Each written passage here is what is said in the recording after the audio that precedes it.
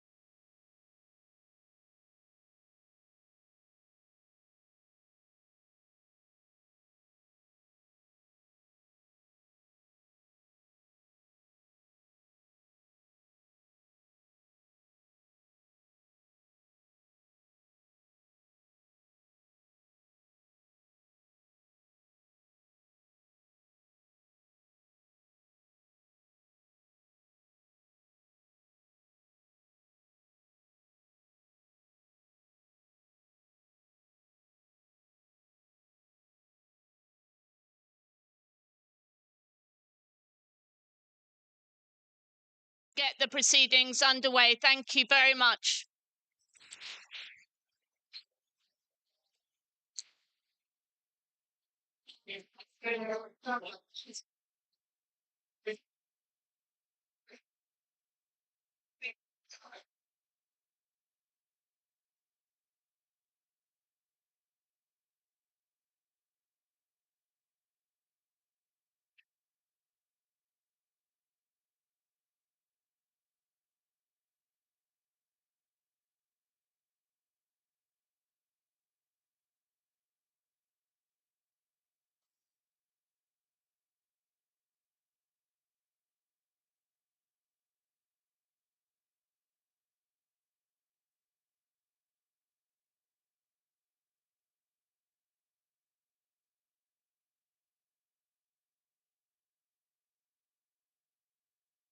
So good morning, ladies and gentlemen, excellencies. Good morning, New York.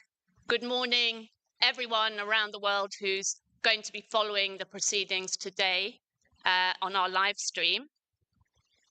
Welcome to this Economist Impact 5th New York Eastern Mediterranean Business Summit, expanding corridors of stability, investment and trade. My name is Joan Hoey. I'm the editor of The Economist's annual Democracy Index, former director for the EIU Europe team, and lead analyst for Greece. And I'm moderating the summit today. We've got a fantastic agenda, a brilliant lineup of speakers. I'd like to thank Invest Cyprus and Enterprise Greece, and our sponsors, PwC, Libra Group, Calamus Investments and Red Apple Group, and all supporting organizations, of which there are too many to mention, but you can see all the names on the backdrop here. I'd like to thank very much Nektaria Pasariouaki and her Economist team from Greece, who've done a stellar job in putting this event together, the 5th summit. I'd also like to express our gratitude to Gerald Seaman for inviting us to hold the summit in this incredible venue, the University Club of New York. Thank you, Gerald. We have a really packed agenda, tight schedule. Some of our speakers need to get trains and planes and leave, so we have to stick to the schedule, and I'd urge all our speakers to stick to the time guidelines so that we can have a good Q&A. This summit is held in the spirit of the 3+1 format the alliance and partnership between the US, Cyprus, Greece, and Israel, whose aim is to strengthen security and defense cooperation, business and economic ties, particularly in the energy field in the Eastern Mediterranean and wider Middle East region, and to promote stability and growth. And that's very much the focus of this event and the discussions that we're going to have today. And in particular, it's going to be the focus of our first session, Forging Peace and Stability in the Region. What are the immediate priorities? This is the official opening panel, and I would like to invite the speakers to join me on the stage. I'm sitting here, and if you can join me in the order I announced you, from left to further left. So we have Michael Lawler, Congressman, 17th District, the US House of Representatives. Welcome, sir. We will have a video message from Chris Pappas, co-chair of the Congressional Hellenic Caucus, Congressman in the US House of Representatives. Ted Deutsch, Chief Executive Officer of the American Jewish Committee. Welcome, Ted, to the summit. Michael Rubin, Senior Fellow at the American Enterprise Institute. Welcome, Michael. And Lou Raptakis, Senator, Rhode Island Senate, United States.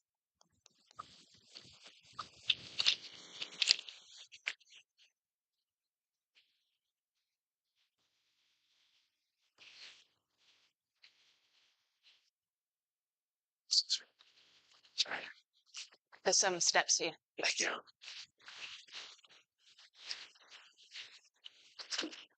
All right, so how are you? Nice to see you. It's Okay, so the format of the session will be that we're going to hear from each of our speakers, and then we're going to have time, of course, for some Q&A and discussion afterwards. So, Michael Lawler, over to you to start. Thank you. Well, good morning, everyone, and thank you for having me here today to discuss the importance of working towards peace in the Eastern Mediterranean and the critical role that the 3+1 Alliance framework plays in maintaining security, economic prosperity, and growth in the region. It's an honor to be joined by so many fantastic advocates and leaders from Greece, Cyprus, Israel, and America in this room. And I'm thankful to be able to chat with you about these critical issues. I am a firm believer in the power of diplomacy and understand that cooperation is critical to moving the Eastern Mediterranean in the right direction. The coalition of America, Greece, Israel, and Cyprus can help usher in a new era of peace and prosperity. Our countries share common bonds, common goals, and common histories. But we're also linked together by our opposition to the growing threats we face today.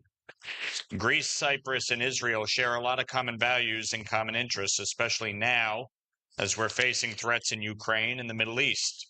It is so important to forge ahead and ensure this partnership is stronger than ever before. The world is in the most precarious place since World War II. Russia, China, and Iran, in some respects, their own 3+1 alliance with North Korea, working together in an unholy alliance to destabilize and undermine the United States, Israel, Europe, and the free world. We must combat this malign effort head on and strengthen the bonds that tie our countries together.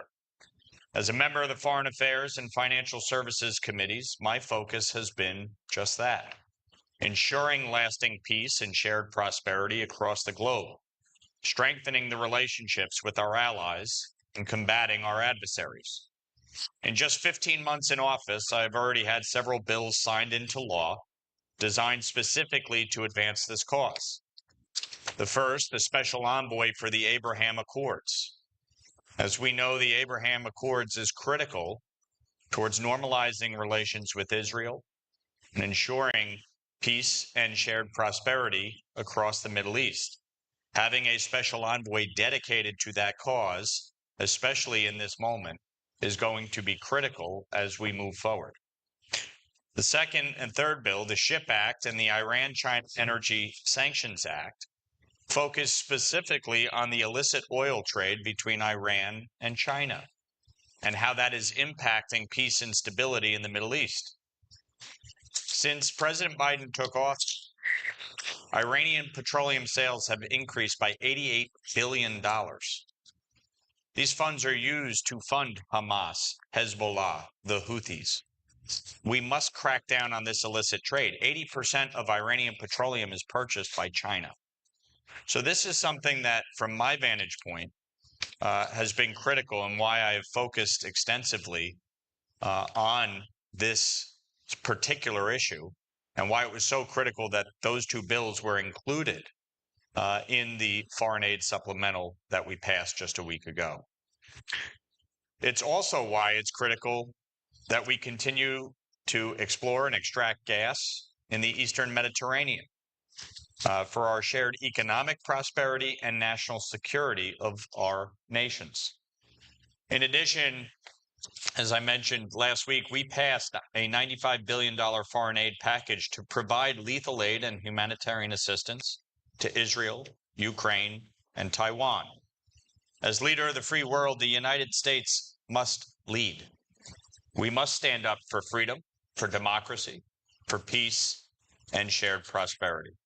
We must work with our European and NATO allies to support Ukraine and help them turn the tide against Russian aggression. As I've said repeatedly and many times to my friends and colleagues, Vladimir Putin is not our friend. He is a vile dictator and thug, and he will stop at nothing but to rebuild the former Soviet Union. We must protect Israel, and we must deter China from invading Taiwan. This is a time for choosing on the global stage. It's a time for action.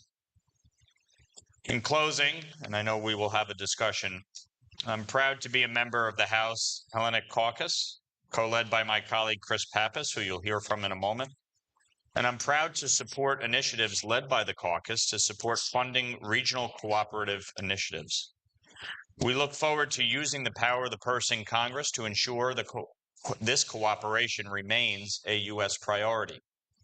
During my time in Congress, I've been happy to sign on to the caucus's appropriations letters.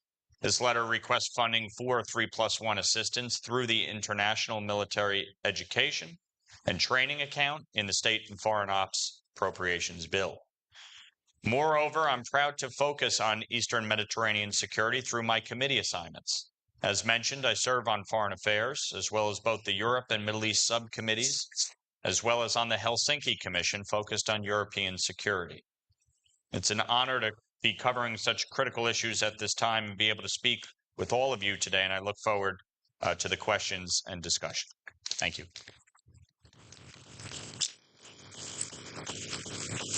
Thanks very much, Michael, for that opening. We're going to hear a message now from Chris Pappas. Can we show the video, please? Hi, everyone, and thanks very much for convening this event here today. And I'm sorry that I couldn't join you in person, but it's an honor to be with you virtually. It remains vitally important that as we consider our work in Congress, we continue to focus on how we can strengthen the relationship between the United States and our critical allies in the Eastern Mediterranean, including Greece, Cyprus, and Israel. We know these nations play a crucial role in maintaining peace and prosperity in the region and across the globe. And certainly as well, they promote political, religious, and economic freedom and democracy. And as we're having this conversation, we're just 2 years away from Russia's brutal, illegal invasion of Ukraine, over 6 months since Hamas's barbaric attack on Israel, and just days removed from Iran's unprecedented missile and drone attack on the state of Israel. Of course, I share my support and solidarity with the people of Ukraine and the people of Israel as they fight for their lives and their very existence and against some very determined and aggressive enemies. And it goes without saying that in light of these developments around the globe, we must all have a renewed commitment to safeguarding the safety and security of this entire region. What we see unfolding around the world and only underscores the importance of strengthening our alliances and the need for the United States to show leadership and to stand shoulder to shoulder with those who share our values.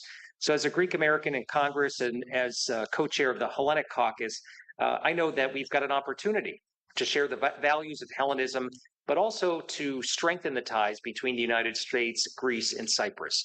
This is a place where, even in a divided Washington, we can work in a bipartisan fashion to advance policies that strengthen these critical relationships. And we can do so in a way that protects America's interests and projects our values to the rest of the world. We know that the Eastern Mediterranean is at a crossroads of Europe, the Middle East, and Africa, that Greece, Cyprus, and Israel are all important partners, and they've proven themselves to be among our strongest allies.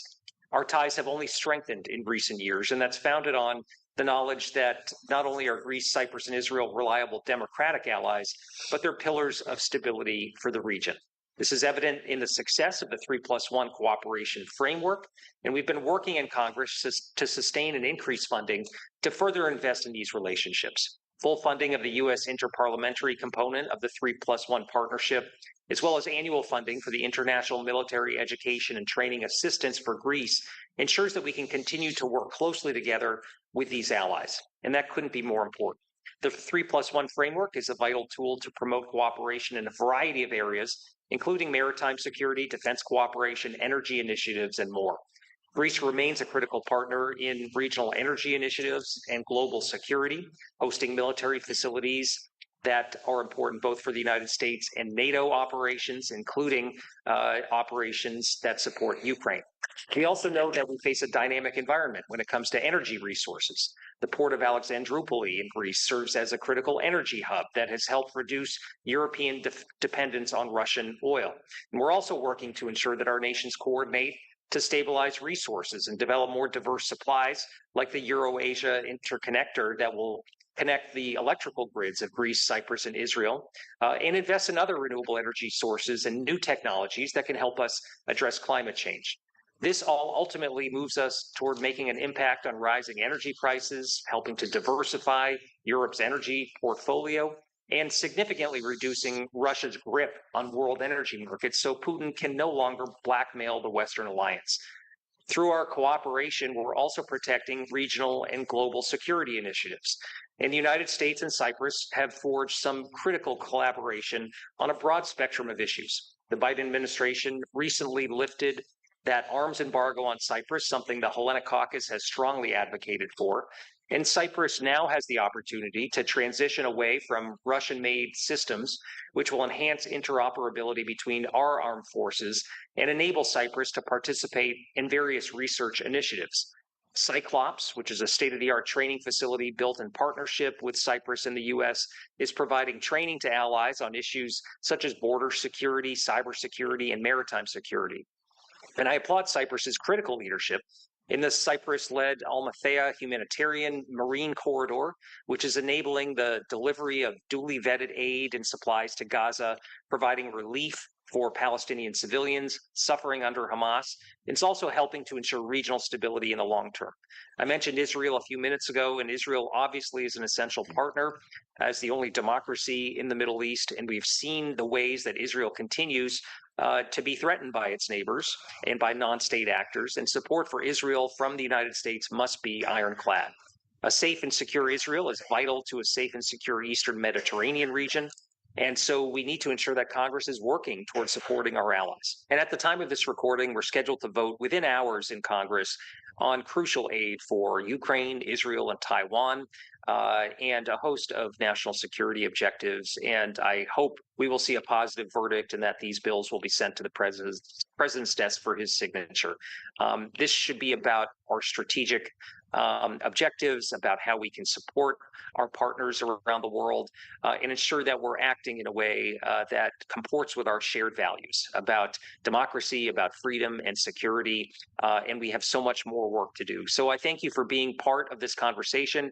I look forward to hearing from you all soon and wish you all the best.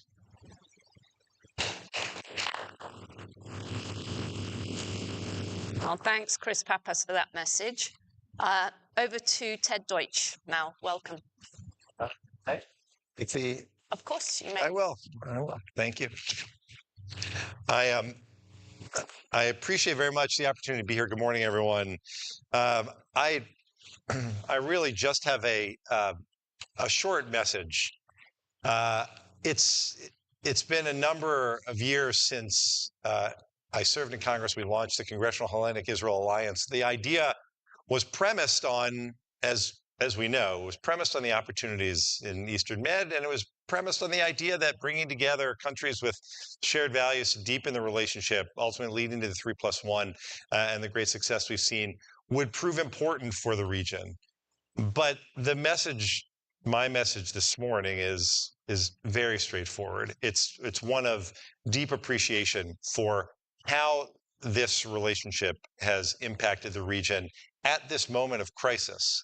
The fact is that in the aftermath of October 7th, which is the deadliest day for the Jewish people since the Holocaust, there was never a moment when Israel or the global Jewish community doubted the response of our friends in the Hellenic community. President Biden, President Christodoulides, Prime Minister Mitsotakis, all of them were on the ground in Israel showing solidarity within just 2 weeks of this horrific attack. There has been an acknowledgement since that at a time when the need for stability and security is greater than we've seen, not just as a result of the Hamas attacks, but as a result of Hamas's brutal attack on Israel and Russia's illegal invasion of Ukraine.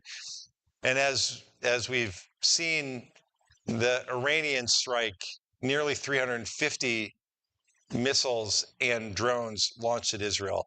In the face of all of these efforts that pose enormous security threats, that mean, in the case of Iran especially, through their own actions and their support for Hezbollah and for Hamas and for the Houthis and for the militias in Syria and Iraq, and as they try to destabilize Jordan and as they work around the world to destabilize other countries and to look for opportunities to attack Israeli and Jewish interests, that with all of those threats, not to mention ongoing Turkish aggression, the one thing that has been clear as a model for the way countries should work together is what we've seen happening among the United States and Greece and Cyprus. And so as this conversation proceeds this morning, and we're talking about the importance of the economic opportunities and the need for energy independence and the opportunity to work together to advance the shared goals that we have, I wanted, before that conversation, again, just to express my gratitude. I couldn't have imagined, none of us could have, just a few years ago, when we first convened meetings like this to try to lift up this relationship that exists, the strong relationship, the shared democratic values that Israel, Greece, and Cyprus share, and the 3+1 and the important role, the vital role that the U.S. plays. We couldn't have imagined there would be a moment so soon when the importance of those values would be clear, not just for the region, but as a model for the world. And that is this moment. And as we continue in this conversation, it's important for us to realize that what's discussed in this room here and the opportunities in the economic opportunities arising in the East Med, that those are only possible because of the incredible efforts to build this shared cooperation. Looking ahead, it seems in some ways almost impossible to imagine a world that is more united. But if there's one thing that we, after the challenges of recent months, but if there's one thing that's clear, coming out of the 10/7 attack and the Iranian strike on Israel, there is a desire to bring more countries together to stand with one another for their own security, for their own economic interests, and to stand against Iran and those whose focus is on destabilizing the world, committing murder, massacring innocents. I'm proud to be here today with all of you who understand the importance of standing together the way that Israel and Greece and Cyprus are, with the strong support of the United States. I'm grateful that my former colleagues from Congress understand this and are leading the way Congressman Lawler and Congressman Pappas are, and I look forward to the conversation. Thank you very much.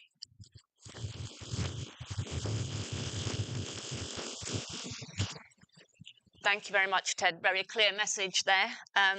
Over to you, Michael Rubin. Thank you very much. My father-in-law, a former Soviet refusenik, likes to tell a joke about the difference between a Russian optimist and a Russian pessimist. The Russian pessimist is the one who says things have never been so bad.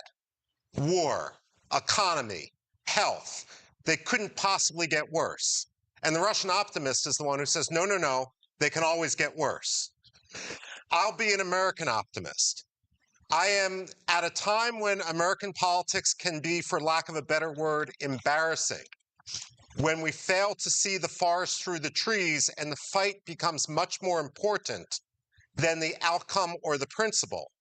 It is refreshing to see such bipartisan work and bipartisan consensus and commitment when it comes to the development of the 3+1 and the partnerships in the Eastern Mediterranean. This isn't simply a political football like so much else has become, but really a change that has staying power. And one of the reasons for this is it's not simply economic. It's also, frankly, a front line in a civilizational battle for the liberal order. You know, a Turkish professor made a tweet and gets sentenced to 20 years in prison. He has a lot of time on his hands, so he goes into the prison library and he asks the librarian for a list of books, and the librarian looks over the list and says, I'm so sorry, we don't have any of these books. We only have the authors. The point is, what is going on in the Eastern Mediterranean is incredibly important.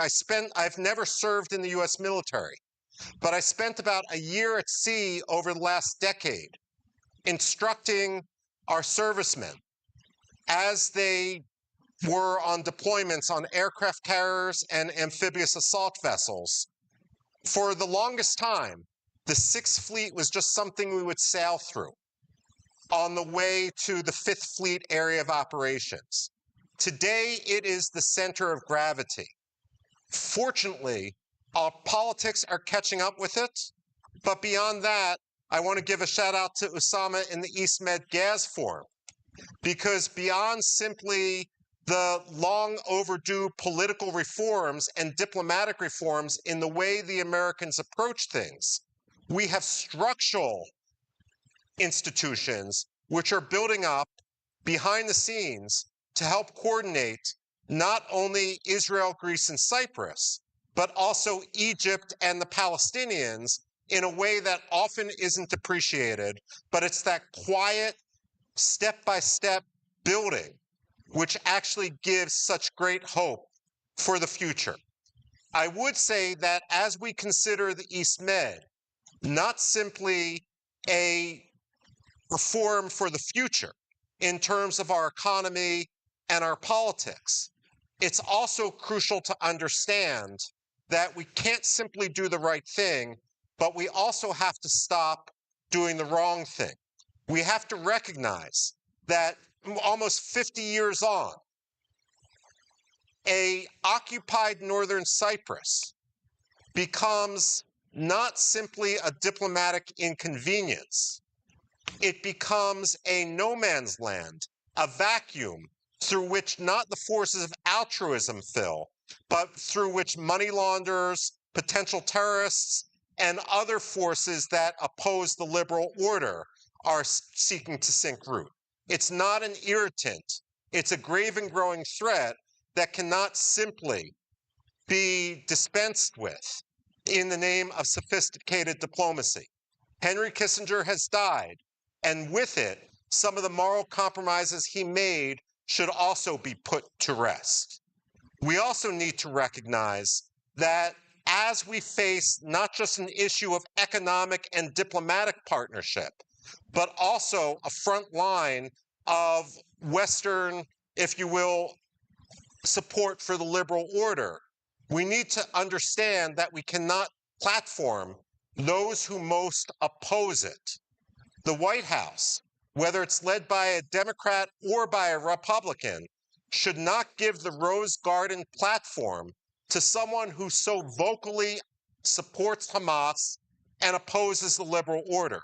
We have incredibly strong partnerships now with the president of Cyprus, with the leadership of Greece. They are the ones who should have that endorsement. We should be in the process, not just in the United States, but throughout the West, of not allowing the squeaky wheel to get the grease, but of actually rewarding those who do the right thing rather than compromising with those who do the wrong.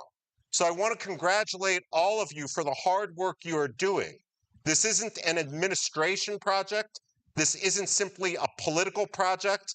This is a project which spans careers, countries, and principles, all coming together where the whole is greater than the sum of the parts. And so many of you in here are the ones that deserve credit for what we are seeing today. Thank you.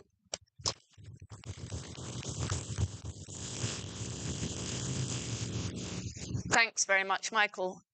Lou Raptakis, over to you.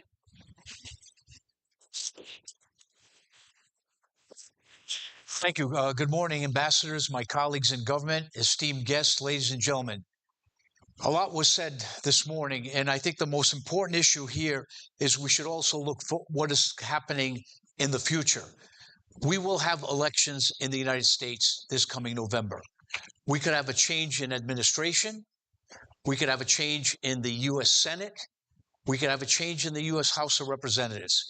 As a state senator and proud to lead our 43 Hellenic legislators, the other Hellenic caucus, I should call, of 5 members of Congress, 3 lieutenant governors, California, Nevada, Connecticut, 13 state senators, and 20 state representatives elected in 20 states. And what's important about this message, ladies and gentlemen, is we interact with our U.S. senators, our congressmen, to make sure that they support Greece, Cyprus, and Israel. I think it's very, very important how we articulate that strong message. We know that what is happening today in the world is a very crucial issue. It's a disappointment of what's happening in Ukraine, what's happening in Israel, especially in Gaza. But we also have to look at the aftermath. What is going to happen tomorrow if these wars are going to come to a conclusion? And what is the future for Greece, Cyprus, Israel, the United States? Many of us here in this room, Ambassador Pyatt, who for 5.5 years was our ambassador from the United States to Greece, served under 2 administrations in Greece, and was the architect, I would say the architect of what we see today for stability in the region, building up our issues between Greece, Cyprus, and the United States and Israel of energy, investment, tourism, and many other issues, especially defense.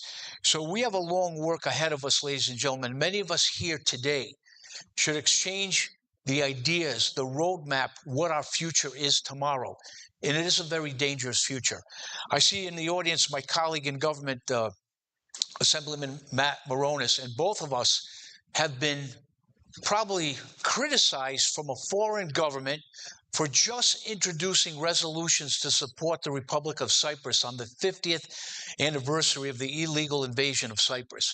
What a shame to have a foreign government interfere with our state government's resolutions of what we passed to support Greece, that we support Israel, the Holocaust, and Cyprus.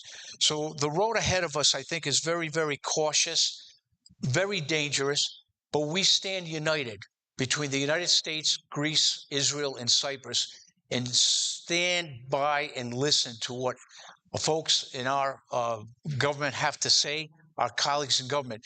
And just recently, I was fortunate enough to address and participate in the Delphi Economic Forum, where my colleague in government, Representative Chokas, a Republican, our other colleague in government, from Ukraine, the first vice chair of the Ukrainian Foreign Relations Committee, and we were unified on a strong message of supporting Ukraine, supporting Greece, Cyprus, and Israel. And I think that's very, very important. Thank you, ladies and gentlemen. Thank you. Well, thanks very much, Lou. Thanks, everybody, for sticking to the time. It means we've got 15 minutes. Not a lot of time, but we can have some Q&A. This is The Economist, so we're always welcoming questions from the floor as well. So if you have a question, please raise your hand, and I will try to take you. But just to start off, maybe I'll start off the questions. I mean, there's a lot of questions that I have. One of the questions that I had was whether what happened on October the 7th, these heinous attacks by Hamas on Israel, how they've changed the alliance. Have they strengthened it or strained it? And I think we've already heard quite a clear message today that actually it's been strengthened. And I guess we have to say, certainly at state level, support for Israel has been incredibly strong. A few weeks ago, in Tehran, Ayatollah Khamenei told Hamas leader Ismail Haniyeh that we have so far successfully won the media and PR wars across the globe. And unpalatable as that may seem or be, it seems to be true in terms of the street. I mean, I'm looking at what's happening at Columbia and so on. How important is that we have this disconnect between quite solid support at state level for Israel and something else happening? Does that make an impact? And what can we do about that? So President Bush said it correctly after the October 7th terrorist attack. He said that the world stands with Israel in the attack, but the moment they defend themselves, the world will turn. And unfortunately, many have. And as I said during my remarks, we are in the most precarious place since World War II. There is an unholy alliance between China, Russia, and Iran that seeks to undermine and destabilize the free world.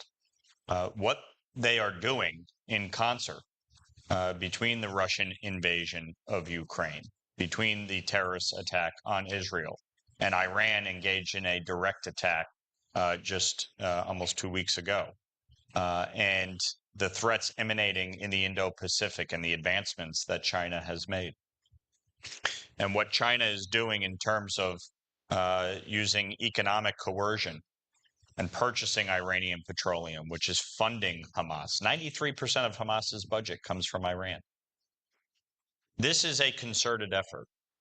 And so from my perspective, yes, it is critically important that we strengthen the relationship between the 3+1 alliance, that NATO continues to grow, that the EU is strengthened. This is a choice. We are at a pivotal moment in the world. And the choice is between freedom and democracy and totalitarian regimes. That is the choice. And I think it is incumbent on the United States as leader of the free world to continue to lead.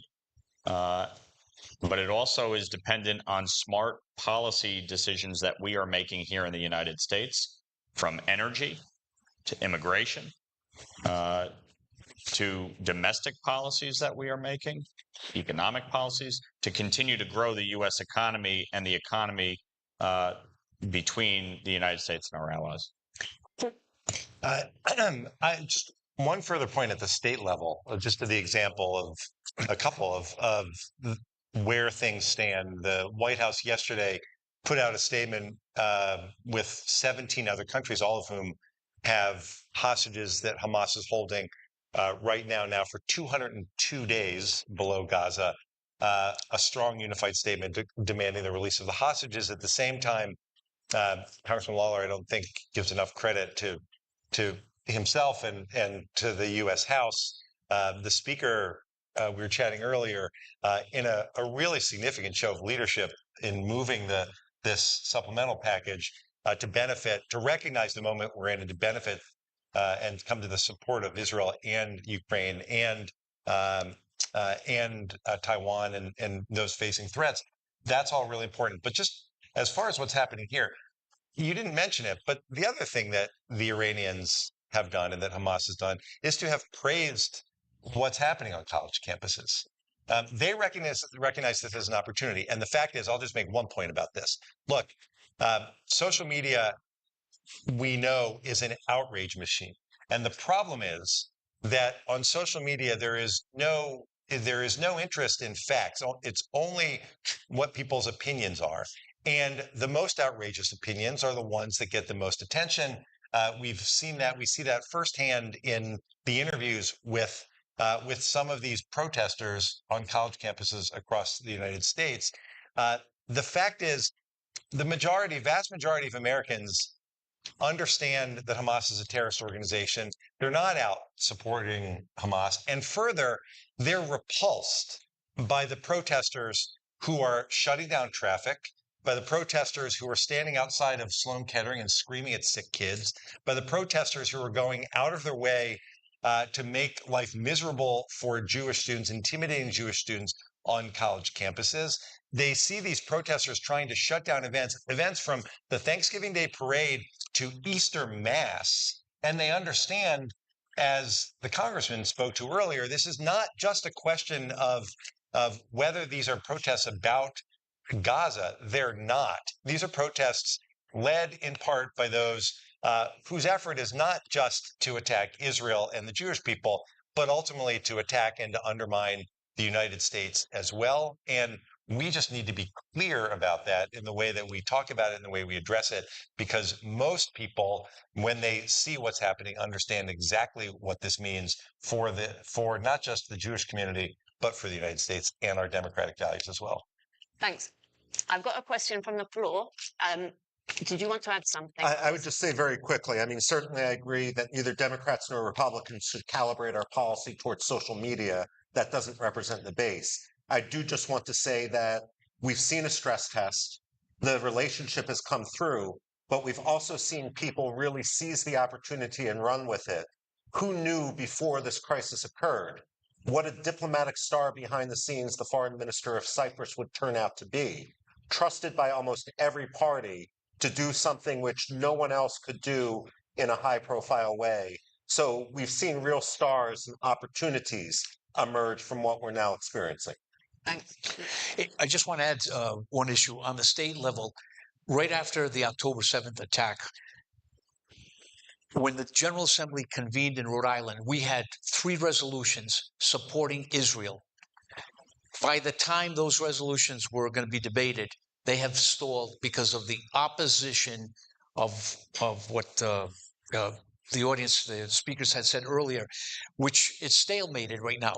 So we are very concerned of what's happening on the state level throughout the country of trying to put resolutions supporting our traditional allies, our traditional friends, and to be stalled of what's happening outside of our Capitol buildings and the campuses. And we also have that one issue about blocking highways. We're getting tough in Rhode Island to make it a felony if you block a highway regarding protesting what was happening today. So I think it's trickled down to the state level, which I think is something that we have to be aware of. Thanks. Yeah, there was a gentleman there at the back. If we have a mic, can you please just say your name and who you represent and put your question? Thank you. Anand Ahuja, and I am an attorney by profession. I do a lot of international business transactions and trade law. My actually question was relating to the protests which are going on in our universities here. The question and concern is, do you think that it's being funded by some foreign powers? And if there is any such intelligence report about it? Because all of a sudden we see there is so much hatred towards a particular community, and I don't see any reason why there is so much empathy and sympathy for those Palestinians who basically we believe are the aggressors. And my second question is, now it's 6 months, neither United States government nor Israel government could manage to get these hostages released. Do you think that it's a failure on the part of both the governments? Thank you. Thank you. Okay, anybody wants to take that on the hostages? So, few things. Number one, I went to Columbia University on Monday and again on Wednesday with Speaker Johnson. We met with President Shafiq. We met with Jewish students, and we spoke directly to the protesters before us on the steps of the library at Columbia University. This is not a free speech issue. These students are engaged in support of a terrorist organization. These students are engaged in threats and intimidation against Jewish students. And the university has failed, like many across this country, to crack down on anti-Semitism on their campuses. It's why this week Congress is going to be passing my bill, the Anti-Semitism Awareness Act, to require the Department of Education to enforce the IHRA working definition of anti-Semitism and all of its contemporary examples on discrimination cases. My viewpoint is very simple on this. If you're here on a visa and you're engaged in this, you should be deported immediately. If you are engaged in this conduct and making violent or physical threats or actually engaged in physical harm, you should be arrested. And every one of these students should either immediately cease or be expelled from the universities. If there is not consequences for these actions, we will continue to see this persist all across campuses here in America. With respect to the hostages, I also made it very clear to all of the pro-Hamas crowd at Columbia, if you want a ceasefire, the fastest way for that to occur is for Hamas to surrender and the hostages to be released. Absent that, you can't have a ceasefire because Hamas's stated goal is to eradicate the state of Israel. And so, to me, there's no moral equivalency here. We need to be unequivocally clear on where we stand. And I stand with the state of Israel. And that is the focus for me. Can I say one word quickly about the hostages? I've gotten to know a lot of the hostage families now over the past 202 days. We bring them to the U.S. We try to help give them voice all around the world. And when the hostage video came out this week of Hersh Goldberg Poland, who is an American citizen, everyone in America should be outraged that there are still Americans being held. Should be outraged overall that for 202 days, there are people living in horrific conditions, facing sexual violence, facing unthinkable travesties happening right now. But everyone has a responsibility to lean in. The U.S. needs to ramp up pressure. The Qataris need to ramp up their pressure against Hamas. They're the ones hosting Hamas. They need to make Hamas understand that they have to release the hostages. The Egyptians need to do more. Everyone needs to do more to bring the hostages home. It should be the most important and emotional issue that all of us are facing right now. These are our fellow Americans included among the 130 hostages. Thanks. We've come to the end of the session. I just wanted to come back to the question that Lou raised in his opening remarks and something Michael just said now about the future and what comes next. And what that means for this 3+1. Alliance, because is this a war without end? That's the implication of what you're saying, that there can't be a ceasefire. How do you see the trajectory of the conflict over the coming year and more? Can Israel win, and what does winning actually mean? What needs to happen in terms of the next year and the priorities for the 3+1 clients? All of you can respond to this just very briefly. Okay, well, yes, Israel can win. Israel must win. I'll draw a parallel to the Khmer Rouge. The Khmer Rouge held territory. The Khmer Rouge had committed horrific human rights violations, but the world had fortitude and did not simply say, they can control territory, we just need to live with them. We can't go wobbly now. Very quickly, in answer to the previous questions, Qatar has a lot to answer for in terms of funding. I'd argue with some of the anti-Americanism China does as well. And the only thing I would add in conclusion is there should not be a Jewish exception to the role and duty of the International Committee of the Red Cross. Everyone must be visited. Everyone must have, all hostages must be accessed. We can't trust Hamas or make compromises with them. I'm going to say we've been supporting Israel since 1948 when it declared its independence, and we have to continue for another 100 years. This is absolutely ridiculous what we're hearing today in our country, the United States of America, of falling back and not supporting the only democracy in the Middle East. I mean, if we don't support Israel, who's going to be next? Would it be Greece? Would it be Cyprus? Could it be the United States? I think we're in a dangerous territory right now, and we should focus and be united to support the state of Israel, plus also at the same time 100% for Greece and Cyprus for their foreign policy and what is happening in the Eastern Med. The Eastern Med is a very dangerous arena right now. Thanks. Final comments? The protesters, I'm going up to Columbia later. We're hosting a number of students to try to make sure people hear from them directly. The protesters who are screaming for more October 7ths over and over again are using the same language that Hamas is using, calling for more October 7ths every day on October 7th. On October 6th, Israelis went to bed, and the most peace-loving Israelis, the ones who believed most in the opportunities for making peace, living in the Gaza envelope, the next morning were greeted by thousands of Hamas terrorists who slaughtered 1,200 people, took hundreds more hostage, and abused and mutilated bodies. That can't be allowed to ever happen again.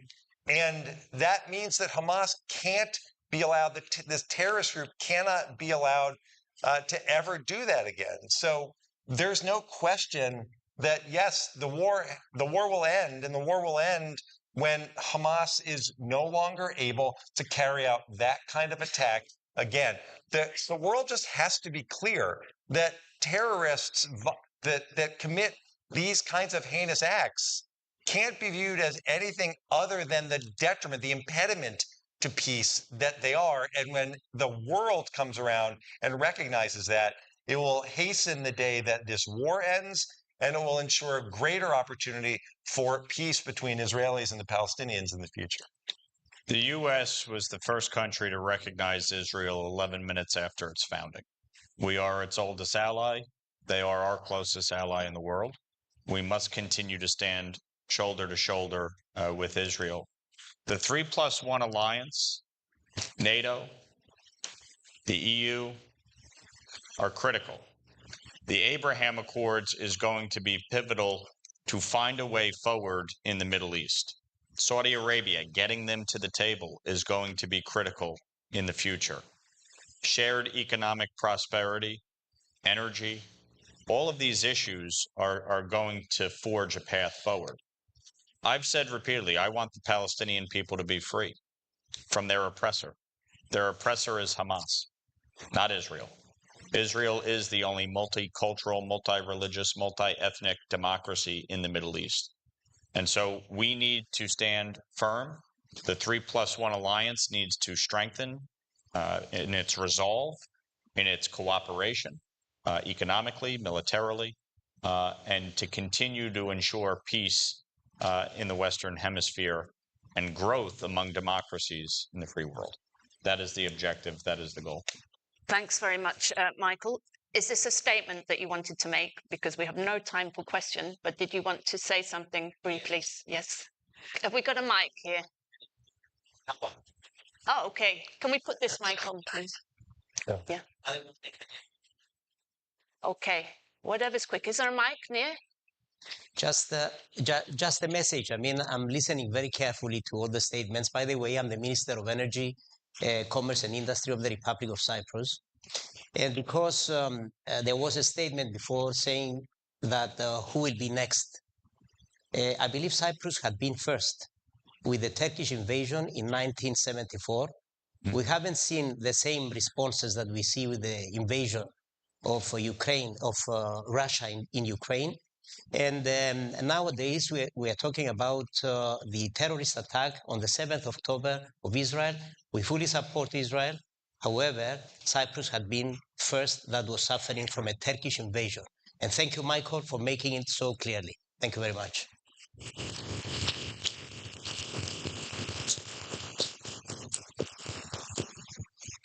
Thanks, all of you. Thanks, gentlemen. That's the end of our first session. We're going to have a photograph, I believe, and we're going to move to the next session.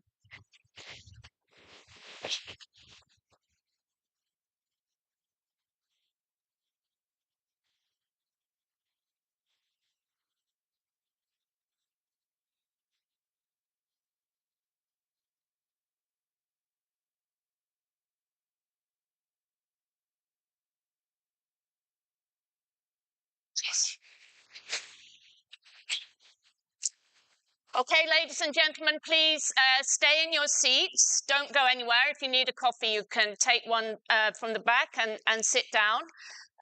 We're delighted now.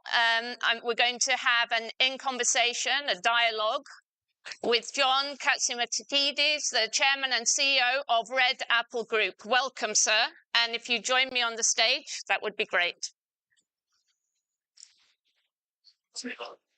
Let's go.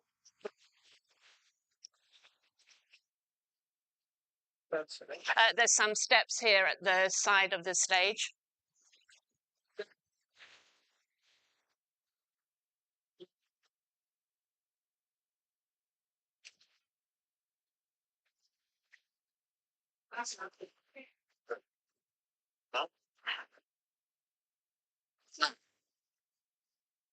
How are you? Welcome. I'm very good. Come and take a seat here, if you will.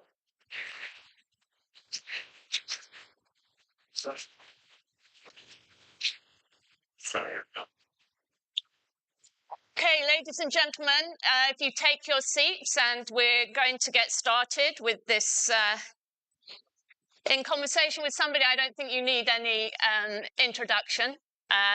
You're an archetypal self-made man, child of immigrants, worked your way up from the bottom, built an incredibly successful grocery business, and then diversified into gas stations, real estate, oil, and so on. You're also the product of another era. And my question is the American dream still alive? And is your story possible today? The American dream is still alive, but it takes hard work. For all those people that feel they can go to work 3 days a week, you're going to lose. You're a loser. For all those people that believe that you're not going to work hard, you're going to lose. So for the American dream is alive for those that want to work hard. And I wrote my book specifically for that. And I think on page 255, I got tidbits of what it takes to win. If you want to succeed, you have to be prepared to work hard. What I'm concerned about is the American dream is alive, but America is under attack right now. We're under attack in so many ways. It is unbelievable. Our borders are under attack. The drugs flowing in from the borders, fentanyl, has killed, in the last 12 months, it killed 100,000 Americans. Now, I'll give you comparisons of what that means. Because you say 100,000 real fast, it doesn't mean anything. But Korea, Vietnam, and Afghanistan, we lost less than 100,000. We lost 100,000 to fentanyl in the last 12 months. If a 737 crashed every day with 300 people for 300 days, every day, that's 100,000. So why aren't we pushing the button to protect America? I had dinner with some very high up Chinese diplomats, and I said to them that your government could push the button and take care of the fentanyl problem. Why aren't they doing it? I'm concerned. I mean, the question that comes up on my radio show. What should be done? Pardon?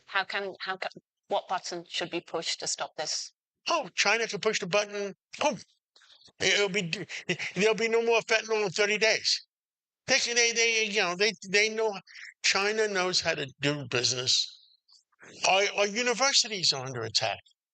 Our school systems are under attack. I had Secretary Pompeo on my radio show last week or the week before, and I said, how many countries have to be involved before you call it a world war? And we're pretty close to calling it a possible World War III right now. I'm concerned. I had several U.S. senators in my office last week, and that's why I'm going to circle around if the American dream is good. Same question. And I said, the Roman Empire lived for 800 years. 800 years. 2076 is the 300th year of the United States of America. And let me tell you something. I'm concerned. Those U.S. senators had the same concern that I had, that if we don't fix things the way things are going, that we're not going to make 2076. And then that goes to Europe. The free world. Europe, the free world, America. The United States of America keep it free. And if we're not around, good luck. That's my concern. But individual citizens working hard, individual people working hard, can still make it in America. Is this you? This gentleman fix this.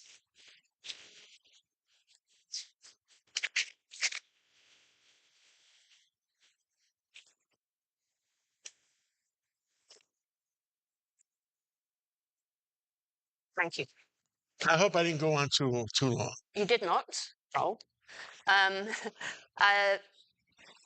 You talked about your memoirs and that were published last year, Lessons from a Common Sense Billionaire. What are the main lessons that you've taken from your long business career? Is it mainly the message about hard work? Or? Hard work is a message. Honesty, integrity. When I first started in business, I was going to NYU, engineering. And I knew nothing about economics. I knew nothing about business. I knew nothing about banking. And when I started with one store by accident, and it's a long story, and we don't have that time. And because the people I do business with like me. So that's another lesson in life. Honesty, integrity, the people that you do business with, if they like you, they'll do business with you. If they don't like you, they'll find a reason not to do business with you. And I had a good relationship, starting with one store in 1968, 69, while I was a senior in NYU. And within 3 years, by the age of 23, 24, these people that I did business with, it wasn't banks. I borrowed zero from banks. The people I did business with provided the capital for me to open up 10 stores. And by the age of 23, 24, I was making $1 million a year because of my relationships with these people. And $1 million a year in 1973 was a real $1 million. So, relationships. And for young people, what I say, mentors are very important. I had a lot of mentors.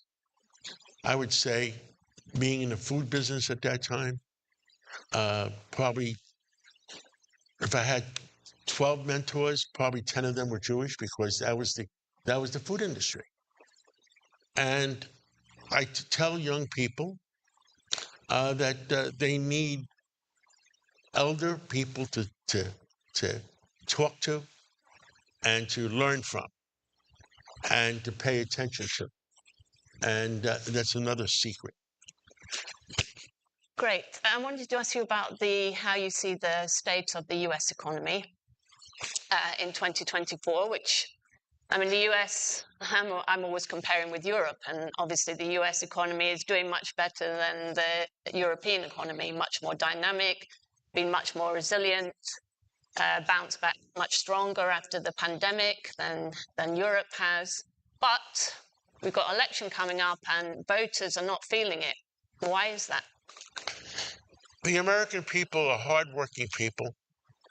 We don't want a recession. We don't want a depression. We keep on, what was the old expression? We keep on trucking. But I don't believe Washington is running things well.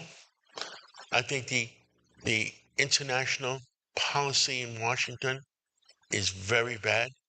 It's going to on the verge of a war. I believe the energy policies of Washington are very bad. I believe what President Biden did, and look, I'm friends with him, but I think he was wrong.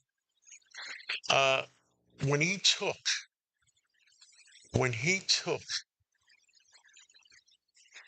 the first day of his administration, took down the Keystone Pipeline. He took the price of oil from $50, $55 a barrel to $100 a barrel. He allowed Iran, the previous administration, the Trump administration, Iran was going broke. How do you say broke? We had them limited to 400,000 barrels a day at $50 a barrel. They were feeding their people, and that's about it. The present administration allowed Iran to go from 400,000 barrels a day to 4 million barrels a day to $100 a barrel. We made Iran zillionaires. What did Iran do with the money? They funded Hamas. On my radio show, I'm the one that broke the news that they paid 10,000 Hamas families, $10,000 apiece. 10,000 times 10,000 is 100 million. I was wrong. The information came out last week, it was 200 million. So I'm off by a little.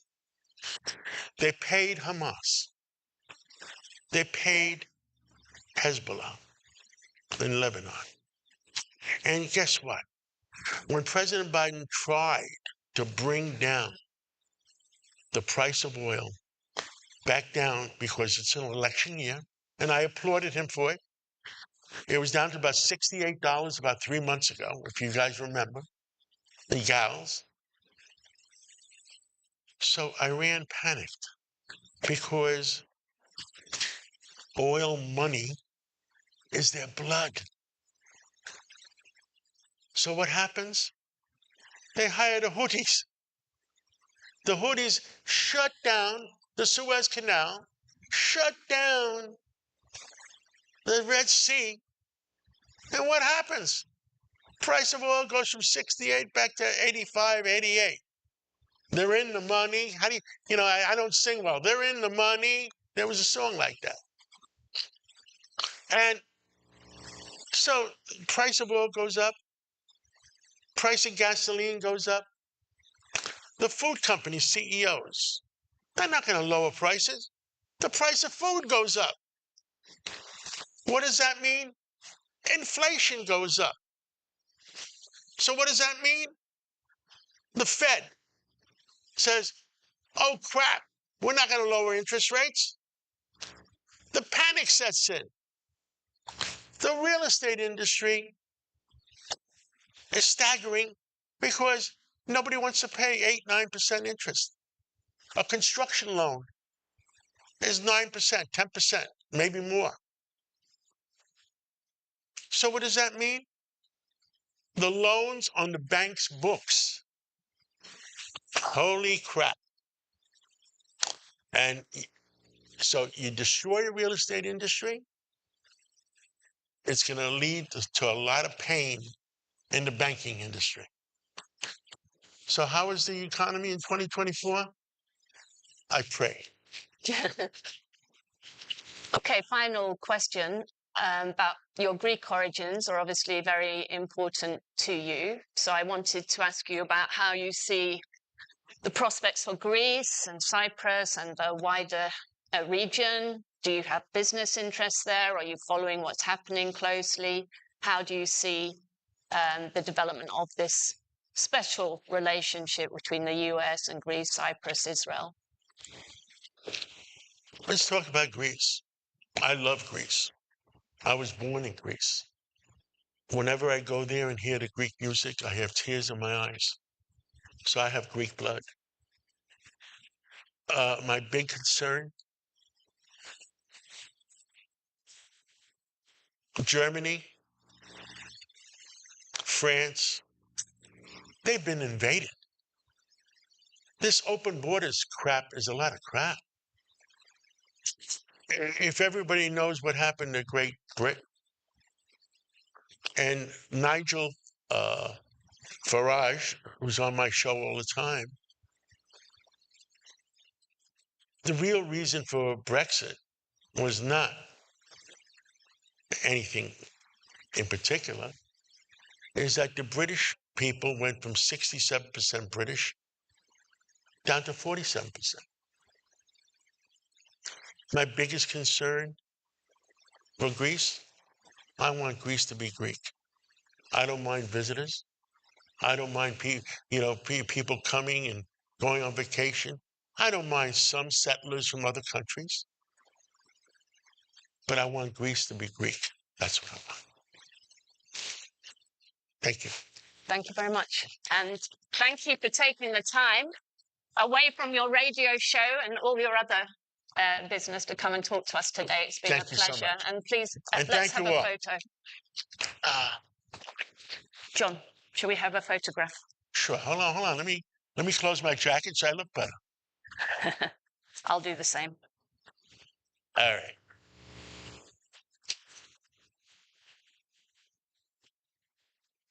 Ευχαριστώ. Ευχαριστώ.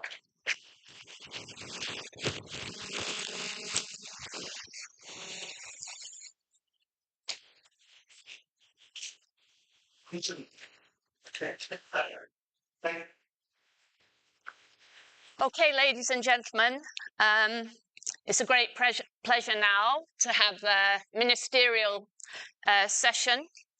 The title of this session is A Promising Narrative for Prosperity and Growth Through Business Ventures. And we have our keynote speakers, Kostas Skrekas, Minister of Development of Greece, and George Papanastasiou, Minister of Energy, Commerce and Industry of Cyprus. Please, gentlemen, join me on the stage and we'll get started.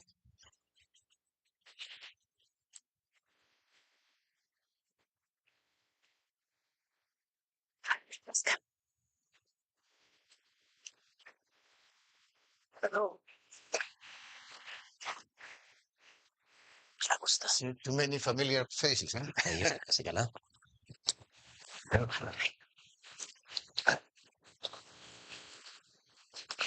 Okay, the ministers are going to make some opening remarks, and then we've got a little time for discussions. So, Minister Skrekas, over to you.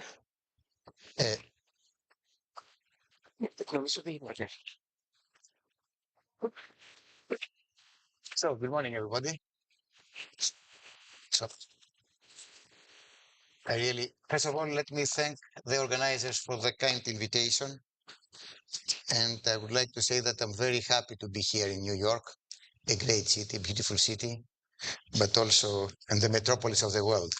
But let me say that I'm coming from Greece, and Greece is also a very beautiful place for someone to live and enjoy life. But also Greece is a perfect country nowadays to invest. And here I am to say why someone should invest in Greece today. Because it's true that Greece was once the black sheep of Europe. During the 10 years of recession after 2009, we lost 30% of the country's GDP, and of course that had unprecedented results for the economy, for the society, and for the people. But now the Greek economy is growing 4 times higher than the Eurozone. We regained the investment grade after 13 years. We borrow cheaper than Italy. According to the economist, we have achieved the greatest improvement in the business environment, rising 28 places in assessment among 82 countries. FDIs increased by 100% in 2023 versus 2019. In 2022, FDIs increased by 57% versus the previous year, when all Europe was at just 1%.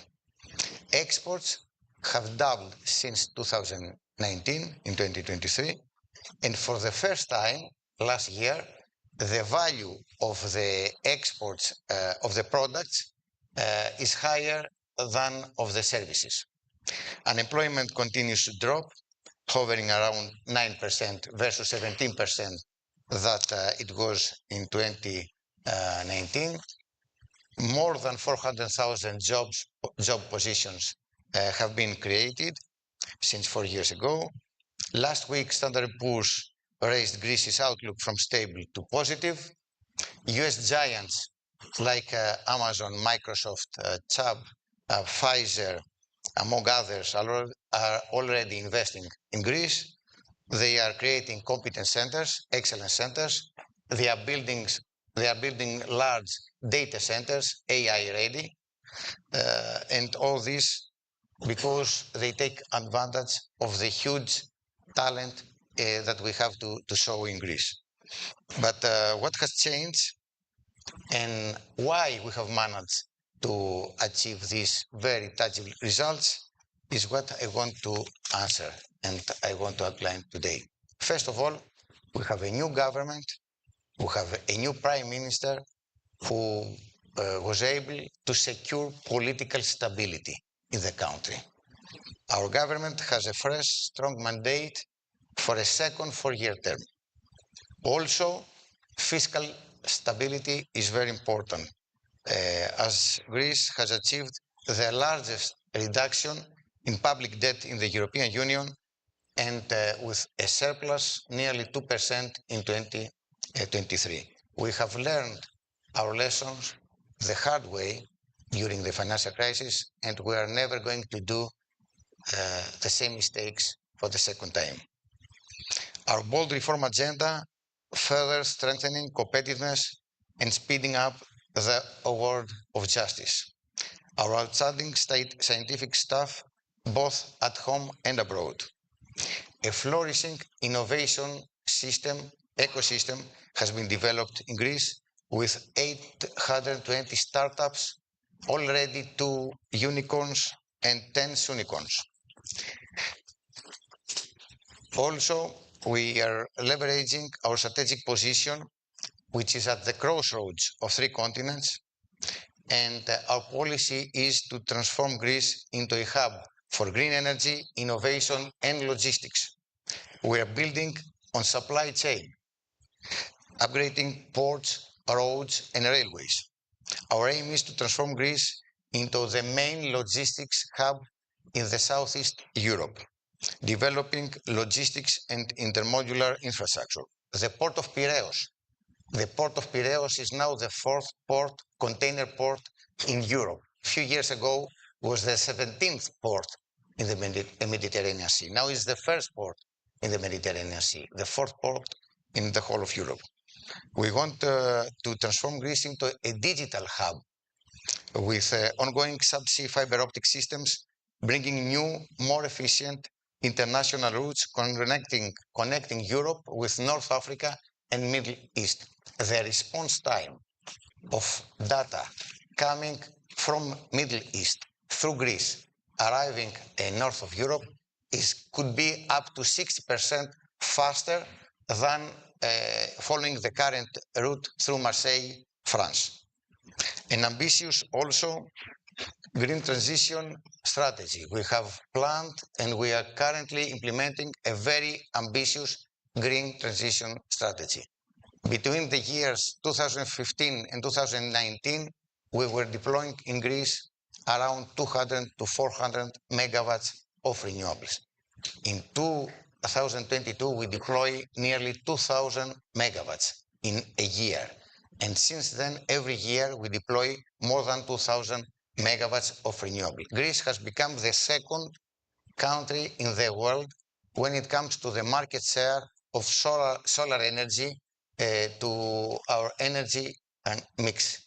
59% of the electricity consumption in Greece is generated from renewables, and we have a target to arrive to 8% to 80% in 2030. And for this, we're going to deploy nearly 5 gigawatts of storage capacity by 2030.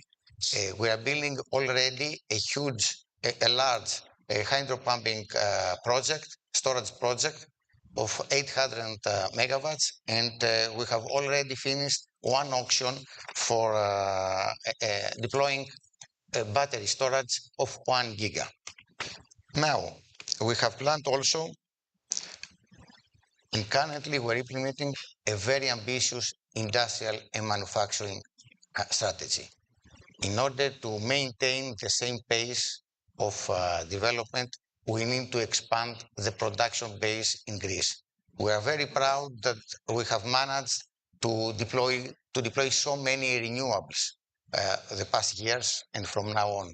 But we're not so happy to import all these solar panels and other equipment from Asia and mainly from China.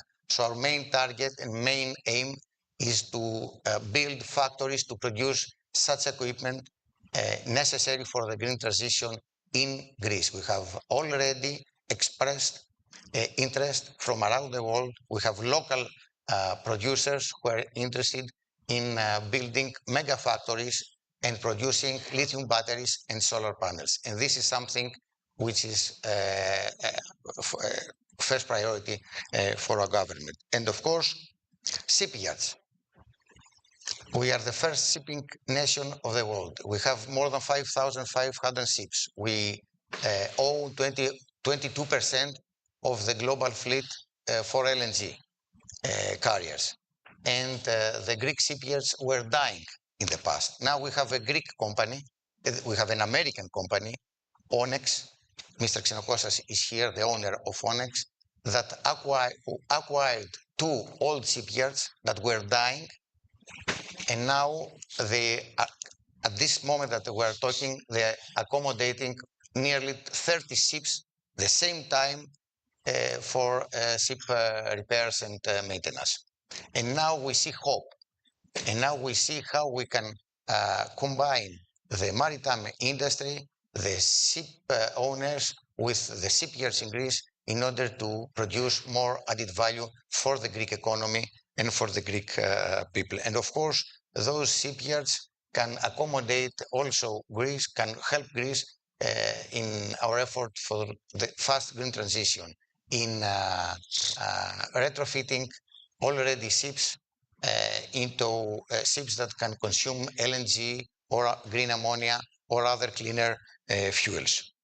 Also, let me say that food industry is very important for the Greek economy.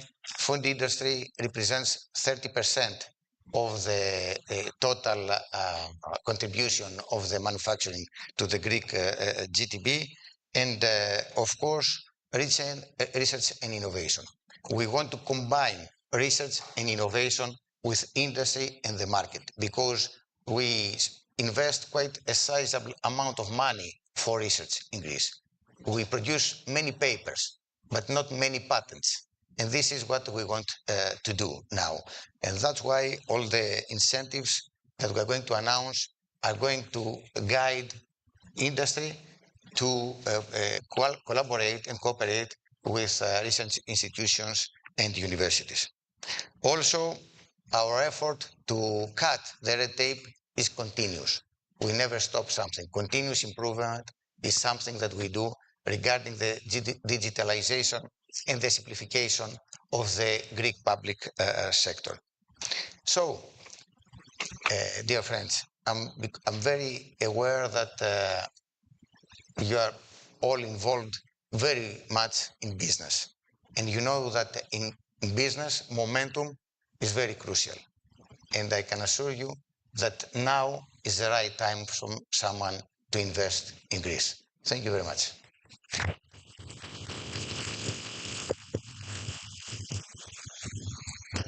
Thank you very much, Minister. That's quite a compelling story about Greece, and happily, it's one that The Economist has been able to amplify. The good times as well as the bad times, and Greece has been Economist Country of the Year for the past 2 years. As the Greek analyst at EIU, I've charted this change in the business environment. So biggest improvement we have a forward-looking measure of the business environment looking ahead for the next 5 years. Greece is the country that is making the biggest improvement. And one thing you didn't mention is that Greece returned to full democracy status in our annual Economist Democracy Index last year. So progress on all fronts, which is great to see. So now turning to George Papanastasiou, let's hear about Cyprus. Yes, thank you very much.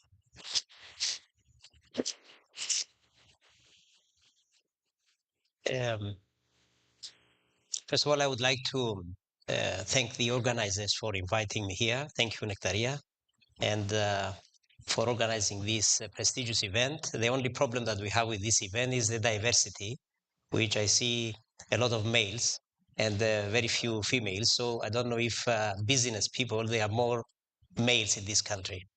In any case, we will try our best for the next one.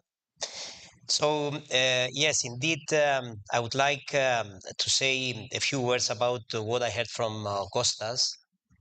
Indeed, Greece is a good example to follow. Having been following on Greece the last few years, indeed, Greece has provided some best practices from all over the world. And with the new government which came in chair very recently, indeed, Greece has made a serious difference in comparing with how Greece was in the past. So congratulations, Kostas. Moving to Cyprus, because I realized that when we exchanged notes with my colleagues here that we have some overlapping of information, I thought of giving you some of the slides that we prepared for Cyprus. I will possibly skip them and go straight into what I wanted to present, which is not going to be covered by my colleagues here. I mean, from PwC and from Invest Cyprus. So yes, Cyprus is a very small country in the very east part of the European Union. It's a small country of 9,251 kilometers. The population is more or less is less than 1 million. It's an EU member state. The native language is Greek, and but English is very well known and spoken all over the island. So we can say that English is the second native language in the country. With regards to trade agreements in excess of 40 plus and 67 double tax treaties. Cyprus, we believe that it's a reliable international business center. It has been stable over the many years. It provides an environment where the investors, they feel comfortable with. They can find services, they can find accountants, they can find legal people. The legal system is very close to English law that is well trusted all over the world, and it's very inclusive as well. In terms of academic knowledge, the biggest expenditure of the family is on children education, mostly in US universities and UK universities. Some of the known companies that we see in Cyprus having their headquarters, you can see them here. I'm not going to go through every company that has a headquartering in Cyprus, but certainly you can recognize some of these logos. NCR is one of the US-based companies that they have a regional office in Cyprus. It's a positive economic outlook. It's providing access to educated, qualified, and multilingual workforce, strategically located at the crossroads of Europe, Asia, and Africa. It's a modern legal and regulatory framework. EU member state, reliable business support services, attractive corporate tax environment, low cost of doing business, and provides a good combination of business and personal life. In terms of attractive tax system, I'm not going to go through because it will be covered by my colleagues later on. In terms of what is a favorable business environment for an investor, you can see that starting from the left, the low cost doing business, it's very important. A strong business ecosystem, which is the services that they can be provided, we can provide in Cyprus. And you can see there that we have a whole network of financial and professional services, 3,000, almost 4,000 registered accountants and the 700 plus accounting firms, well-known names, 2,700 plus registered lawyers, and 160 plus law firms, wide range of services offices and co-working spaces. And of course, it's the attractive and transparent tax regime, which is very important for an investor coming in Cyprus. Now, in terms of a diversified service-based economy, you can see the sectors. You can see on the right-hand side for me and for you as well, the green is 84.3%. That's the services sector. The rest is, you can see the primary and the secondary sector because of the lack of raw materials in Cyprus. Being a small place is not as high. The secondary sector is 13.9% and 1.8% is the primary sector. But as you can see, I mean, from the pie, the blue part on the low side, it's wholesale and retail trade, repair, motor vehicles and motorcycles. That's the repair. And you can see other big parts of the pie, information and communication, 9.4%. You can see the financial and insurance activities, 10.5%. And the professional, scientific, and technical services, 7.9%. The rest, they are a bit smaller. Now, when it comes to the new strategy for attracting international companies and talent, we have a new immigration policy for international businesses and digital nomad visa. The family reunification and employment of family members is very important. New law for facilitation of strategic investments, which has been voted recently, has been voted recently at the House of Parliament. There is a business facilitation unit as well that we support from A to Z, all the investors coming into the country, and I will explain what is this business facilitation unit in a minute. There are tax incentives for the companies, for the corporations, but also for the individuals and talents that they move into the country. And we have a reduced naturalization period for non-EU nationals. Business Facilitation Unit, it's a unit that comes under the Ministry of Commerce, of Energy, Commerce and Industry.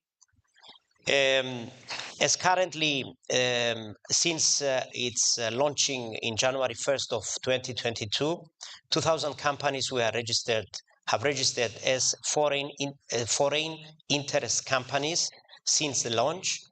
The main sectors of operation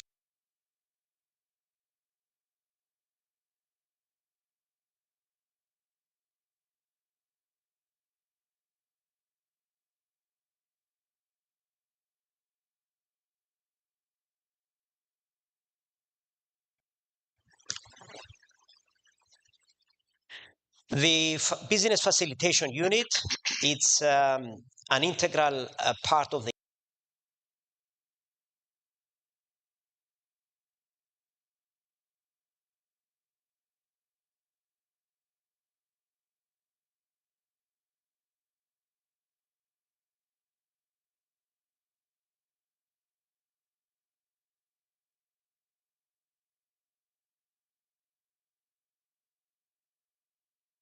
and of course, we have all the Cypriot shipping companies, the Cypriot high-tech innovative companies, and Cypriot pharmaceutical.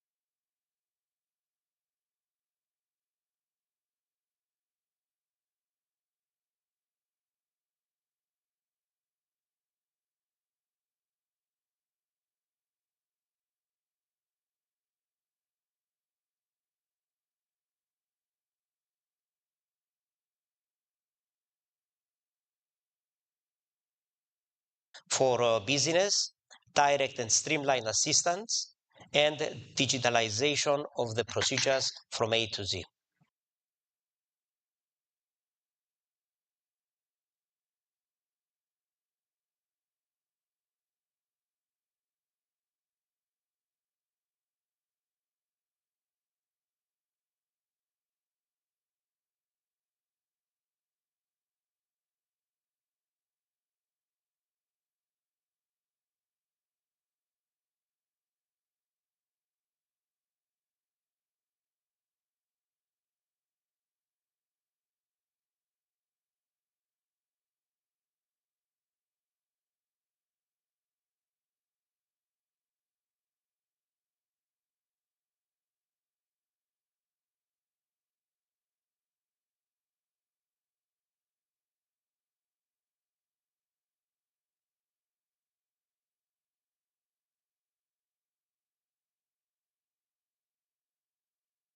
That you had with Mr. Katsimatidis.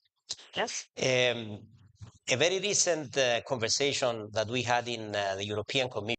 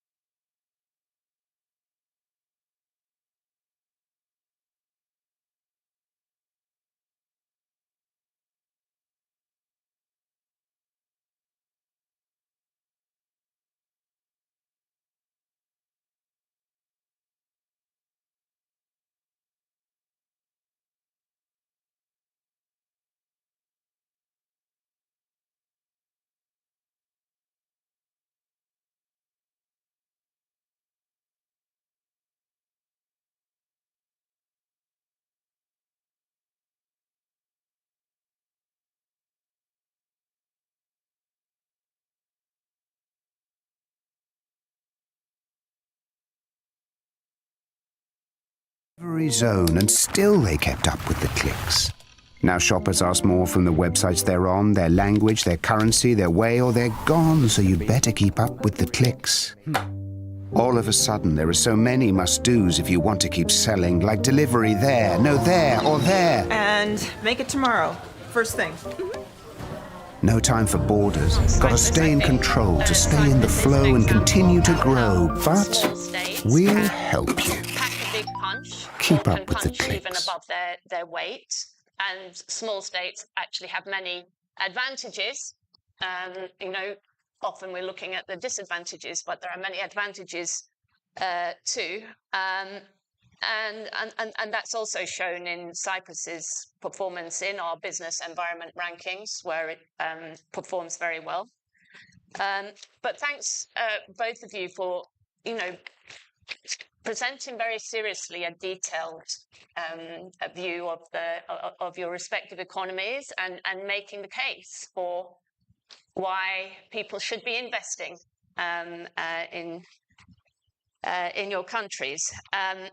I think you made quite compelling cases. I mean, one question may not be so obvious to people sitting here in New York, but what we're seeing in Europe is quite a divergence at the moment over the past year or so, and it's probably going to persist, a divergence between the performance of the Southern European economies compared with the Northern European economies. So we're seeing it's a kind of reverse of the crisis years, where we're seeing much stronger growth,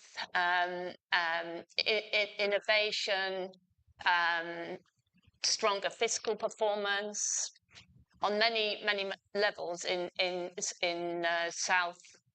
Southern Europe, Southeast Europe. Greece is a very good example of that. So I wanted to ask you why you think that's happening. What are the main drivers of that? I think it would be useful for the audience to hear that. It's a very good question. But because I see a good friend of Greece here, Minister Payat, let me first of all to welcome him and say that the support of Minister Payat when he took office as an ambassador in Greece from the United States of America was so crucial in our effort to reduce our dependence on Russian gas. And because George said something which is right, let me say that we must follow a twofold strategy to reduce our dependence on Russian gas first and on gas second. Regarding the reduction of Europe's dependence on Russian gas, let me say that when Jeff Payat was in Greece, helped Greece to upgrade the current regasification capacities that we have in our country and build one more, an FSRU, a floating storage unit north of Greece that gave us the opportunity to totally eliminate the dependence of Greece from the Russian gas. Let me say that when Mr. Payat took office in Athens 8 years ago, we were importing 0 LNG cargoes from the United States of America. Last year, 65% of the LNG imports of Greece came from the US. And this proves the great job Jeff Payat did in Greece. Is that another dependency or just a good one? So I'll tell you now something. Good question. Of course, it's not a new dependency because when you import LNG, you can source LNG from around the world. Now, what can you do if the American LNG is cheaper? You're going to buy it. So then the market will operate, let's say. The second is reducing the dependence from gas. And of course, what we did in Greece is that we accelerated the deployment pace of renewables. We are producing electricity from renewables, not from gas, and that helped us to reduce the total consumption of gas in Greece. The problem is the one that I also described, that we import 100% the means to produce the equipment to produce energy from the sun from China. And this is something now that we have to change. And that's why we want to build a local European or Greek, we prefer, of course, Greek factories to produce this equipment necessary for the green transition. Now, why the south of Europe now shows higher growth rates? First, let's say that the northern European countries were very much developed when it comes to the manufacturing and industrial activities. And a big part of that growth had come from the cheap Russian gas. Now that the Russian gas is not cheap at all, it's very much expensive. That, of course, affected probably the manufacturing base of the Northern European countries. On the other hand, the south of Europe has, for the first time, a competitive advantage regarding the cost of energy, because we have double radiation of the Northern Europe when it comes to the electricity generation from the sun, for example. So, for the first time, the south of Europe can generate electricity at more competitive prices versus the northern European countries, because of course of the sun, as I told you. Also, the production base of the south was historically lower, and now I think that everyone has understood that if we not expand the manufacturing base, we cannot maintain sustainable growth rates in the economy.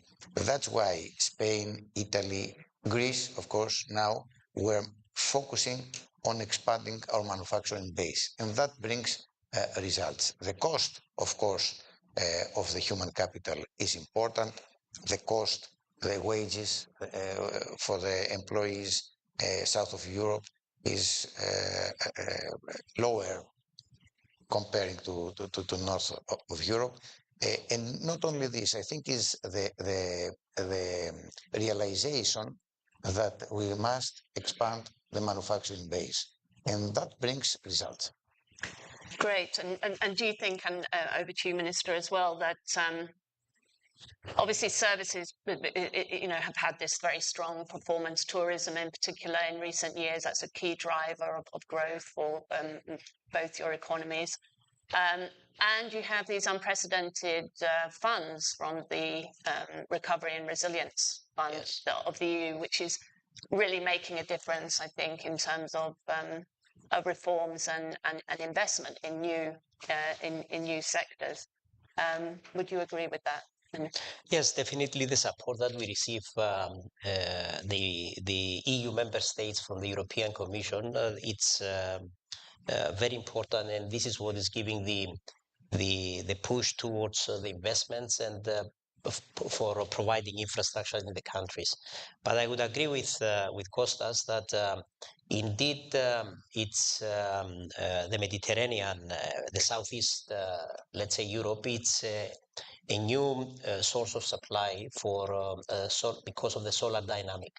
And with the new technologies shifting from the fossil fuels and the natural gas being the transition, let's say, product towards renewables, you understand that the Mediterranean is attracting quite some focus nowadays because of the high solar dynamic. On certain parts of the Mediterranean, we also have high wind dynamic as well.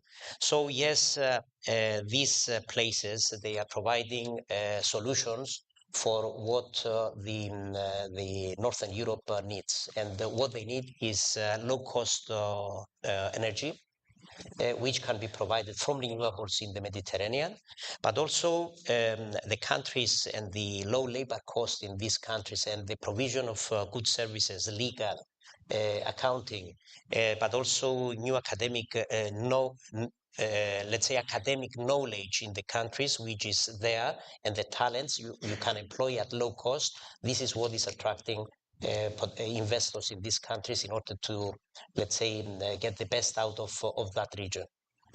Thanks. We're running up against time as usual, but just wanted to give the opportunity to anybody from the floor who wanted to put a question to the ministers. If you have one, please raise your hand. I can't see anybody at the moment. I have the gentleman there at the back again. Is there a mic just there in the corner? Thanks. You mentioned that you follow British legal system, but my question is how quick or slow your dispute resolution process in your country is. Thank you. Thank you for. Sorry, Dave. How quick? It was making the point about Cyprus following the British legal system, which of course it does, and the question was about how quick is the system in resolving disputes. To be fair, it is not that quick, and but is it anywhere? We are improving. We are improving, and it's part of the attraction that you need to put out to the potential investor. The legal system and the justice system is one of the most important parts that the disputes, they need to be resolved very quickly. Otherwise, it's not becoming an attractive, let's say, destination. Certainly, the fact that we have the law, which is very close to English law, that is internationally understood, is a plus. But now we are launching an e-justice system, which many of the cases that they find their way to court, they can be resolved via the e-justice system. So we're doing things. I mean, it's something which is a work in progress. Okay, a final. Oh, we've got lots of hands. Okay, they've got to be quick fire questions and quick fire answers because we haven't got much time. Let's try and take some though. The gentleman here.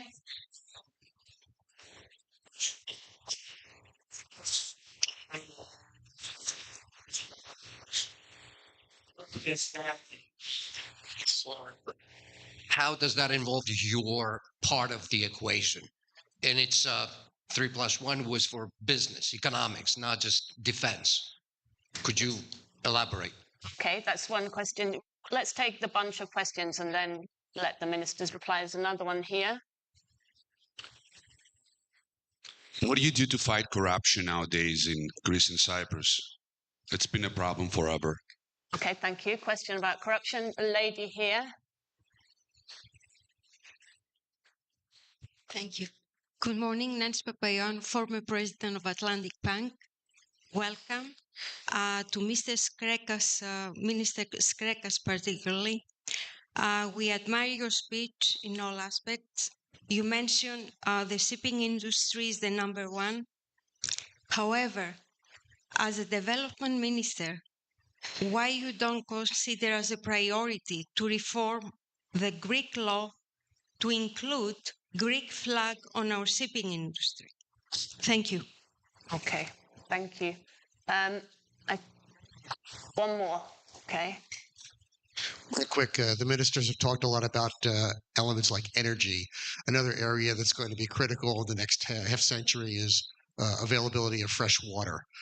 Where do Greece and Cyprus stand with regard to the availability of fresh water?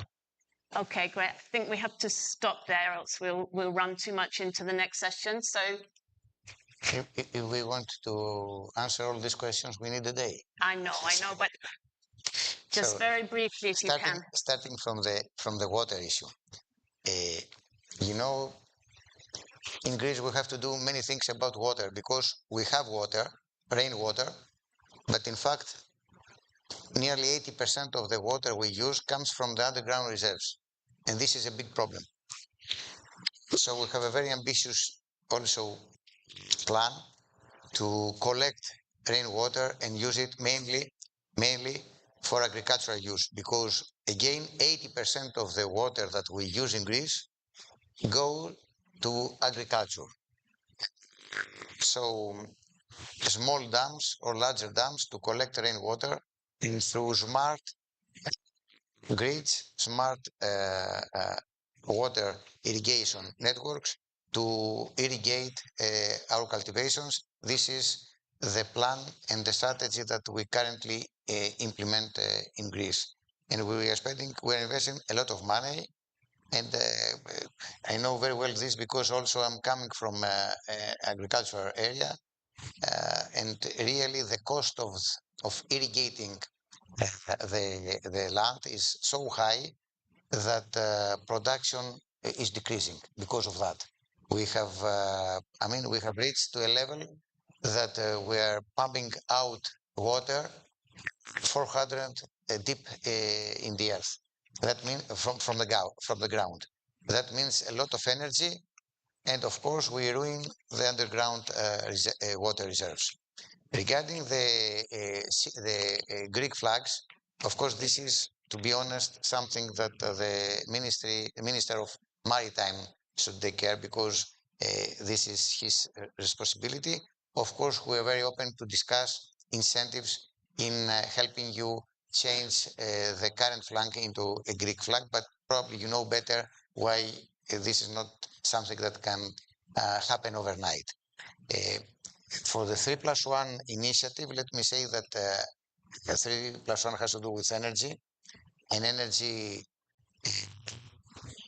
security is not a local issue, is not a domestic issue, is a global issue, it is a European issue, so we have to coordinate. And of course, Greece, Cyprus, Egypt, Israel must coordinate, because we are all near, and we can help to increase the security of supply for the whole of Europe if the coordination brings tangible results. The same with utilizing this partnership in order to promote business. And of course, all this will have beneficial effects for our people. Thank you, Minister. Yes, Just a well- final word now, maybe on the 3+1, because we have to. I prefer to take. Sorry, there was something about corruption. Yes, I know, that's but the one. Yes, We have to be very quick. yes. And I think that corruption is something that, let's say, all the world has to deal with this, to eliminate this, because corruption finally is expensive. It's not correct ethically, of course. It is a crime, but also finally people are paying the results of the corruption. And I think that in all Europe, and especially in Greece, we have made many steps in eliminating this phenomenon. And of course, the new reform agenda in the civil law that we have passed a few weeks ago, the new law, in order to reduce the delays in justice and in courts, is helping in this direction. Thanks. Just one comment on I wouldn't say corruption. I would say non-compliance. It's we in Cyprus. When you come from small places, incidents of non-compliance, they come to light very quickly. Sometimes they are very based on the small economy. Some of these non-compliance issues, they may mean a lot of let's say amounts versus the economy. So it's easily to pick them up in small economies. This is what I mean. But also with small economies, you can also be very quick in managing them. Sometimes you do not understand it simply because you do not have the expertise. And if it's imported crime, if it's imported non-compliance, you understand it's even more difficult to pick it up, to understand it, and how to manage it. So what we did in Cyprus is we received a lot of help, including the US. At this point in time, we may have officials from the US supporting the country in dealing with this crime, the financial crime. Certainly, we have strengthened the regulation coming from the Central European Bank. So we have strengthened the regulation. Sometimes we overdo it, to be honest, with over-regulation, which creates lots of inflexibilities in the financial system of the country. But it's better if you deal with these non-compliances for a period, you overreact in order to minimize and mitigate the risk. This is what we have been doing, but also the most important thing is that you make strict regulation so that you make it difficult for those they want to use the non-compliance route in order to get to moving either funds, you may call it money laundering or whatever else. Okay, well, thanks, ministers, for being so full and frank in your presentations and replies. And that's the end of the session. We'll have a photo. We have to move on swiftly, so please stay in your seats because there's no breaks until we get to the coffee break, which will be soon. But you can get coffee at the back. Thank you.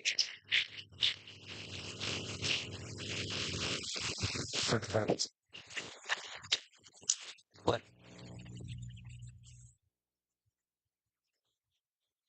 Thank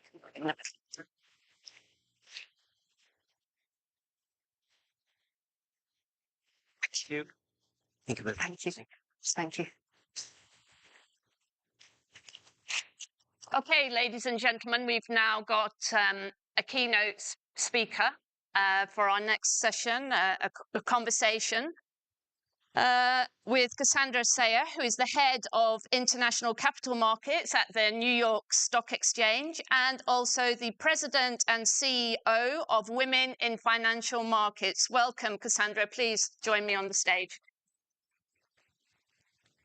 Oh, nice to meet you. Nice to meet you. Please take a seat. Yeah. Right here? I'll hold you up afterwards. I think it's separate. Yeah, see. Right. Can we go together? Okay, we'll do it. Yes. So, Cassandra, thanks so much for taking the time to join us today.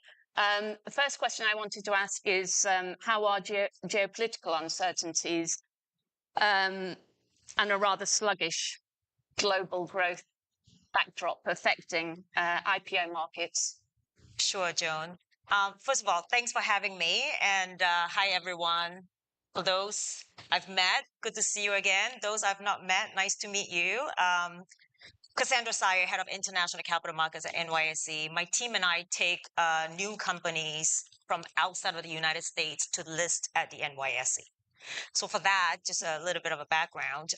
In terms of geopolitical uncertainty and impact on IPO market this year, you may be surprised to hear it hasn't impacted the IPO market that much this year. In fact, we're off to a really strong start in the US. And when I look at January to April this year of new IPO proceeds raised globally, we're off to the fastest momentum if you strip out 2021. 2021, don't have to go into too much details there. It was an outlier year, 0% interest rate. But if you strip that out, we're at the fastest pace in IPO proceeds this year since 2018. And if you only look at US IPO proceeds of the same time period, it is the fastest pace since 2015. So with that question, really, it hasn't impacted the IPO market too much. In fact, at the NYSE, we have seen 4 out of 5 largest US proceeds this year. Amer Sport, which is a Helsinki brand, and that was $1.4 billion raised on February 1st. And Reddit, which was a tech company that a lot of people were looking at, UL Solutions, $1 billion raise. Rubrik yesterday, $750 million raise. So that just really gives you a sense of how, robust the IPO market is so far this year. And in my role, we speak to companies a lot of times before they are ready for IPO. And I can tell you there are several companies right now globally that are actually speaking to investors now, testing the water now, and getting ready to launch in a few weeks. So this year has been really, really robust on the IPO side. Great. So yeah, more optimistic then. 100%. Looking ahead of 2024. Yes. How important and consequential are the international listings at the New York Stock Exchange? Can you tell us just a little bit more about that and about how the current macroeconomic environment globally is affecting your role at the Stock Exchange in attracting new foreign issuers? Absolutely. I think international capital markets is really, really important. And at the NYSE, again, just for background, we have 2,400 companies listed, and more than 25% is international companies. So it's a big amount of companies. More than 530 companies are listed on the NYSE that are from an international heritage. And why is it important? Because U.S. has the deepest liquidity in the world. Right now, it's pretty much undisputed, and it has the broadest range of investor base. Additionally, the U.S. just has such a strong governance that it really helps companies that are listed here raise capital they need to bring back to their country where they do their business and continue to invest in the economic environment there. So I would say internationally, we're really, really excited about what's happening, as well as the fact that the companies that have come out from non-U.S.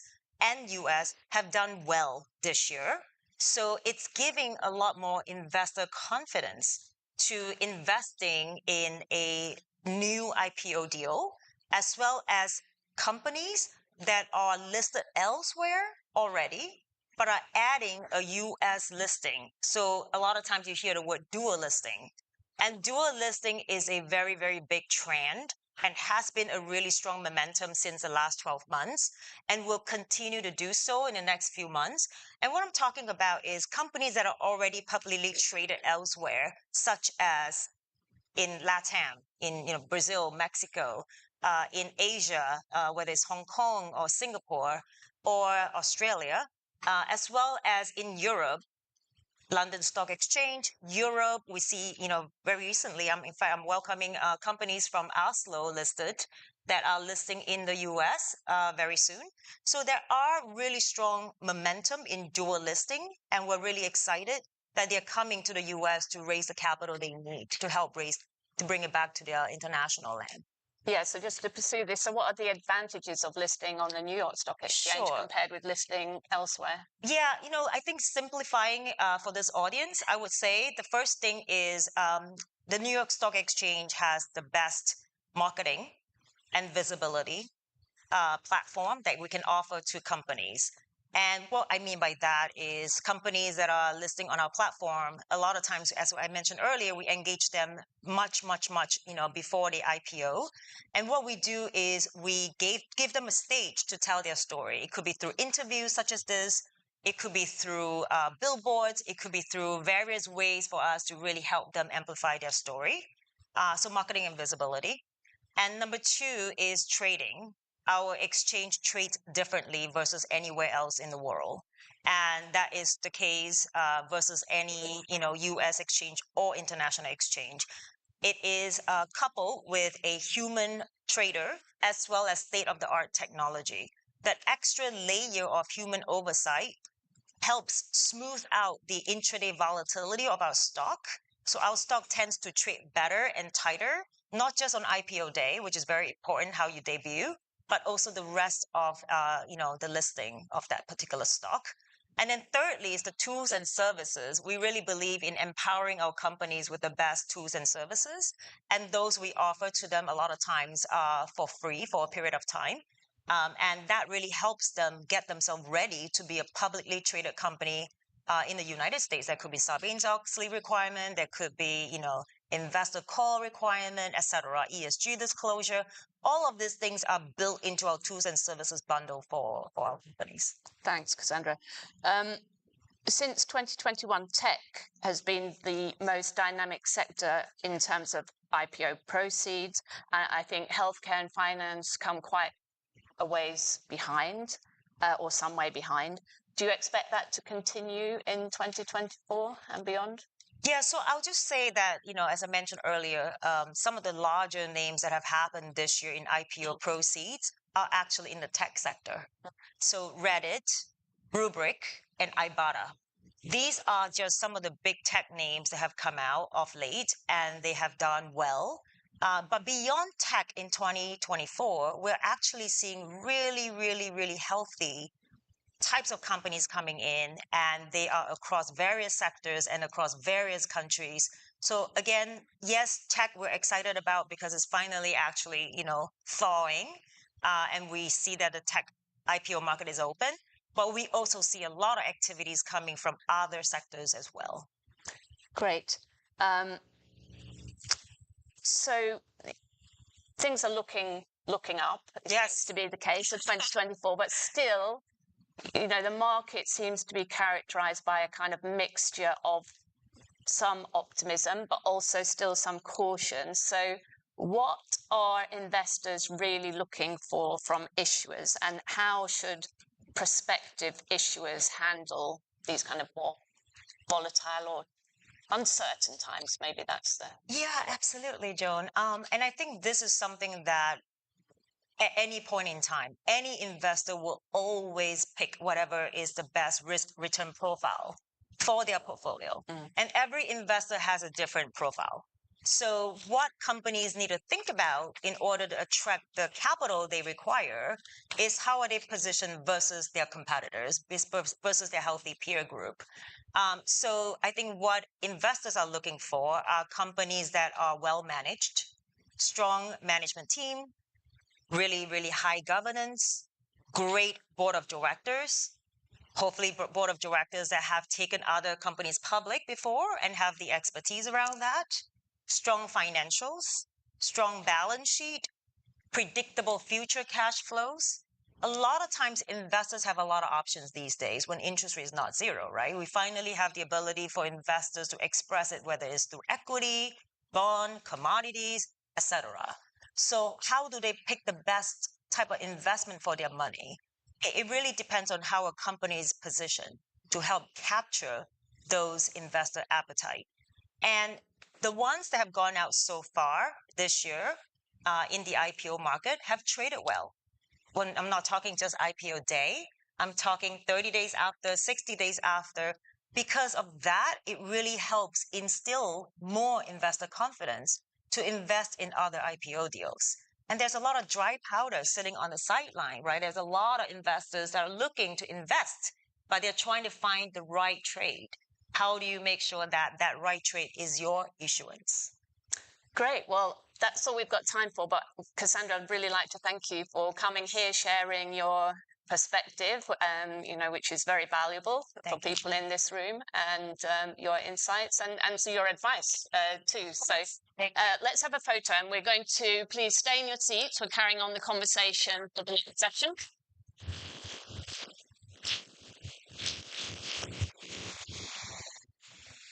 Thank you.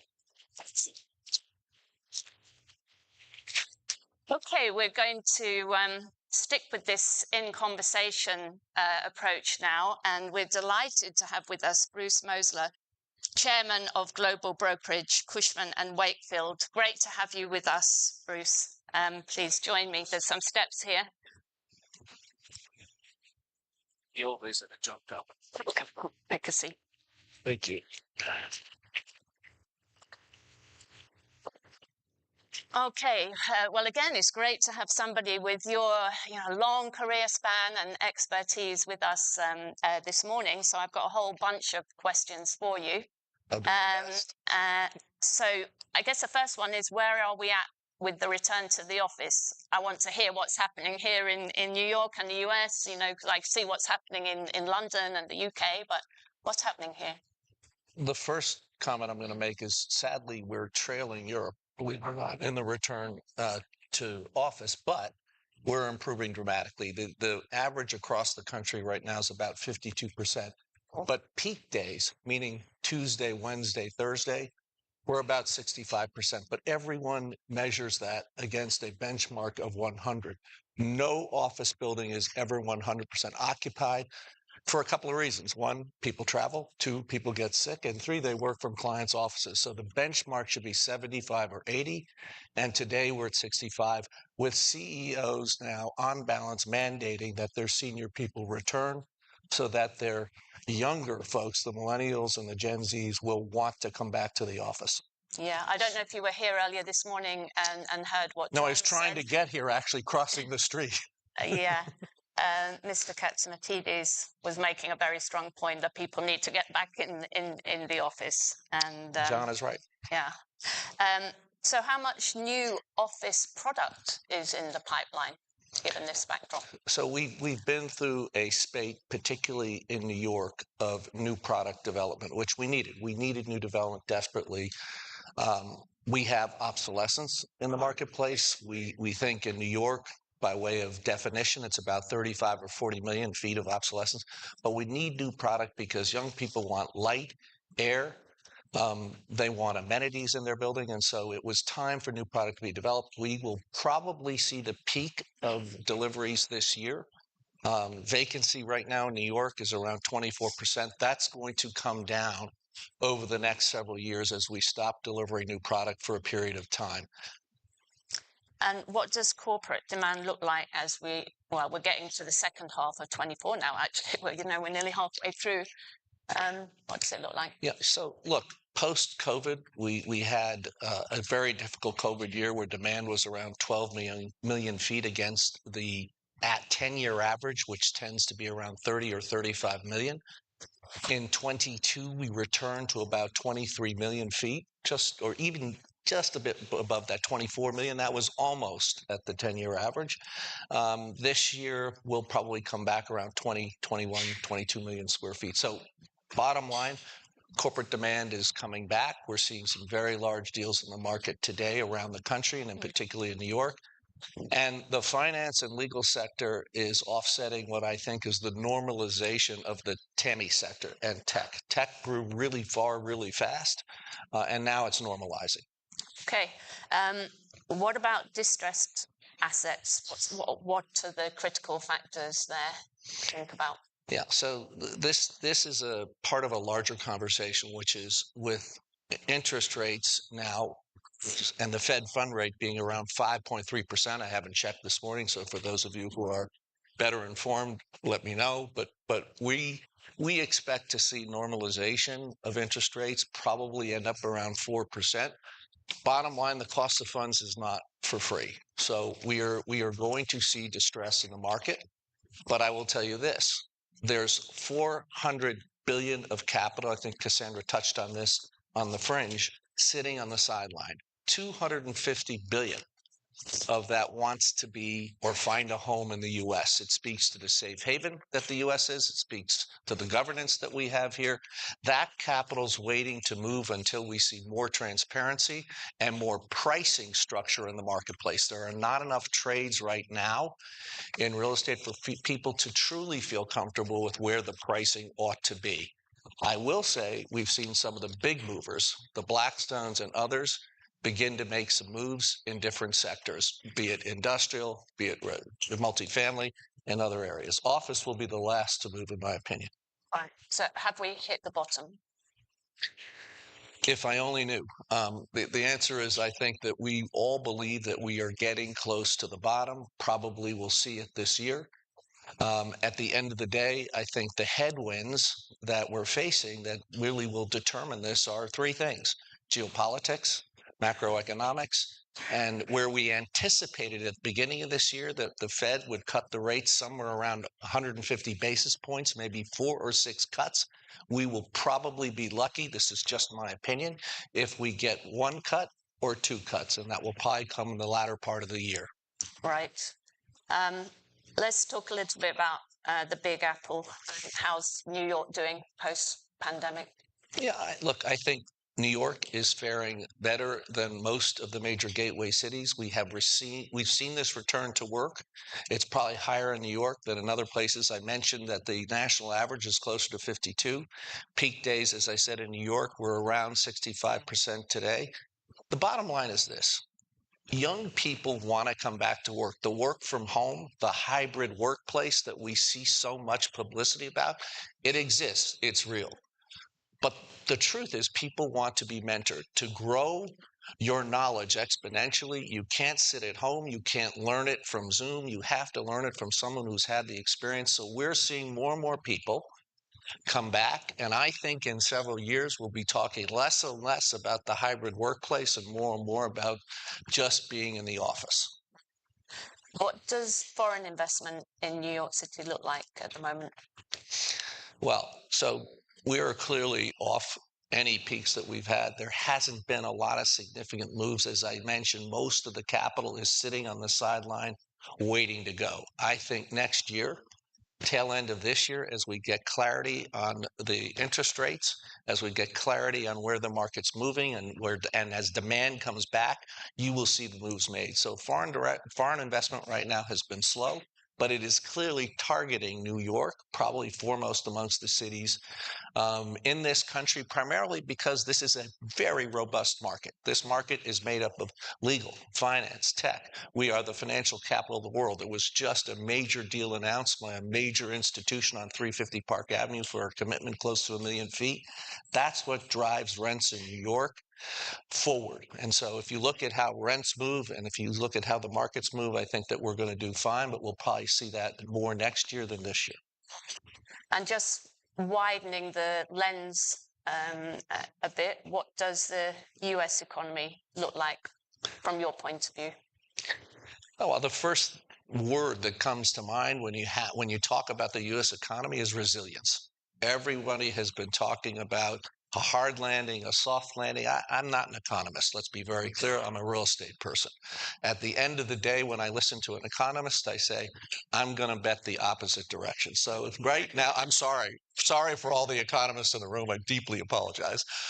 But truthfully, I think that we are probably going to see a mild recession. We'll avoid, I think, a deep recession. I think the banks are working with their lenders. We know that there's about a $1.2 trillion of debt coming due. Most of that debt will be worked through on a short-term basis, but some people will have to put capital in. What I think will happen is gradually, as some of the geopolitical risk comes off the table, hopefully de-escalates, as we see the macroeconomic figures become more certain, I think CEO confidence will return. And so I think we'll see a mild recession, and the U.S. economy is tremendously resilient. Right. Well, I guess we've got to talk about politics. So is the political climate, uncertainty about the election outcome and so on, making it harder to do business in New York City? So I don't know what it is about New York, but I think that New Yorkers pay attention to the numbers less so than the politics. And you have seen decisions made, continue to be made in spite of the politics of the day. I think that in spite of that, we will power through that. I just don't see the politics holding back business decisions. That's going to be more of a geopolitical issue and more of an issue for our allies around the country to be concerned about as it affects our policies towards major important relationships like NATO. Okay, so just a final question to take us into our coffee break. Yes, ma'am. Is looking ahead maybe 18 months, so beyond obviously the next election. Yes. What are your predictions? Few predictions. Yeah, so it's and it's always nice to be asked to predict the future, because whatever I say, we don't know what will happen. But I think I would say two things. First, I think that from a geopolitical level, I'm looking for the conflicts to de-escalate. I think that everybody is at a place where we want to see things normalize or get to that point where they can normalize. Secondly, I think in the business world, the underlying fundamentals will change.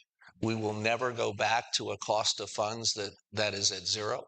We will be at a new level in cost of funds, and I think that will present unprecedented opportunities for wealth creation and for new investors to see new bases to drive their business forward. So I'm very optimistic about the future. There are risks. Clearly, there are risks. Everything I just talked about can impact it. But by and large, I think CEOs that are driving multinational companies look at the future with optimism for the reasons I've just talked about. Great. Well, thanks so much, Bruce. Thank you. I certainly learned a lot. Thanks for sharing those insights with us. And we'll have a photo and then we'll join us for coffee. Thanks. Thank you so much for that. Thank you.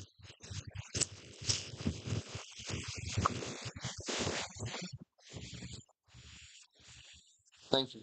Thanks very much. Yeah, thank you. That's great. Thank you. We'll reconvene for the next panel at 11:15. Important panel about ESG, sustainability. Have a coffee and come back to your seats. Thank you.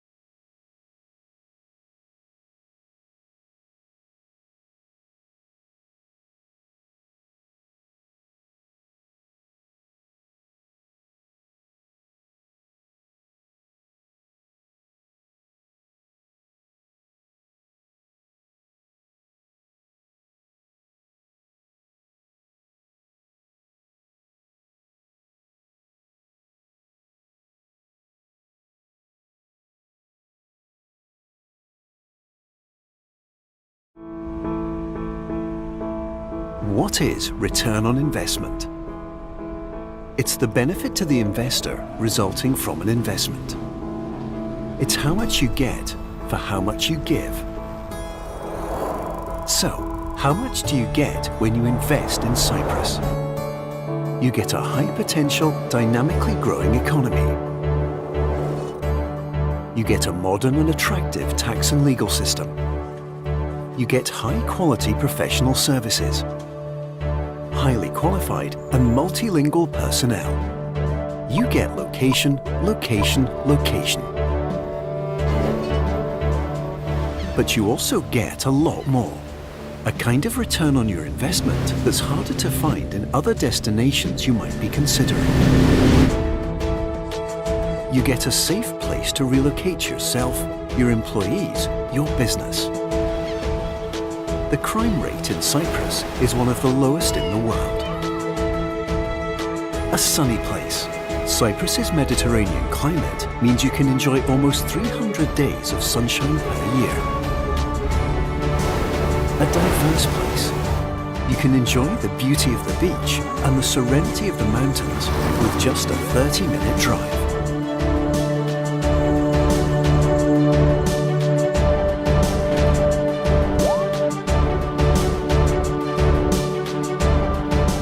Cultured place. You can enjoy 12,000 years of history through museums, archaeological sites, and religious sites. You can enjoy classical and modern art performances, sports of all sorts, an active lifestyle, and so much more. There is never a dull moment, unless, of course, you simply want to tone it down and relax, which you can also do in a variety of resorts, nature excursions, or small picturesque villages. You get a country that's great for kids and families. There are more than 90 high-level international schools, a plethora of parks, playgrounds, and year-round family events.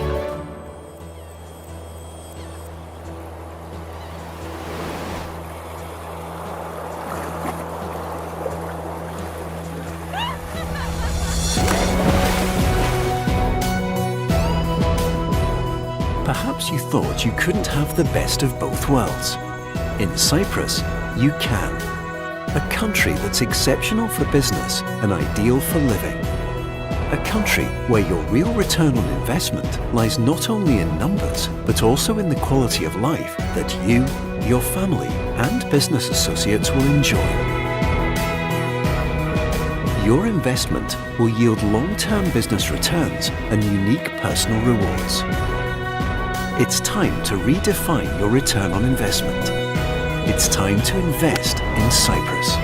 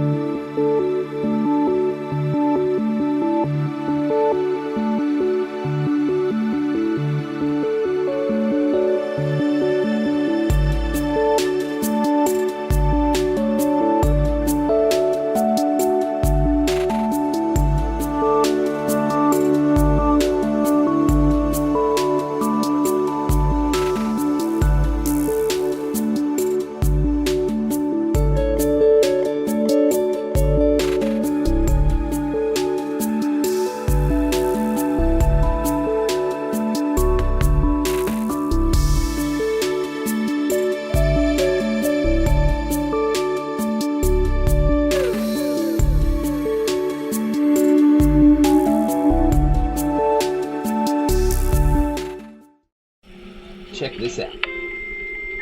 It hasn't been such a long time since people first started shopping online, and it was easy to keep up with the clicks. Little by little by little by more, the clicks added up to be more than the stores, and e-tailers worked harder than ever before because they had to keep up with the clicks. The clicks came from laptops, then tablets and phones, Monday through Sunday, office and home, 24 hours in every zone, and still they kept up with the clicks.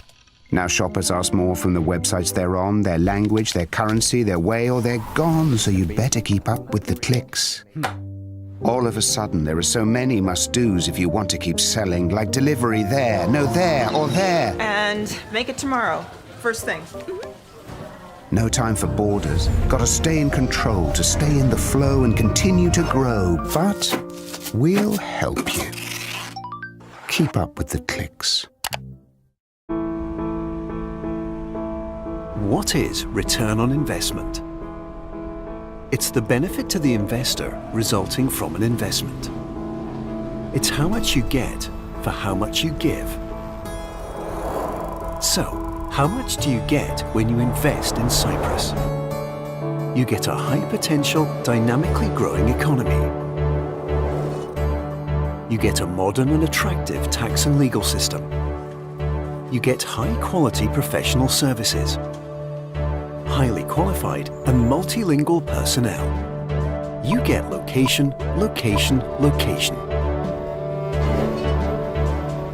But you also get a lot more. A kind of return on your investment that's harder to find in other destinations you might be considering. You get a safe place to relocate yourself, your employees, your business. The crime rate in Cyprus is one of the lowest in the world. A sunny place. Cyprus's Mediterranean climate means you can enjoy almost 300 days of sunshine per year.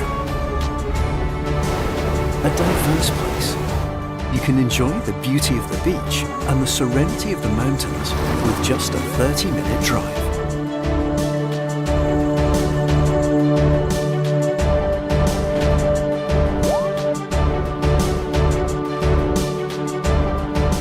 Cultured place. You can enjoy 12,000 years of history through museums, archaeological sites, and religious sites. You can enjoy classical and modern art performances, sports of all sorts, an active lifestyle, and so much more. There is never a dull moment, unless, of course, you simply want to tone it down and relax, which you can also do in a variety of resorts, nature excursions, or small picturesque villages. You get a country that's great for kids and families. There are more than 90 high-level international schools, a plethora of parks, playgrounds, and year-round family events.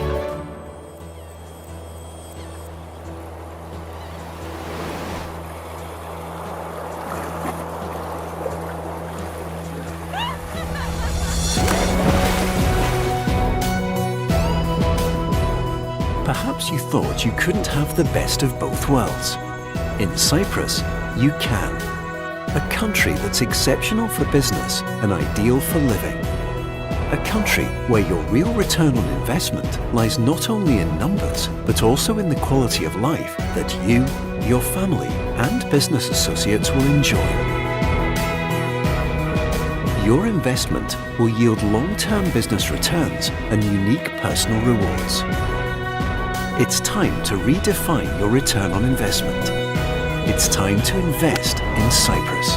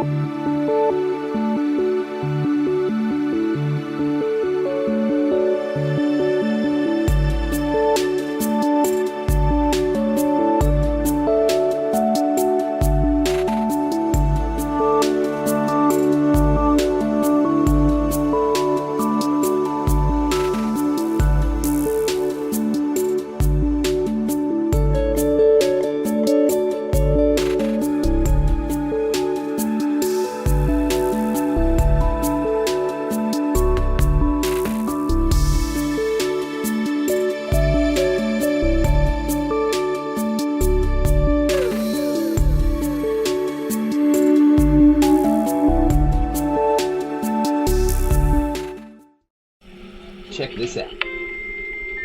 It hasn't been such a long time since people first started shopping online, and it was easy to keep up with the clicks.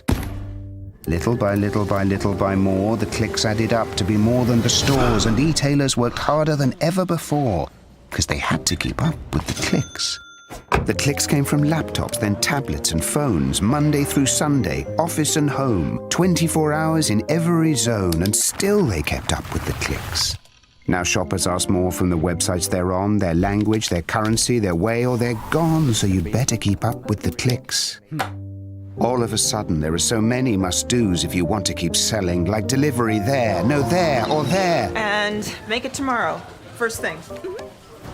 No time for borders. Gotta stay in control, to stay in the flow and continue to grow. But we'll help you. Keep up with the clicks.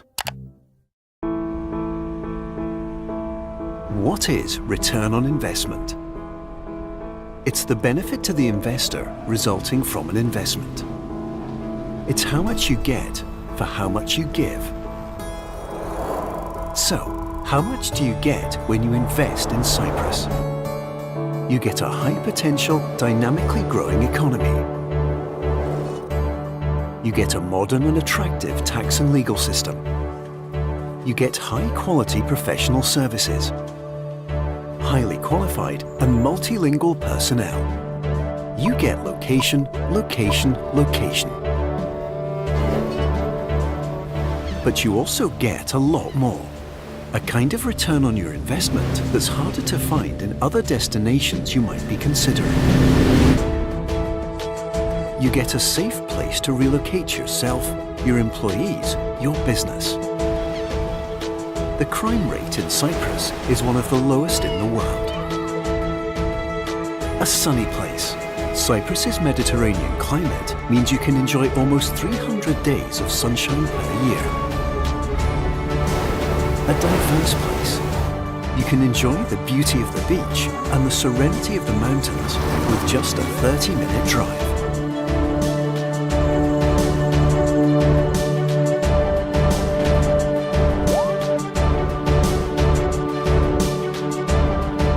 Cultured place.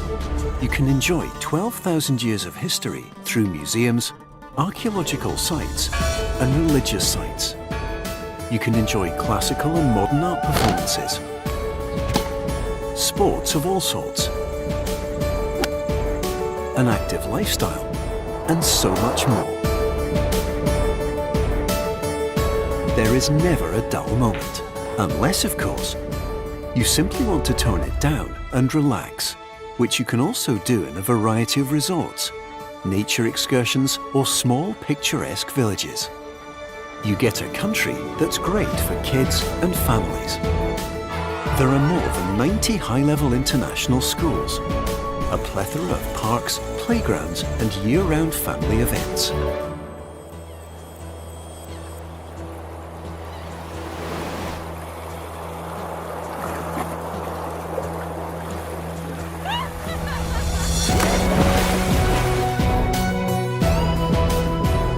Perhaps you thought you couldn't have the best of both worlds. In Cyprus, you can. A country that's exceptional for business and ideal for living. A country where your real return on investment lies not only in numbers, but also in the quality of life that you, your family, and business associates will enjoy. Your investment will yield long-term business returns and unique personal rewards. It's time to redefine your return on investment. It's time to invest in Cyprus.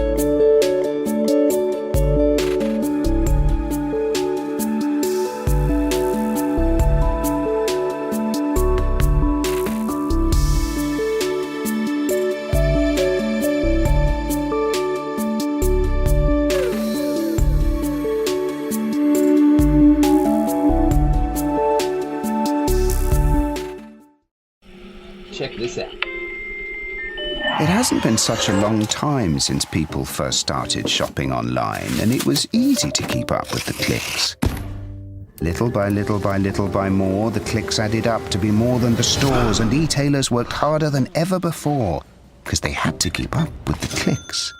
The clicks came from laptops, then tablets and phones, Monday through Sunday, office and home, 24 hours in every zone, and still they kept up with the clicks.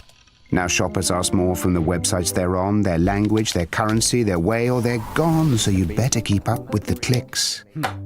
All of a sudden, there are so many must-dos if you want to keep selling, like delivery there, no there, or there. And make it tomorrow. First thing. No time for borders. Gotta stay in control to stay in the flow and continue to grow. But we'll help you. Keep up with the clicks. What is return on investment? It's the benefit to the investor resulting from an investment. It's how much you get for how much you give. So, how much do you get when you invest in Cyprus? You get a high-potential, dynamically growing economy. You get a modern and attractive tax and legal system. You get high-quality professional services, highly qualified and multilingual personnel. You get location, location, location. But you also get a lot more. A kind of return on your investment that's harder to find in other destinations you might be considering. You get a safe place to relocate yourself, your employees, your business.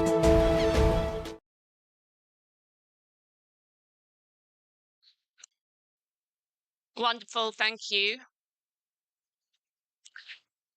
So the title of our next session is Addressing Sustainability Challenges After COP28.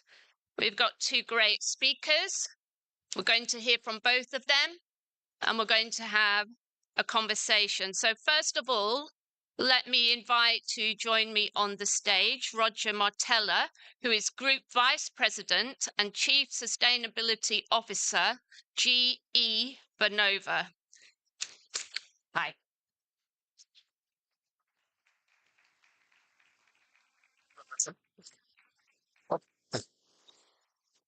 Okay, Roger, over to you. Joan, thank you very much, and good morning, everybody. It's great to be back here, and thank you for the privilege of having me here on behalf of GE Vernova. So there's something different about me here this year than last year, in that I'm working for both the same but a different company. So I thought maybe I would try to explain that, because you may be wondering, what is GE Vernova? It's probably both the oldest company in this room and also the newest company. So obviously we have the GE in our title, which means we go back 130 years to the legacy of Thomas Edison, who really started the electrification revolution, which is what I'm going to chat about today. But a few weeks ago, not too far from here, on the New York Stock Exchange on April 2nd, we also became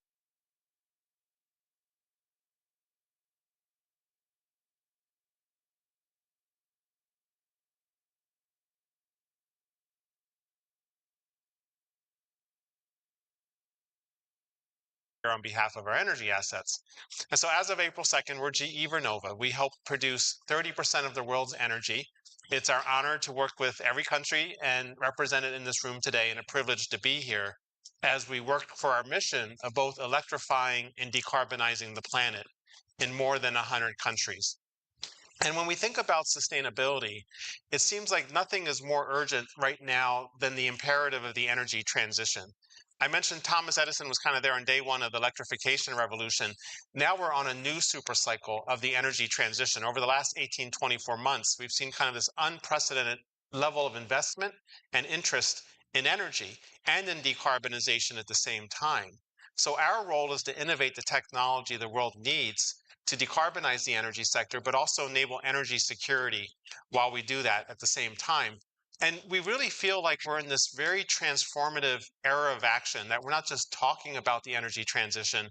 Over the last 18 months, the last 24 months, we're really moving forward on it in collaboration with everybody in this room. And there's a few reasons for that. And the first has been kind of a theme already today: energy security. Unfortunately, the war in Ukraine has really been a wake-up call, not only for Europe and Ukraine, but the rest of the world, that we can't take the grid for granted. And we're very, very proud of our priority to support the grid in Ukraine, to work with Secretary Pyatt and making sure everyone in Ukraine can keep the lights on. That's core to our mission. But we've come to understand, what can we learn from that to make sure that we're investing in our energy infrastructure, that everybody has access to affordable, reliable, sustainable electricity. And we're not taking anything for granted, whether it's a war, cybersecurity, more severe weather events, just the pressure on the grid from more demand, data centers, artificial intelligence, and other sectors joining the grid as they look to decarbonize. So energy security has really been an unprecedented driver here. The second consideration we're seeing that's kind of a catalyst for this is we've just seen a fundamental realignment between the public sector and the private sector. I think it's fair to say historically, the private sector and the public sector didn't always agree when it came to climate change, when it came to decarbonization, even energy issues. That has really fundamentally changed. I think COP28 was a great example of this baton passing between the public sector and the private sector, where now people see that solving for the energy transition, solving for climate, solving for energy security is really a technology play at this point. And so the private sector is in the lead in terms of deploying the technology, but doing it in very close partnership enabled by the public sector. So we see all these strong policies in the United States and Europe and other places in the world that are really promoting the spirit of partnership, public-private partnership, that's enabling us to act on the energy transition. And then the third thing we're seeing, I think this was very present at COP28, is we're seeing countries think of the energy transition, of climate change, as an economic opportunity as opposed to an economic risk. I think historically with the Paris Agreement, there was always some concern by countries, well, what's China going to do? What's India going to do? What's Brazil going to do? We have to maintain our economic competitiveness. And I think we now see that countries now see participating in the energy transition, the economic development, the workforce training as really key to their future. And so now it's become an economic opportunity as opposed to an economic risk. So all of this has been a catalyst for us moving forward to engage on the energy transition, to really deploy at a critical time. And so I look forward to the questions that are going to come, and maybe we can dig into some more details on how that links to sustainability. Thank you.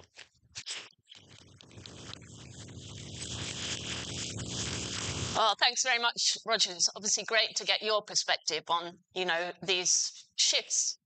Important shifts that you've mentioned. So we're going to dig into some of that in the discussion. But before that, I want to introduce our next speaker, John Koudounis, who is the Chief Executive Officer of Calamos Investments. Welcome to the stage. Can we please play the video, short video, as John makes his way to the stage? Video about...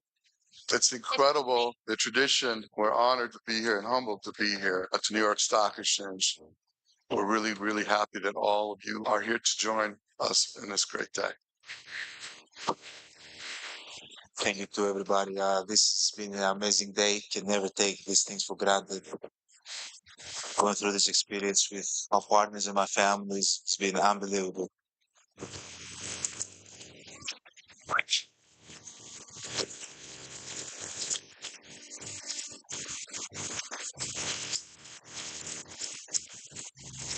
We want to help people, want to give people access, and want to give back to the community, which is something that is very important for me and my family. Let's try to change the world.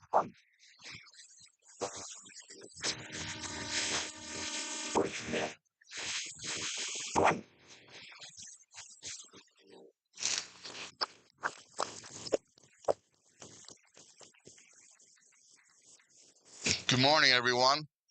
I'm very pleased to be here today with a tremendous group of leaders and visionaries as we explore the expansion of investment ideas and trade.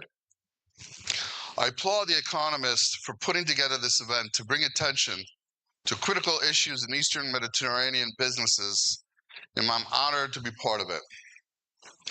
At Calamos Investments, we pride ourselves on being innovators in asset management. Throughout our 47-year history, Calamos has led the way in finding new ways to invest, whether it's through our founder, John Calamos's trailblazing convertible securities, or through the vast array of products we offer that aim to keep ahead of the needs of all investors. For this reason, in recent years, Calamos Investments has paid particular attention to sustainable investing. As featured in the video, at Calamos, we understand the value, impact, and long-term results that this type of investing can bring. Our sustainable equities team out of Portland, Oregon, has been fully engaged in the ESG space since the 1990s. Over their decades of experiences, they have developed a proprietary method that applied to their distinctive thinking and expansive research. On top of boasting an excellent track record, they are an authentic, sustainable, focused team in every aspect of their process. Recently, the U.S. marketplace has seen a significant reaction to environmental, social, governance-focused products. This, unfortunately, is due to extreme politicization, as well as the changing of the regulatory landscape. At Calamos, we do not interject politics into our investment portfolios. We favor access to great investment solutions for all investors. More choice is better. In the EU and throughout the world, the appetite for sustainable products remain quite strong.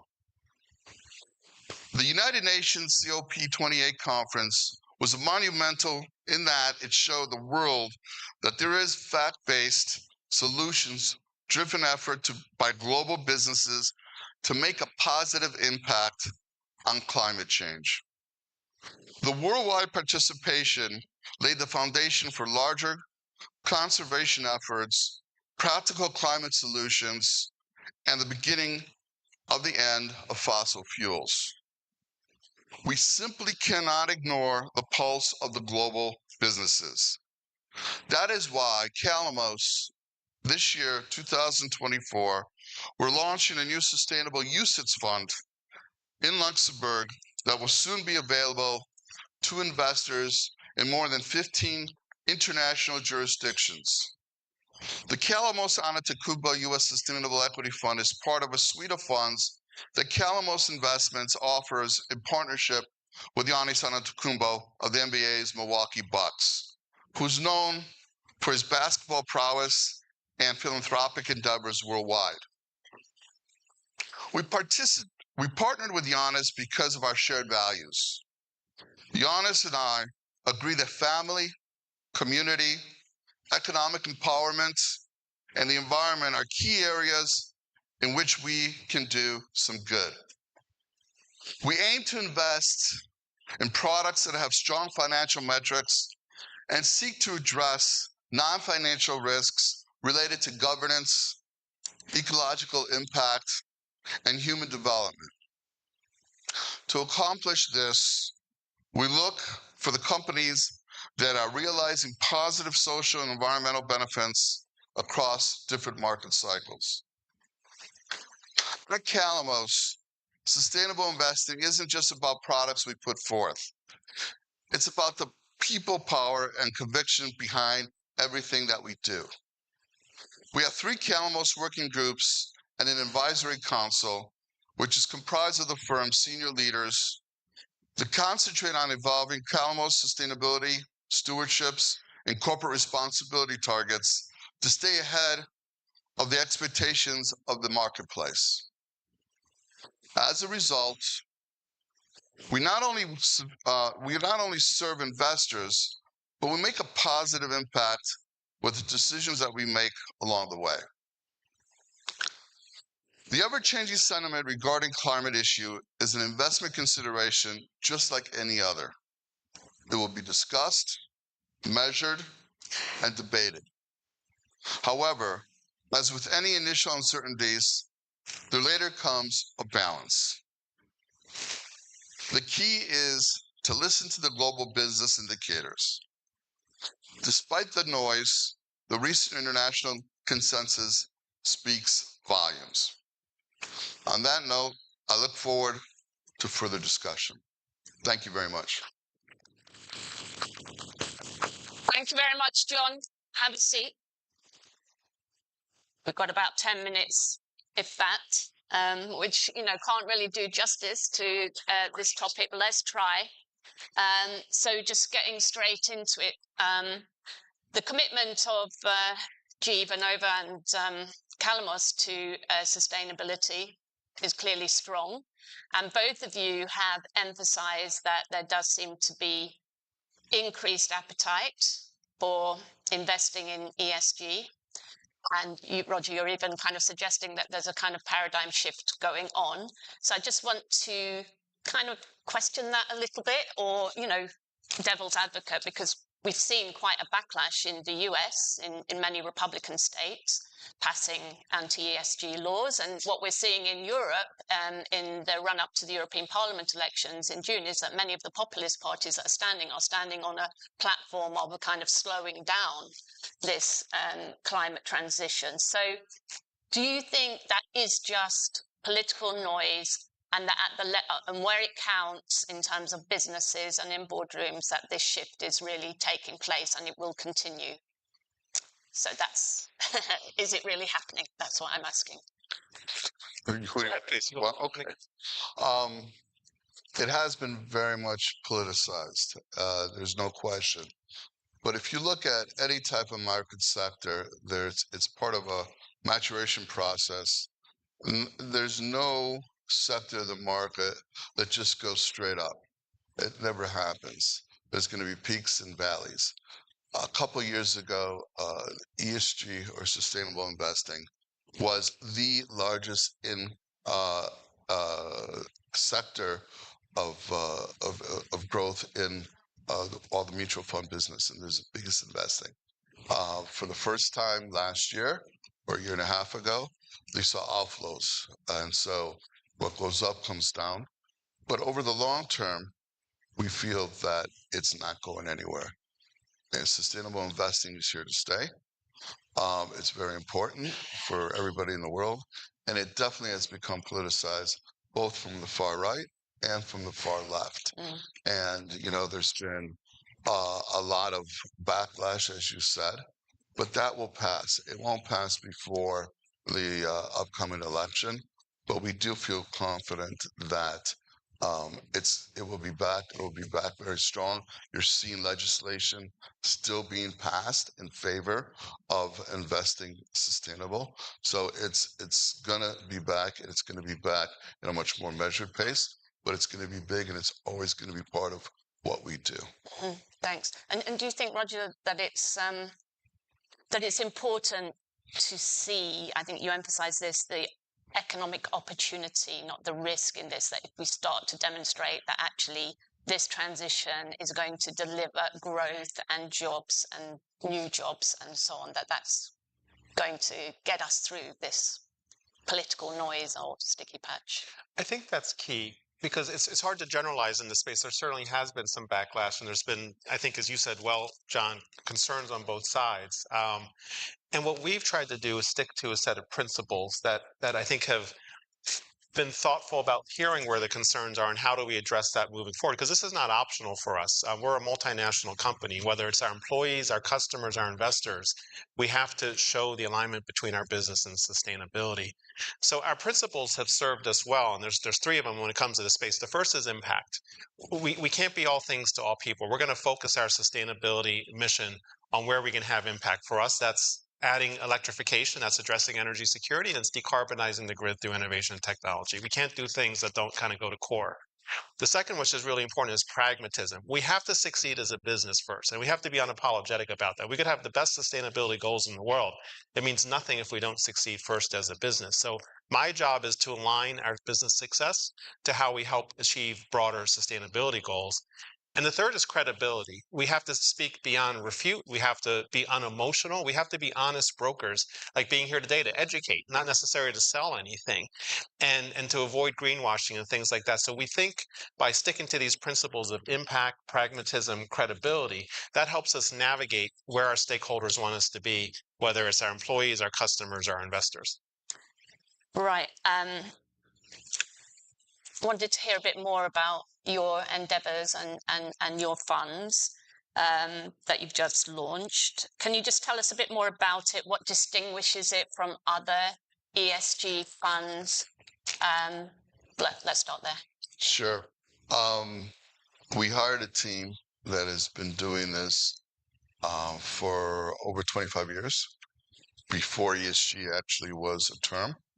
And the way they invest is somewhat unique. We are very concerned about the financial well-being of companies that we invest in, right? And then there's an overlay of a proprietary screening process that our team does. They were the first fossil-free. They ran the first fossil-free fund in the history, in the world. And so they are true sustainable team. Their performance over the course of the last 25 years has been exceptional. They've been able to beat the S&P and be sustainable at the same time. The last year has been difficult. There's been headwinds, both with the rising rates environment, also the Magnificent Seven overtaking the majority of the performance of the S&P. And NASDAQ has hurt a lot of the ESG funds' performance as of late because of the outperformance of some of those companies that are not ESG or sustainable. And so if you don't have those in your portfolio, you've actually have gotten hurt a little bit in terms of benchmarking. But overall, the way they invest and how they've invested and the way they've been doing it for that long of a time is pretty rare in that space. Right. I mean, obviously, there's a lot more scrutiny these days by regulators and policymakers looking at ESG investing practices, just to prevent so-called greenwashing or social washing. So when investors are choosing your fund, SROI, is it? Yeah. Yes. What are they really investing in? What are the kind of principles that are really driving your venture? Well, like I said, they're investing on a proprietary way and method, and what the regulators are looking at in greenwashing and whatnot is you have to have a system and be consistent, right? If you make decisions that are arbitrary and don't follow a certain way, that's when the regulators get really, really, really nervous. And we are very confident that we've been doing this consistently and using the same methodology, and the team's been doing that for 25 years. And they look at companies that can outperform in the marketplace. Performance is the number one thing that we look at, because at the end of the day, we have a fiduciary responsibility for our investors to perform. On top of that, we layer in the ESG and the sustainability. And we look at it a little bit more unique, but it's more of a proprietary thing that our portfolio managers are better versed to explain. Great. Roger, your primary mission obviously is to electrify and decarbonize as much of the world as possible. You've got 30% now. That's quite phenomenal. But how are you going to go about lowering the carbon intensity of your grids? Thank you. And we see these as mutually exclusive goals. We know we need to build more capacity for the grid. We're predicting a doubling of demand, not just us. We see a doubling of demand on the grid to 2040 versus 2020, probably even higher than that with data centers, artificial intelligence. So as we put more capacity on the grid, we want to be very cognizant that we're lowering the emissions of that electricity at the same time. We're bringing down the carbon intensity so that we can produce more energy, but do it in a more efficient way that emits less. So that's our primary goal of merging the two, of electrification and decarbonization. And by the way, I think we're the only company in our space that has electrification as a core part of a sustainability pillar. Everybody has decarbonization and climate, but we think electrification is on the same weight. So the way we do that is through innovation and technology. That's our role here. That's where we have the impact, is innovating the technology we need to both electrify and decarbonize. And we think of the world kind of like in two periods. We have this decade, which is a decade of action. We need to grow renewables as quickly as possible. We need to have a really solid foundation of conventional power, like very efficient gas, which can be decarbonized over time through hydrogen and carbon capture, nuclear energy, and make the grid itself more resilient through physical grid technologies like transformers, high voltage direct current, and digital software that can orchestrate the grid in real time and make it more efficient. So that's this decade, and that's what we're doing right now with everyone here. But then that's not enough. That won't get us to net zero, won't get us to a fully decarbonized grid. So what we're doing today is we're in our research centers innovating the breakthrough technologies of the next decade. Those are small modular nuclear reactors, a common design for a nuclear reactor that can be repeated again and again all over the place.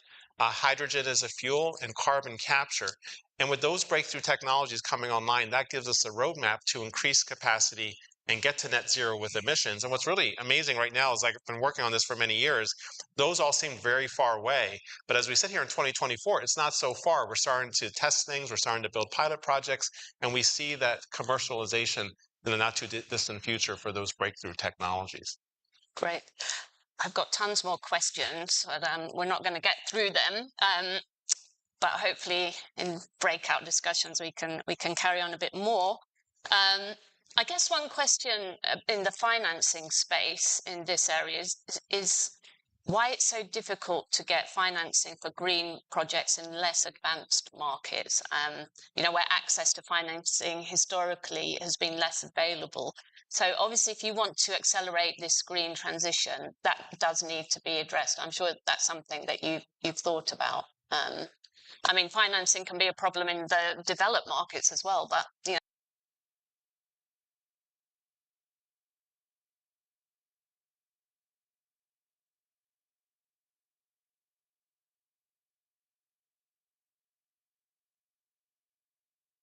and Western Europe all the time.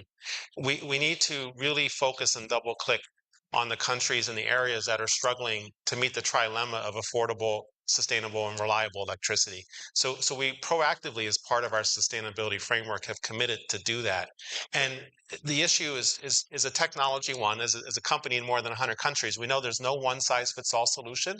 And I think everybody here understands that. We hope the world does, because sometimes people want what works in the US to work in other places, and we have to step back and say, no, we have to build the building blocks before we can go to full renewables and things like that. And then with the financing component, we do work with our partners.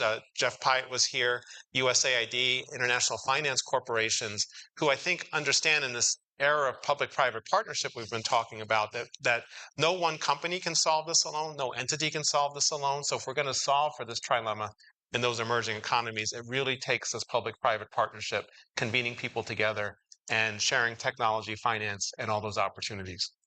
All right, just to close and bring it back to the region that we're focused on today, Eastern Med, Greece, Cyprus, and the wider region.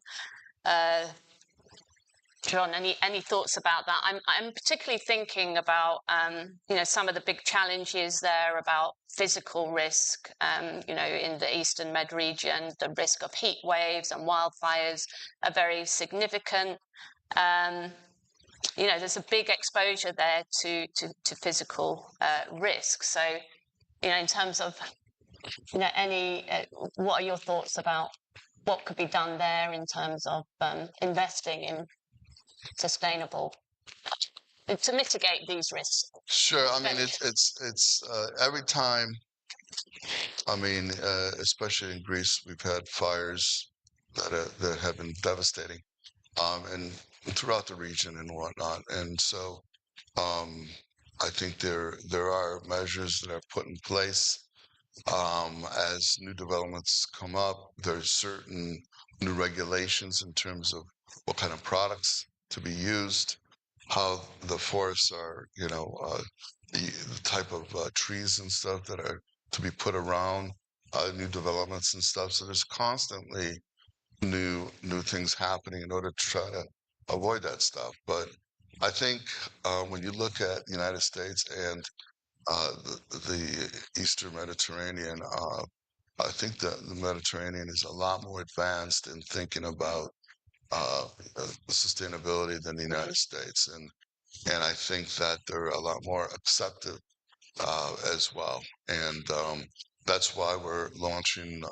our fund in the area. We've already sold some in terms of getting the appetite and putting it on platforms on major banks, and they've been extremely receptive for the product. So we're pretty excited about going into the region, and I think that they're a lot more forward thinking because it's on the top of their agenda than the United States has been, at least for the last few years. Right. And Roger, for you, I mean, is this, have you got significant exposure to that physical risk in the region? And might you also have products, that can help to mitigate these, the risk, the threat? I think where we have our impact is helping our customers manage that. They clearly are using our technology to provide power. Energy security has never been more important than it is today. And so when we think about the energy transition, we have to be fast and we have to be smart. And I think this is one thing we could all do better as being fast. We used to think of the energy transition in terms of a season, and now maybe in months. And can we predict what's going to happen with a weather event? We just have to be able to work in real time, day to day, and we're not there yet today. I think the opportunity from our end is with software. I think John did a great job describing some of the physical opportunities, but software can do a lot, both to predict things that can happen, even controlling vegetation around major power infrastructure through artificial intelligence, through satellites, and then to orchestrate the grid in real time as it comes under various attacks. So that's how we've been helping our customers. Okay, I'm afraid that's all we've got time for, but thanks, gentlemen, for sharing some of the work that you've been involved in. It's great to hear about it. It's nice to have the much more positive and hopeful discussion on this subject. So we thank you both for sharing that with us. Let's have a photo, and we're going to the next session.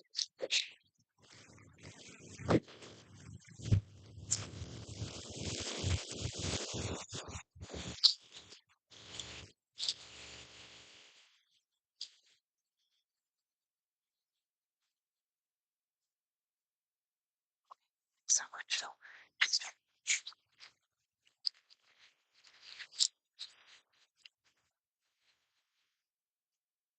Okay, the next session, we're coming back to looking at how we can enhance business ties across the Atlantic.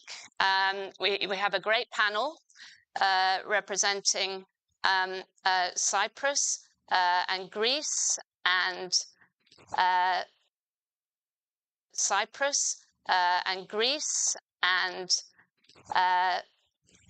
getting the US perspective as well, and the Israeli perspective, which is also very important for our discussions today. So I'd like to welcome to join me on the stage Myra Myrogianni, Secretary General for International Economic Affairs at the Ministry of Foreign Affairs of Greece, also Chairperson of Enterprise Greece. Welcome.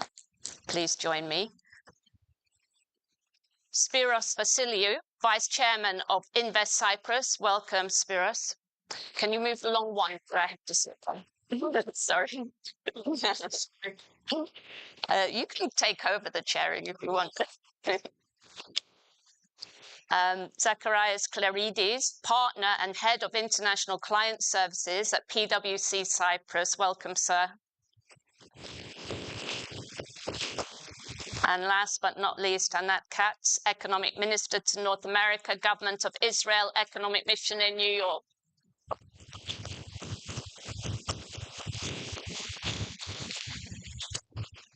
Okay, let's get started. So format is as it has been. We're going to hear a little bit from each of you and then open up to some Q&A and discussion. So Myra. So thank you very much. Thank you for the invitation, first of all. It's very important to be here and to have the opportunity to discuss about trade and investment across the Atlantic. I have the honor to serve as a Secretary General, as you said, in the Ministry of Foreign Affairs for International Economic Affairs, and also being the Chairwoman of Enterprise Greece, which is the entity for export and for investment in Greece.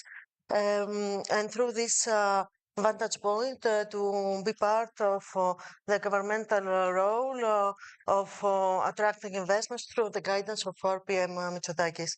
I would like to start by stressing that Greece is a pillar of stability, security, and peace in the region, and this is an important thing to say. And also, this happens because we're participating in several international organizations, such as the NATO alliance. We're all members of the European Union, and we have tried through this position to enlarge, to take a big, to promote always the enlargement in the European Union, and to we have done since Thessaloniki Summit 2003, and we have tried, we have played a pivotal role also to the beginning of the accession procedures for the North Macedonia and Albania.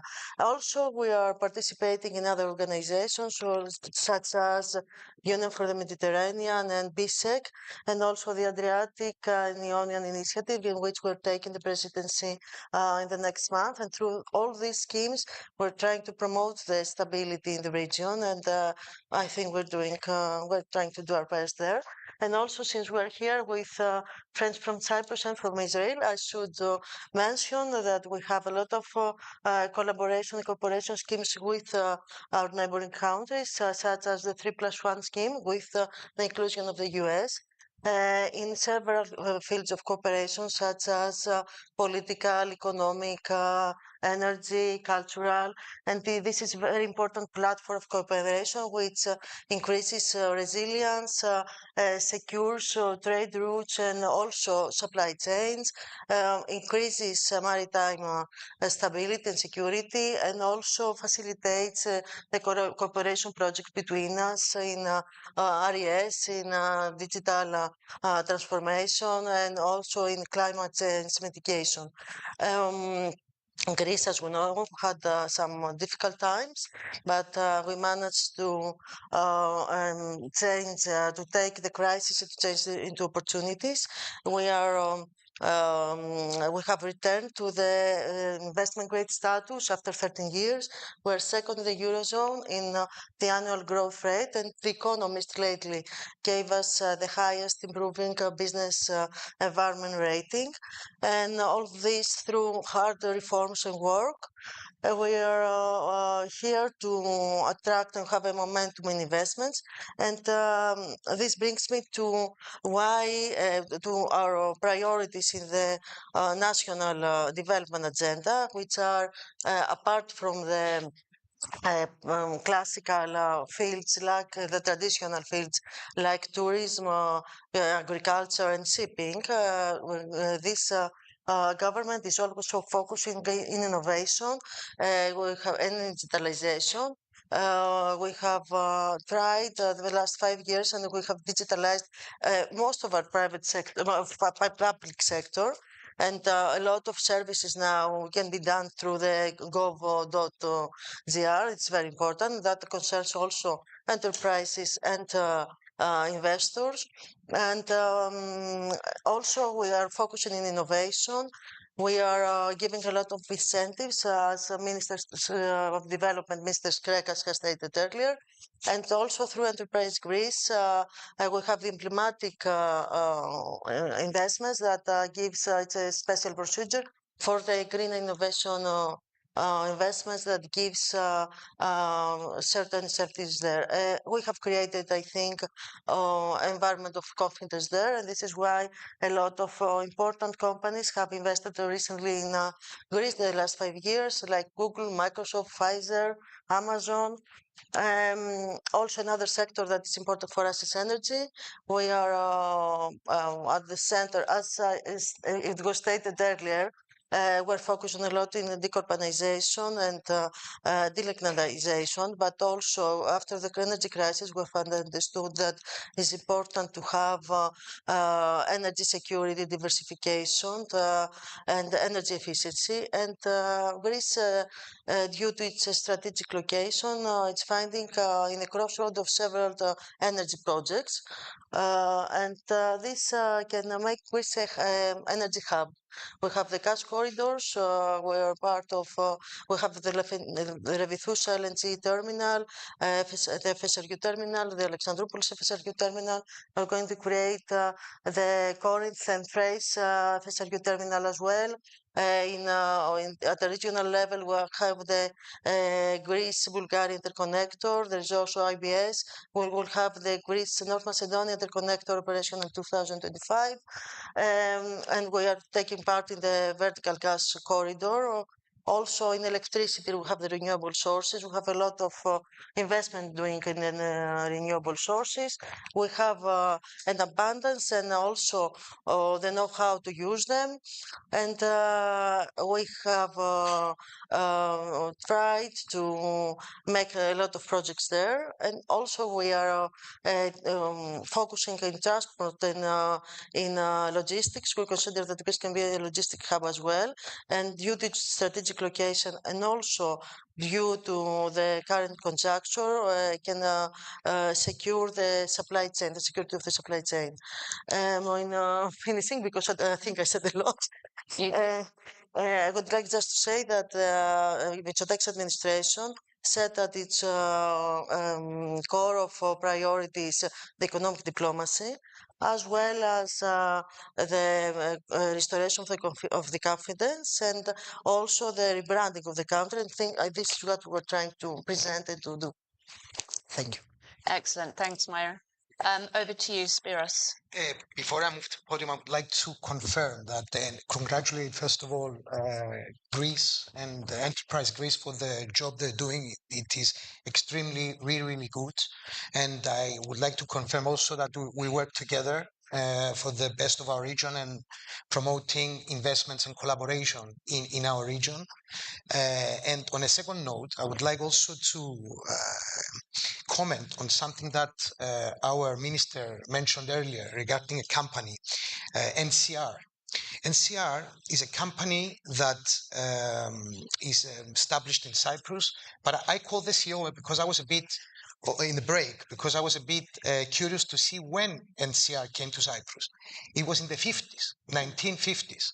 And this shows it was way before even Republic of Cyprus was established in the 1960s. So this shows the close ties that Cyprus had and has with US when it comes to business. And I wanted to make that comment just because this is not broadly known. So yeah, I'll move to that. Thank you.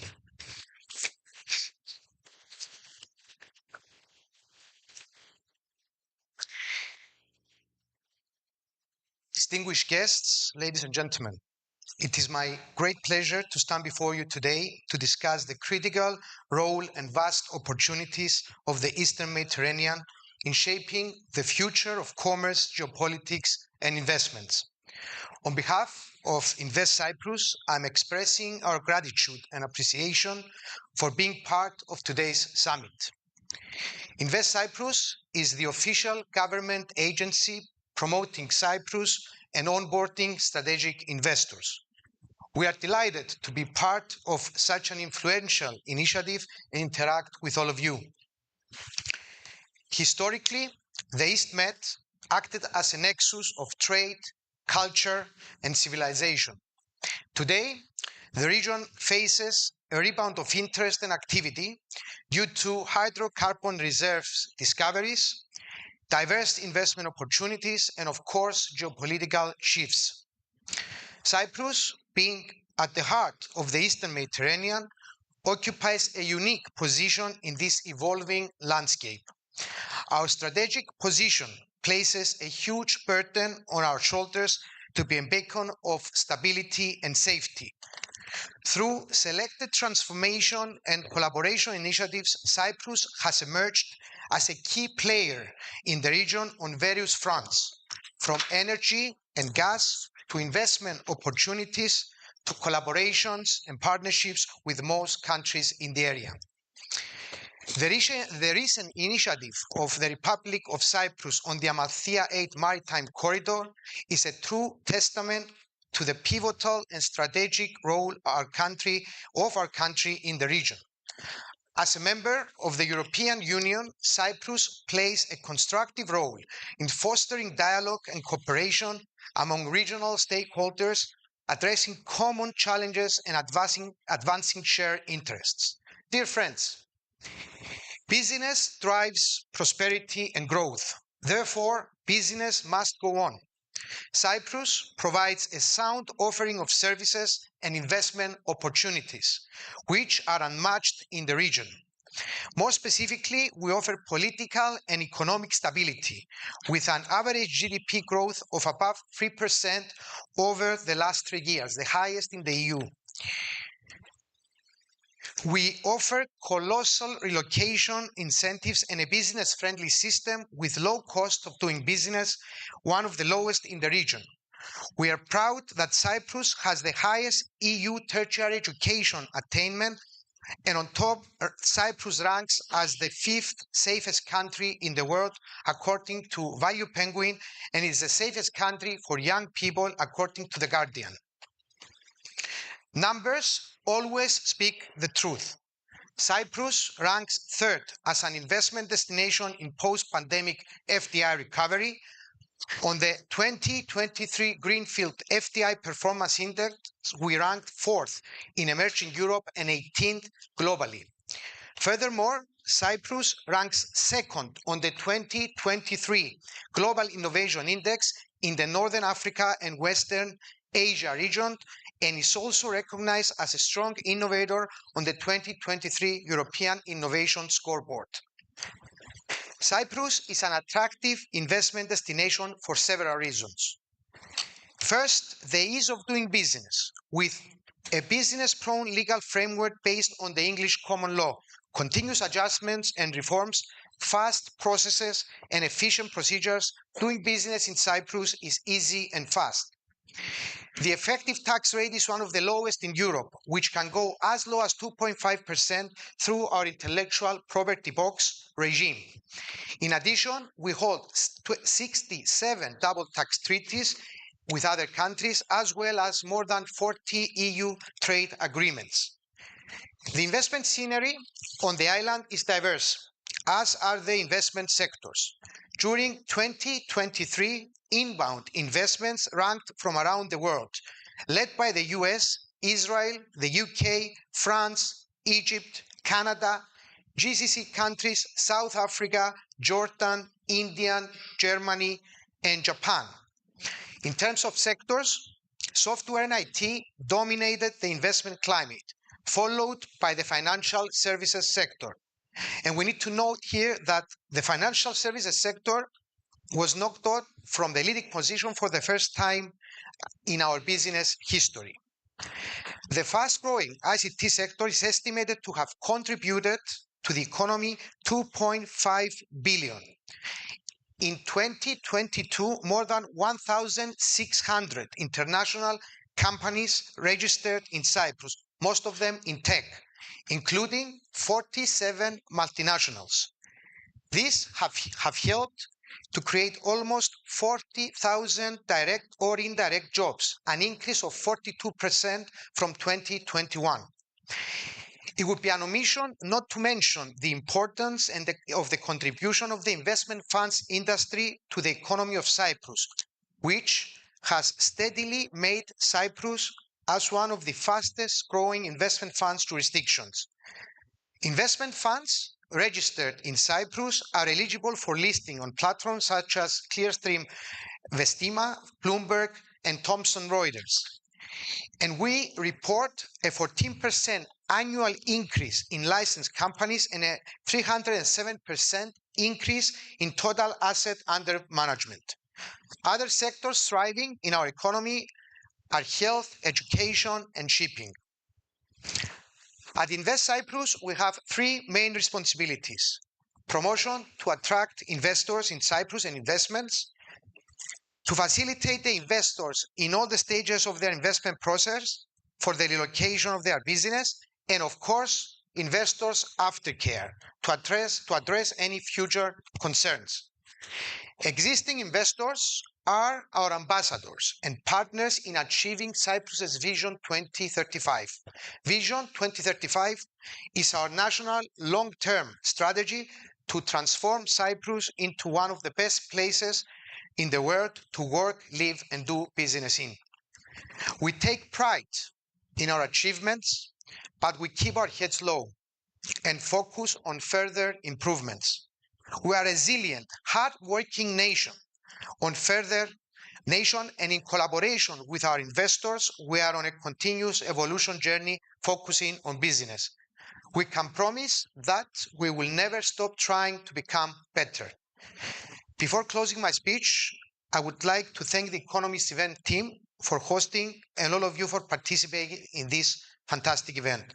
I'm sure it will prove very fruitful for our region. Thank you for your attention, and I look forward in meeting you during the event. Thank you.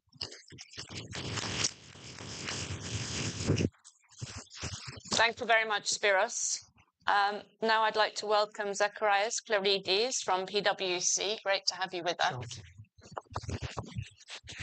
Nice having you. First, apologies for the sore throat. Second, apologies if some things are a bit repetitive with my fellow Cypriot presenters. Good morning, esteemed guest, organizer, and fellow participant. It's a great pleasure to be with you today to share my thoughts on the topic of enhancing business ties across the Atlantic with such distinguished panelists.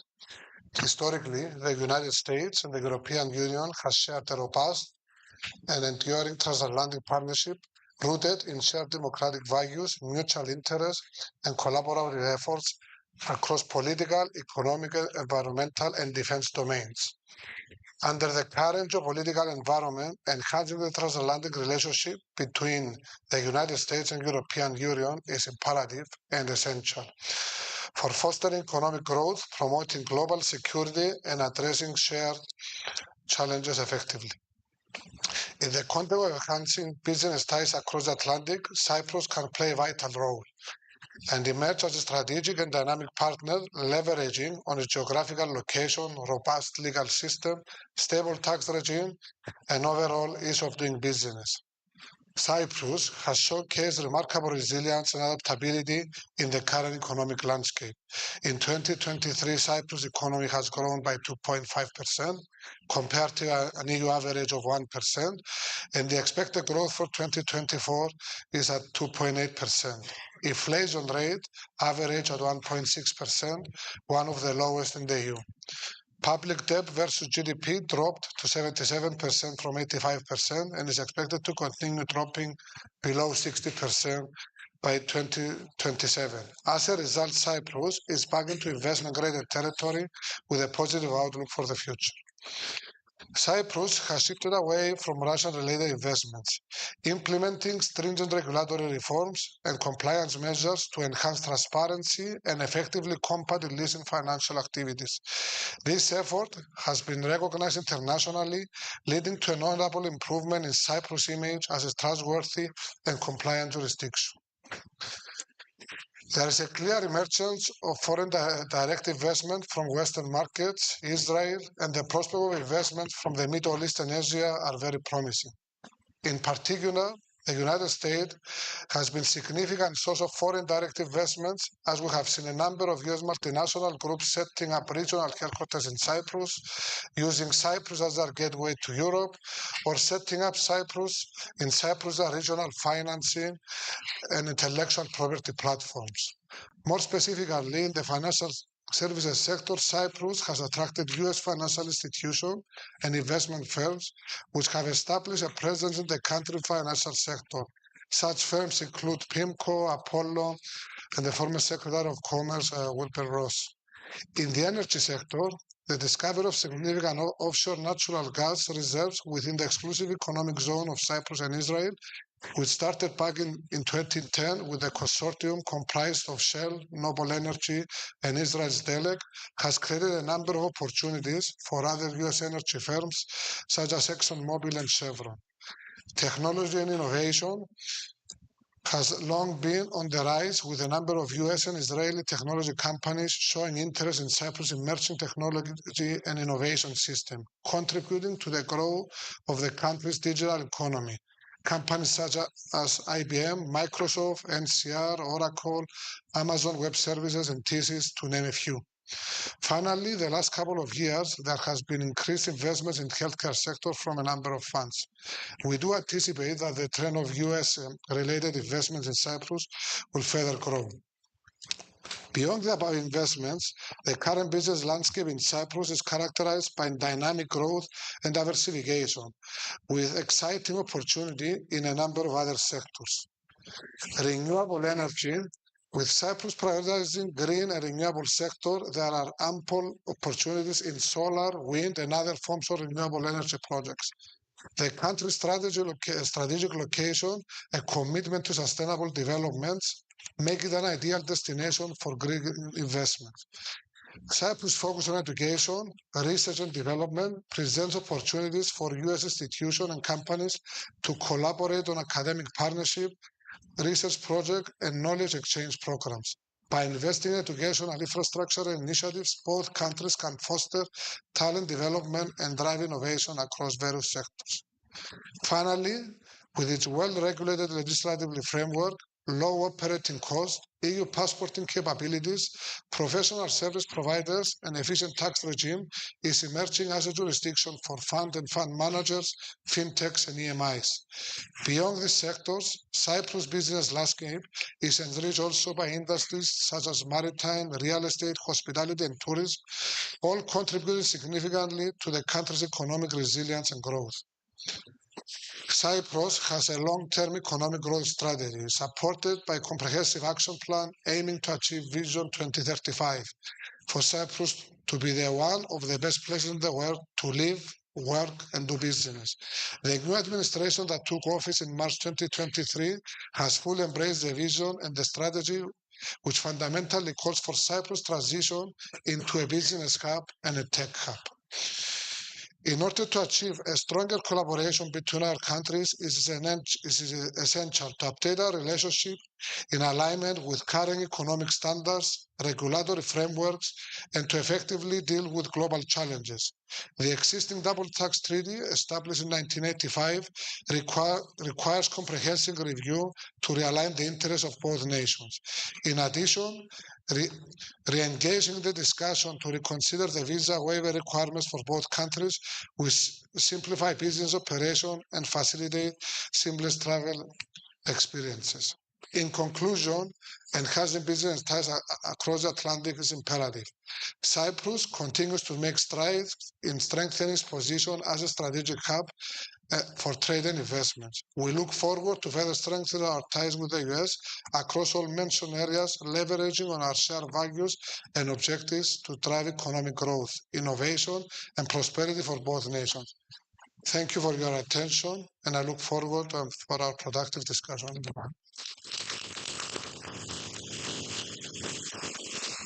Thank you very much. It's now my pleasure to welcome back to our summit, Anat Katz, Economic Minister to North America from the Government of Israel Economic Mission in New York. Welcome, Anat. Hi, thank you. Thank you very much. It's a pleasure to be here again, and thank you so much for inviting me again.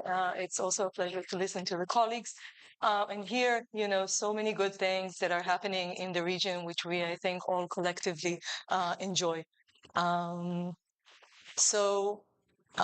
Last year, I was standing here and I was making comments about Israel's economy, and that was soon after 2022, which was a record year for Israel's economy. And Israel was selected by The Economist as one of the 4 economies labeled as winners for that year. 2022 has been the second ever record year for Israel in venture fundraising. And early in 2023, things were looking up for us in Israel. So, it was very optimistic at the time. But as we all know, 2023 proved to be a challenging year for Israel. Israel faced internal political pressures, primarily during the first half of 2023. And then came Hamas's horrific attack on Israeli citizens on October 7th, which was the deadliest day for Jews since the Holocaust. and then the Gaza war with its deadly toll. It has now been half a year since the fighting started, and despite all challenges that we've witnessed, we actually saw the resilience of the Israeli economy throughout this time. Geopolitical uncertainty remains high, and despite the gradual improvement in economic activity in Israel, it is clear that there's still a long way to go until the economy fully recovers. The war is impacting various areas of the economy in different ways, and slowdowns due to shortages of workers in sectors such as construction industry that has considerable weight in Israel's economic activity have negatively affected the economy. The level of overall activity remains lower than just before the war, but economic activity is adjusting to the situation, and according to Israel's central bank's analysis, consistent recovery can be seen in recent months. As an example, credit card purchases in most industries have returned to their pre-war levels, and sometimes they even went beyond, or they go beyond. According to the Bank of Israel's forecasts, GDP is expected to grow by 2% in 2024 and by 5% in 2025. This is under the assumption that the war's direct economic effect will continue until the end of 2024 with decreasing intensity. As for venture investments, as we all know, the majority of venture funding in Israel is derived from foreign sources, primarily the United States. This remained the case also throughout the past year, although recently we're seeing growth in the share of local Israeli investments as part of the total VC investment in Israel. I think that I'm hearing myself twice. I'm fine. Oh, maybe I'm just being impact of the words. So Q1 of 2024 saw a change of trajectory in the number of investment deals. During 2021 and 2022, deals tended to be fewer with larger dollar value. Now, after 8 successive quarters of this trend in the number of deals, the number of investment deals finally changed course and began climbing in a significant way. This is related mainly to the stage of investment, as Q1 of 2024 saw a hike in early stage deals. And I was speaking to some of the people here in the room, before we went up, and I know that there are quite a few early stage investors in the room. So I think that it's important for everybody to note and to know that we are seeing a big surge now in early stage investments. So basically, essentially, we saw more deals of less dollar value each, but more of them. The drivers of this uptick were of all types: local, foreign, VC, private investors, first and follow-on investments. So this is very robust. While the rise in this activity was primarily in early stage investments, Israel still continues to see later stage larger investment, and we saw this in Q1 with the creation of 2 new unicorn companies in Israel and fundraising by 5 additional unicorns just in Q1 of 2024. Currently, investments are obviously below the exceptional figures that we saw in 2021, 2022, and yet they are now on par roughly with the 2019 pre-COVID levels. And I think that, again, this is something, at least for me, when I was looking at the data, it wasn't trivial, right, with everything going on. And I think that this is a very strong and important message. I started this short talk mentioning that at the end of 2022, Israel was ranked 4th in the Economist's Developed Economies ranking. Indeed, a year later, the end of 2023, after undergoing political tensions, still in the midst of war, once again, we were ranked 4th in the same Economist's ranking for the best performing economies. And the presence of investors and their ability to cope with local risk assets turned out to be better than expected. This data continues to show that Israel enjoys a strong economy that rests on sound foundations. Israel's economy keeps demonstrating resilience, and Israel continues to be attractive as an investment destination. This is primarily due to Israel's core competency, its quality workforce, and its famous innovation. Despite highly challenging circumstances, investors recognize that this core offering remains, and now, actually, at even better valuations than before, allowing them to get more for their buck. Investors recognize that it's not just a slogan, but rather a reality. Israeli companies and Israeli founders deliver no matter what. Before I close, I just want to highlight a number of things that we're doing. And again, for all of you, because I know that there are many investors here. And more recently, I think that we've started getting closer with some of the, let's say, Hellenic business folks in the region. One thing is that we have an investment conference that is taking place next week on Wednesday. It's called Restart IL Economy. We're going to have an abundance of Israeli companies that are coming in multiple sectors. So anybody who's interested in tech investments, please reach out. We're part of the organizers, so we can still kind of sneak you in as a VIP. It's a combination, interesting combination of sneaking somebody in as a VIP, but we can definitely do that. We're also hosting business solidarity missions to Israel, and a few people here in this room actually participated in the last one that we held.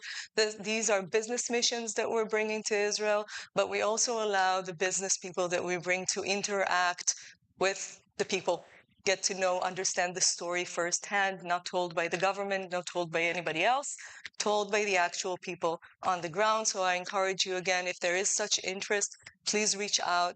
We will be happy to include you in one of them.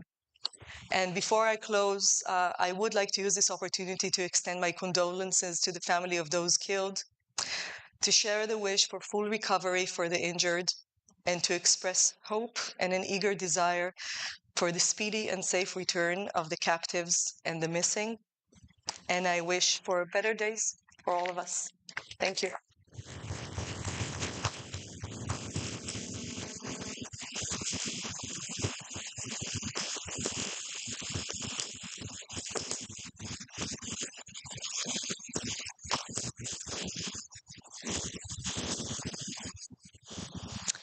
Thanks very much. And we've got 10 minutes for questions now. So I'd like to open to the floor. Any questions for the panel? Gentlemen over here, can we have a mic over here, please? Please just say your name and address your question to the whole panel or an individual. Thank you. Good morning. Thank you for your presentations. This is, I guess, from Ms. Miroyani. Maybe you can expand a bit on the priorities, because in listening to the minister this morning and listening to you, it's clear that we understand we have a natural advantage, a resource. He mentioned it's twice the radiation of, say, a Germany, where they have 40% of their energy coming from renewable energy. Yet when you spoke, and rightfully so, you're absolutely right, all of the investments, the top priority is these natural gas terminals. Shouldn't Greece be focusing all its departments, the whole of the government effort, on actually becoming a low energy exporter rather than something that we don't really have an advantage in, natural gas? Okay, thanks. Maybe I'll take a few more and to save some time. So any further questions from the floor? Yep, gentleman at the back. Great presentations, thank you. Given as this is a EastMed conference and you've each kind of spoken individually, I wanted to give you the opportunity to talk about any joint collaborations, any aggregate or individual examples of projects that have come up as a result of the 3+1 initiatives and recent sort of geopolitics and everything. Any examples in technology or energy or any other sectors where collaboration has increased? That would be very helpful. Thank you. Good question. Thank you. The gentleman here at the back.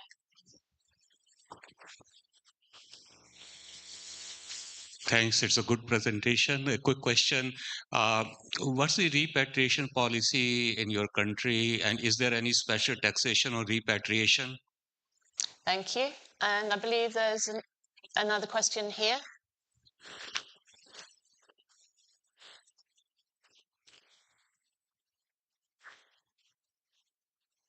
I came back from Israel exactly 2 weeks ago. I was Anat's guest, and it's been life-changing for me, life-transforming. So I want to ask everybody in this room, tell your friends, we got to help Israel right now. Israeli companies, the Israeli cause across the board, it's very, very crucial, actually. The world does not exist without Israel. Thank you.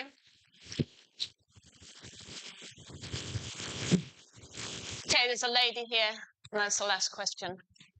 Thank you all very much. My name is Paola Batelli. I'm an international law attorney. I focus on environmental law and ESG commitments. I just wanted to make a remark. It's an overall thought, but we just had a conversation in the previous panel about ESG, and we often forget the governance aspects of it. And the governance aspects have to deal with the macro and the micro. In other words, not only governance within enterprises, but all overall governance in the country, which is something that you have been addressing in this panel.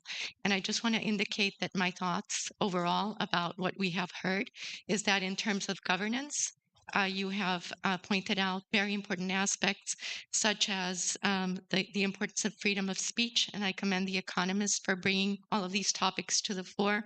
Responsible citizenship, entrepreneurial and hardworking mindset, going back to the office, investing in the real economy, and sustainability and social responsibility. So I commend everyone, and I commend Israel for its resilience and its sustainability practices from a long time back. We have many things to learn from you. Thank you so much. Okay, thank you. Given we're short of time, I'm going to ask each of the panelists to respond to any of these questions. And just to put one myself, you know, geopolitics is overshadowing everything these days, and particularly in this region. Yeah, normally when you have a war raging in the neighborhood, and well, two, as it happens in Europe, and you have instability of the kind that we've seen, generally we don't get very good economic news coming out of the region. But actually, on the contrary, what we're seeing in the region, you know, is great resilience shown by Israel for a start, and you know, actually some good news coming out of there of late, and Cyprus and Greece also performing very strongly. So, you know, this is a bit counterintuitive in some ways. So I just wanted to ask you, you know, how you explain that. Is that because actually being in the eye of the storm and in the front line has made this region so important for the US and for others to give that support through the 3+1, so it's become a, you know, defense, security, and then ultimately, you know, a business cause as well? And also it owes something to what the countries themselves are doing and policies there. So just how do you see, you know, that balance? So yeah, just take short, you know, concluding remarks. I'm really sorry that we haven't got more time, but maybe should we start with Mimi? Okay. So let me start by your question. I think that, of course, the fact that there is a crisis in the region makes us more resilient in a way. As I said, that Greece turned the crisis, economic crisis, into opportunities. We have realized, for example, in energy, that we need to work together. And to answer to your question, we have an example of our very good collaboration is the Great Sea Interconnector that we have done. It's between the connector between Israel, Greece, and Cyprus. So this is one good example of this. In my country, and I understand, I think we said a little bit the same altogether. But I think the fact that we have the political stability, that we have an economic resilience, that we have skilled workforce, that we have done development and infrastructure development are all factors why we have an investment momentum right now. And to answer to your question, of course, we need to be net exporter and not only net importer as we used to be. This is one of our government's priorities. I didn't have the time to say everything. And we have the initiative, for example, we have the renewable energy sources, and this is where we're focusing. Well, for example, we have the national initiative of Greek Islands that are initiative concerning that aims to make the Greek islands into the, innovative and sustainable development projects. We have in Tilos, for example, 80% of the electricity is produced and consumed by renewable energy sources. We have the Stipalea project with renewable energy sources in collaboration with Volkswagen, the Halki project with Citroën, We have announced the Poros project with Mazar, so this is something that we're focusing a lot on. And this is why we have the emblematic investments for the innovation and for green energy. And I will close by saying some of the incentives that we have, as you have asked, that there are incentives, fast-track licensing, wages, subsidies, a cash grant. So we're trying to focus on this area as well because it's very important.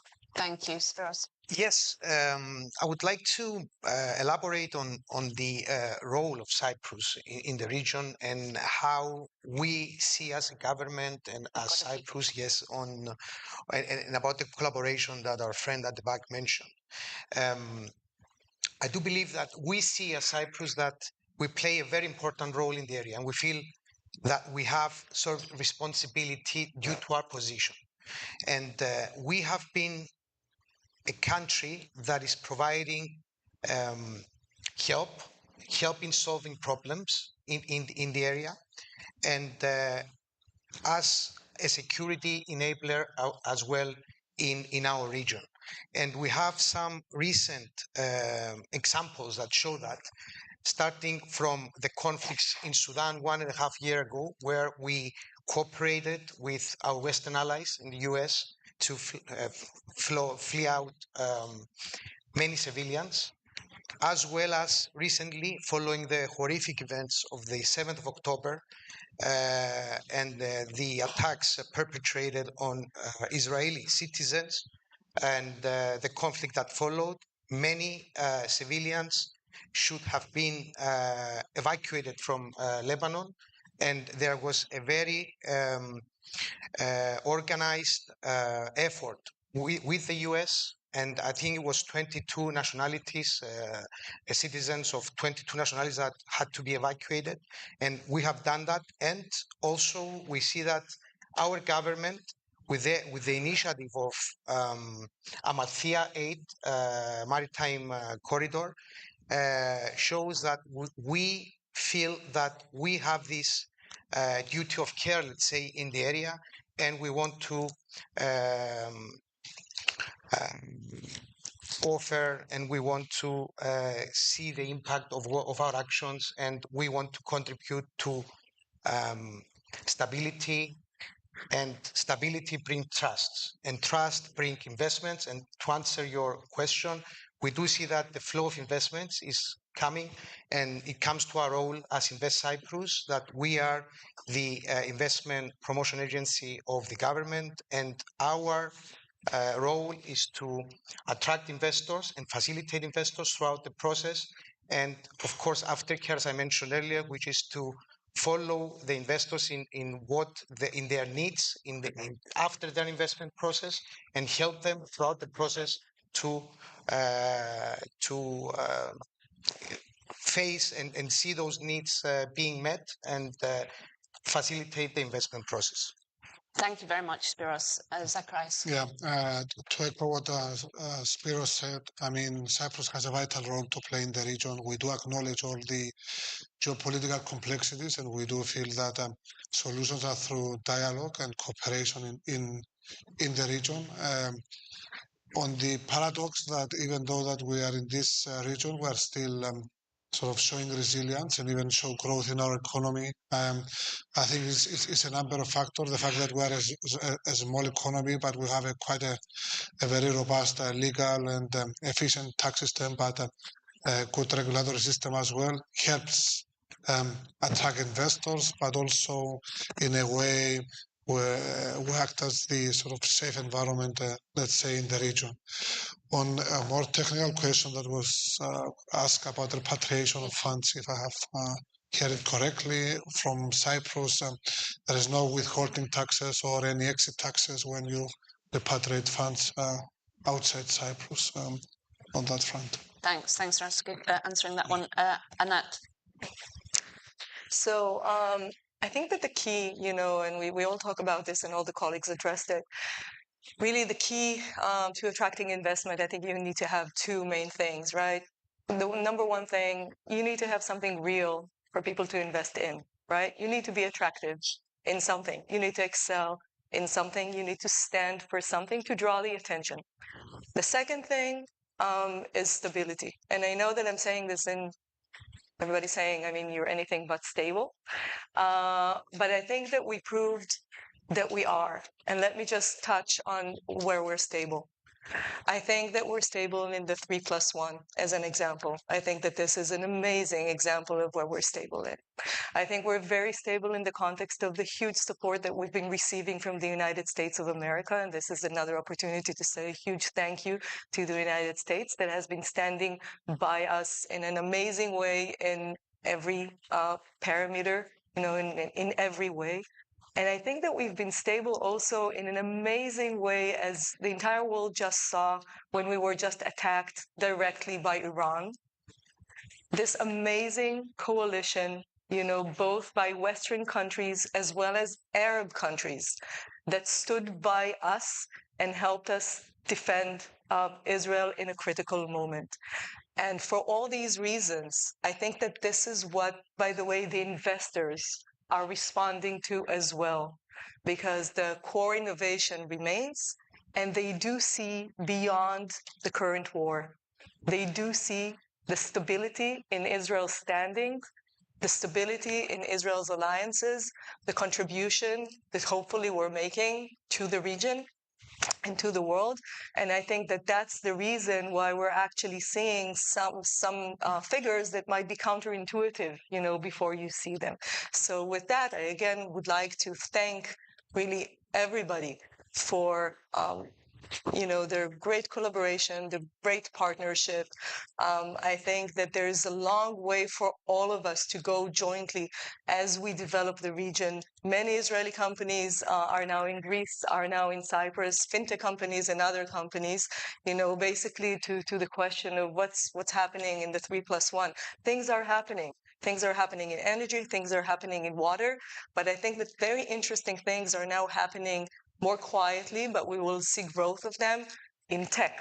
So I would like to encourage everybody in this room to bet on tech in the region, not just in Israel. Bet on tech in the region, because it's growing and it's going to transform the world. Yeah, thank you very much. And just to say that, because I want you all to stay after lunch, because we've got two great sessions after lunch where we're going to be looking at this. We're going to look much more at the whole VC funds world and what's happening there, which is quite exciting, and some other cases as well, looking at investment in Greece in the hospitality sector, and also we're going to be hearing from Julie Kane from Democracy Investments. But before that, we've got two great sessions before lunch. So we're going to have a photograph, and then please stay in your seats, and we're going to move straight into the next two sessions. So please thank the panel.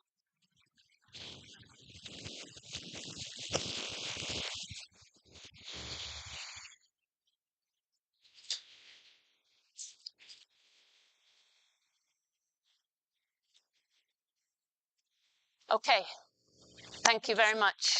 Thanks, everybody. Let's go straight ahead into the next session. It's going to be an in-conversation, and I'm delighted to welcome to the stage Nicholas Logothetis from Libra Group. We're going to have a nice conversation about Greece and US business ties. Hi. Please join me here. Nice to see you. Nice to see you. So, ladies and gentlemen, if you can just take your seats again. It's the most perilous place in a conference between lunch. Yes. We'll get there, and we'll get there on schedule, I'm sure. So, well, let's get straight into it, Nicholas. What makes you optimistic about Greece's economy today? Well, thank you, Joan, and thanks for having me here. It's a pleasure to be here in this beautiful room with all these fine people. And listen, I think there's a lot to be, to state the obvious, a lot to be optimistic about for Greece's economy. My family business, Libra Group, of which I'm the vice chairman, has been operating in Greece since the 70s. And we never left during the crisis. and we continued investing and continued supporting the people, continued to invest in areas. I mean, we made some of the first renewable energy investments, for instance. We made some of the first other types of investment. And, I mean, for 10 years, Greece went through a crisis worse than the Great Depression in the United States, if you look at the figures. And, the Greek people suffered a great deal. A lot of people left. But it has the fundamentals of the Greek, let's say, attraction for investment never changed. And that was the people, the country and its beauty, the geopolitical, geostrategic location of Greece, which is really important, and, many other things. And so our sort of bet, let's say, was that Greece was always going to come back, and it was always going to come back in a huge way. And I think you're seeing that now. And so Greece is growing at a faster rate than most European countries, I think all European countries. And it's just that pent up sort of, demand that was there, but people were afraid. People in terms of crisis tend to think that the crisis is never going to end. And in booms, they think the boom is never going to end. Neither of those things are true. So we're very optimistic about Greece and so personally happy that the country is recovering in the way that it is. Right. Let's carry on talking about foreign investments a little bit, because historically, Greece has probably performed below potential here. So how important is foreign investment for Greece and the wider region? Why are your Libra Group, why are you making this such a priority? Yeah, thank you. I mean, first of all, we're Greek. So partially we view it as our patriotic duty, especially in the bad times, to continue to invest in Greece. And I think a lot of, let's say the more traditional money managers, more institutional actors are driven by certain sort of, let's say, requirements that Greece didn't have until very recently, investment grade rating, things like that. And once that changed, I think people, we are, I won't say specifics, but we are currently in discussions with a top 20 global company to invest in Greece for the first time in a joint venture with us. And they just literally wouldn't do it until 2 of the 3 ratings agencies changed it to investment grade. It's like tick the box, right? And so, but companies like ours don't have that, restriction on it. And so I think now that has happened, you're seeing a rush into Greece. People are understanding that Greece is a really important country strategically as well. To the east of Greece, there's a lot of turmoil, and to the west, there's less. And so Greece, in many ways, is as we like to call it, a bastion of stability in terms of geopolitics as well. Right. What do you've told us you've been operating in Greece for a very long time now. So, what advice do you have for companies that are looking to strengthen cross-regional ties and get involved in the region? I think like any new country that one would enter, you have to find the right partners, and don't find the wrong partners, for lack of a better term. And I mean that on the upside and on the downside, right? I think the financial crisis in Greece, and I remember driving through the center of Athens in 2012, 2013, and it was really sad and horrifying. Like 75% of the shops empty, and all of that. And so I think there's a real PTSD among the Greek people that is going to take some time to work its way out. But listen, I think Greece is continuing to focus on rebuilding its institutions, which is a critical element of investment. I think the one area that needs some focus, and I don't think anyone would disagree on this, is the justice system. There needs to be an adjudication mechanism for disputes that will arise in business. So I would say, it's if you'd asked me this question 4 years ago, I would have said something like it's high risk, high reward. At this point, it's limited risk, medium reward, if I can put it that way. But the country has made a lot of progress on building institutions that can be relied upon for foreign investment. And I think I just met with the Minister of Development, and ministers like that, government leaders like that, who was trying to get us to invest in this or that. That's the way they need to be on a plane around the world trying to bring money into Greece. So it's foreign direct investment is just critical. It gives a vote of confidence, and I hope a year from now, if I'm here, you can ask me about the deal that I just told you about, and I can say, I can tell you about it, because it's really very exciting, and I'm sure we're not the only one. Yeah, I'm sure we'd be delighted to have you back and tell us about that. But in the meantime, it'd be good to hear some examples of Libra Group's investments in the region over more than a decade, and just your thoughts about progress made in Sure. building capacity and opportunities. I mean, obviously your family has a special connection. Libra Group has a special connection to Greece and the wider region. So I'm sure there's lots of good lessons there. There certainly have been a few lessons, yes. I would say, we were one of the first groups to invest in renewable energy in Greece, as I mentioned, in 2012, 2013, and eventually made, investments close to 1.5 billion euros in renewable energy. Have since sold a lot of those. But, back then it was a very nascent industry in the country, and that means, as I said before, it was high risk, high reward. And I think that industry, the renewables business, has grown into a mature business that is very still attractive, but at much sort of lower rates of return. So, that was a big part of our business in Greece. We obviously are still in the hospitality business.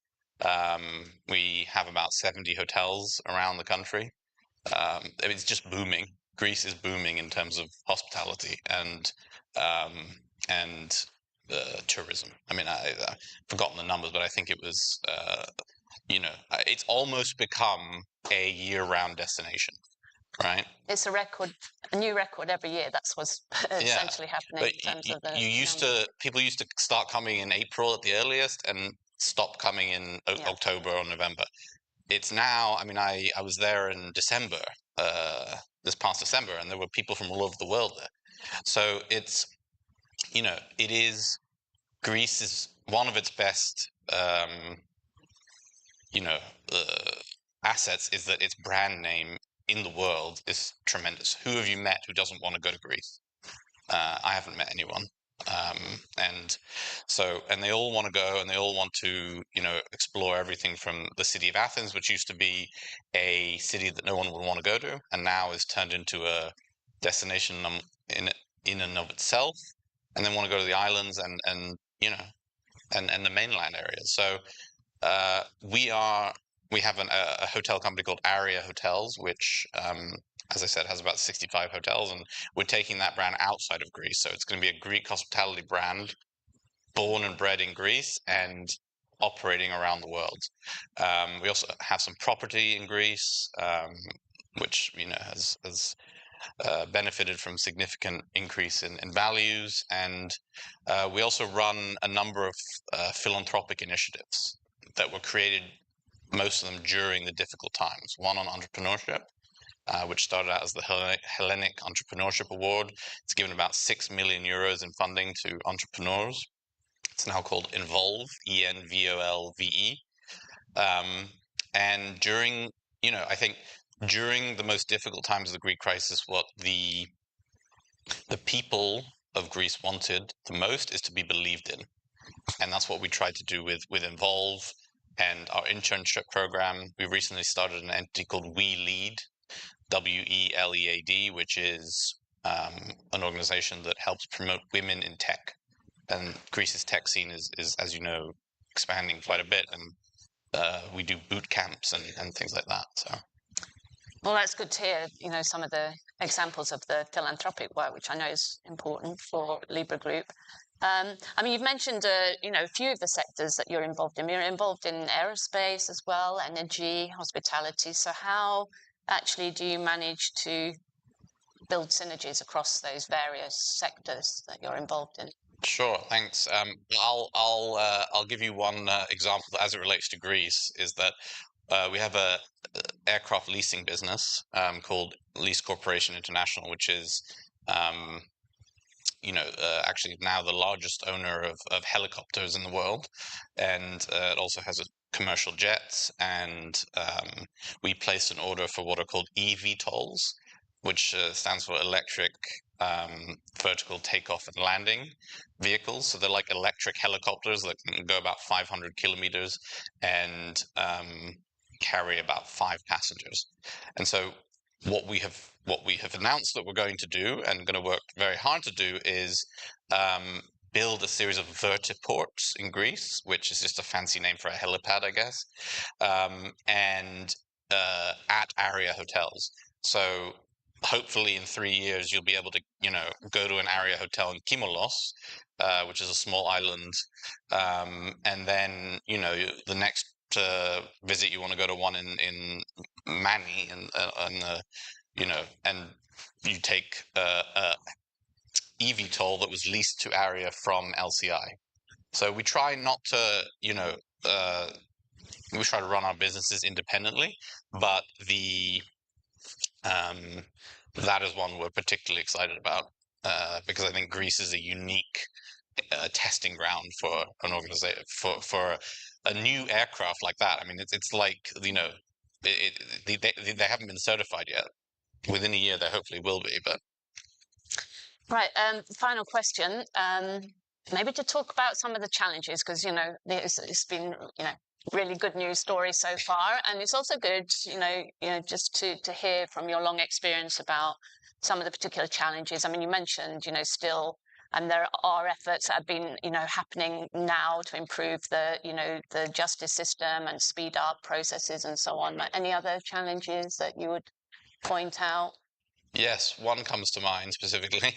And I'm sure it's something that a lot of people in this room have heard about, and it's related to a series of transactions that we did with a bank in Greece in 2014, 2015, and I'll try to keep it very succinct about some of the challenges. And we last year at this conference I said we'll have more to say about that matter once it is fully closed. It fully closed a couple of months after that.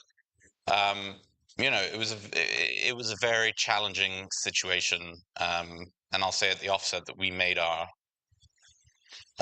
share of mistakes during the ongoing situation in the beginning, but we did not do anything like has been portrayed or had been portrayed before some of the truth started to come out a couple of years ago. In a financial crisis, I would assume that rules and normal order are altered to a certain extent, and that's somewhat what happened with us. We had an employee who was turned out to be a very bad guy who essentially used our name, our money, cloaked himself in our reputation to do some very bad things without us knowing. And this is all public and can be read about. And, for a long time, it was very difficult for us because we very much care about our reputation. And he went wild. He did a lot of terrible things. And he was fired in mid 2019. And I will not say it, but I will. What I will say is diplomatic speak. His actions since he was fired in July 2019, and this is all available on a Google search, can very much prove what we had been saying for a long time. And some of the scandals he's been involved in, and what he's done, and some of the world events that he has shaped in a negative way by his actions, are self-explanatory. But what we want is to put this in the past. It is in the past for us. And, you know, we want to move forward. We love Greece. We believe in Greece. We are Greek. You know, we love Cyprus as well. We love Israel as well. We love the region. It was just an extremely difficult time for me personally, for my family. And we are nothing but thrilled to be able to move on and to be here and to talk about the positive aspects of what we're doing in Greece, of which there were many. Okay, well, thank you very much. And you know, I guess that's the main point at the end of all this, that you're still there and actually increasing your involvement in Greece and the region. So the future is positive. Yes, thank you very much. Well, thank you. That's all we've got time for, I'm afraid, but thank you very much for joining us today. Have a quick photo. Sure.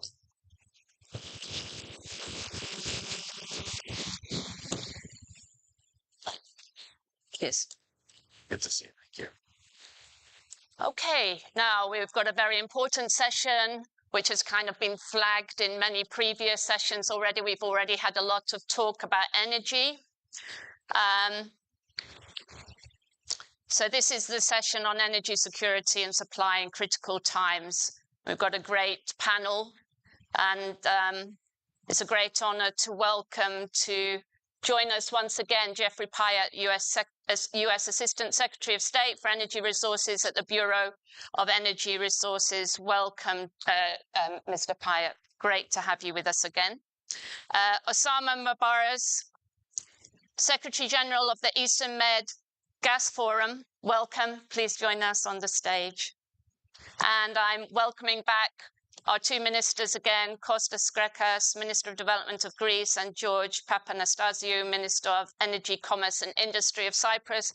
Have a seat. Please. Okay, we're running a little bit behind, and sorry to keep you waiting, all of you. So I'm handing straight over to you. Great. Good. Thank you very much. And thank you to The Economist for having me back here. I want to say a particularly warm welcome to the United States for our three friends who traveled so far to be here today, Minister Skrekas, Minister Papanastasiou, and Secretary General Mabaraz. I will also point out that we did not coordinate our tie color choice today, but that's a good sign of the alignment among us. For me, it's such a pleasure to be here to talk about the importance of the Eastern Mediterranean region, and in particular, the role that this region can play in helping to foster Europe's energy security and accelerate the region's clean energy transition. I'm especially glad to be here because this trip follows shortly on a trip that I made to Europe, to the Baltics, and to Vilnius for the 3C Summit just a couple of weeks ago, where I had the opportunity to talk to President Zelensky, including about the urgent need for assistance to support Ukraine as it deals with the consequences of Russia's brutal and unprovoked invasion and attacks on energy infrastructure. But I was also so glad to be there with Prime Minister Mitsotakis and to hear him highlighting the role that Greece is playing in helping to foster the vision of a vertical corridor, which goes from the Eastern Mediterranean and Aegean all the way north to Ukraine, leveraging this vertical corridor to deliver energy security and clean energy across a much wider region. The Vilnius discussions also reinforced for me the incredibly complicated moment that we are living through in terms of the geopolitics of energy. And I know that I don't have to tell anybody in this room about how Russia's actions have roiled energy markets around the world. But coming on top of that, of course, is the war in Gaza and the humanitarian crisis that has derived from that, and the instability that the Houthis are spreading across the Red Sea and the impact that that is having on the greater Middle East and global energy markets. President Biden, who of course is here in Manhattan this morning, has said on many occasions that energy security is national security. And in this regard, I think it's clearer than ever that global markets are never again going to look at Russia as a reliable energy supplier.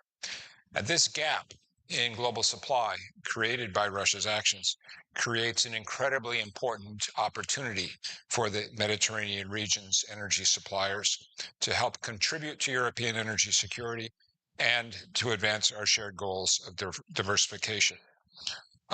All of us in this room know how interlinked energy transition is with energy security.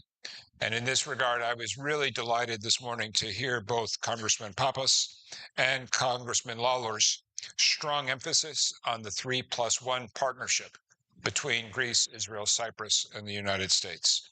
A project that I helped to architect as U.S. Ambassador in Athens, and an effort that the Biden administration continues to very strongly support. One of the facets of this regional energy cooperation, of course, is electricity interconnections in the East Med.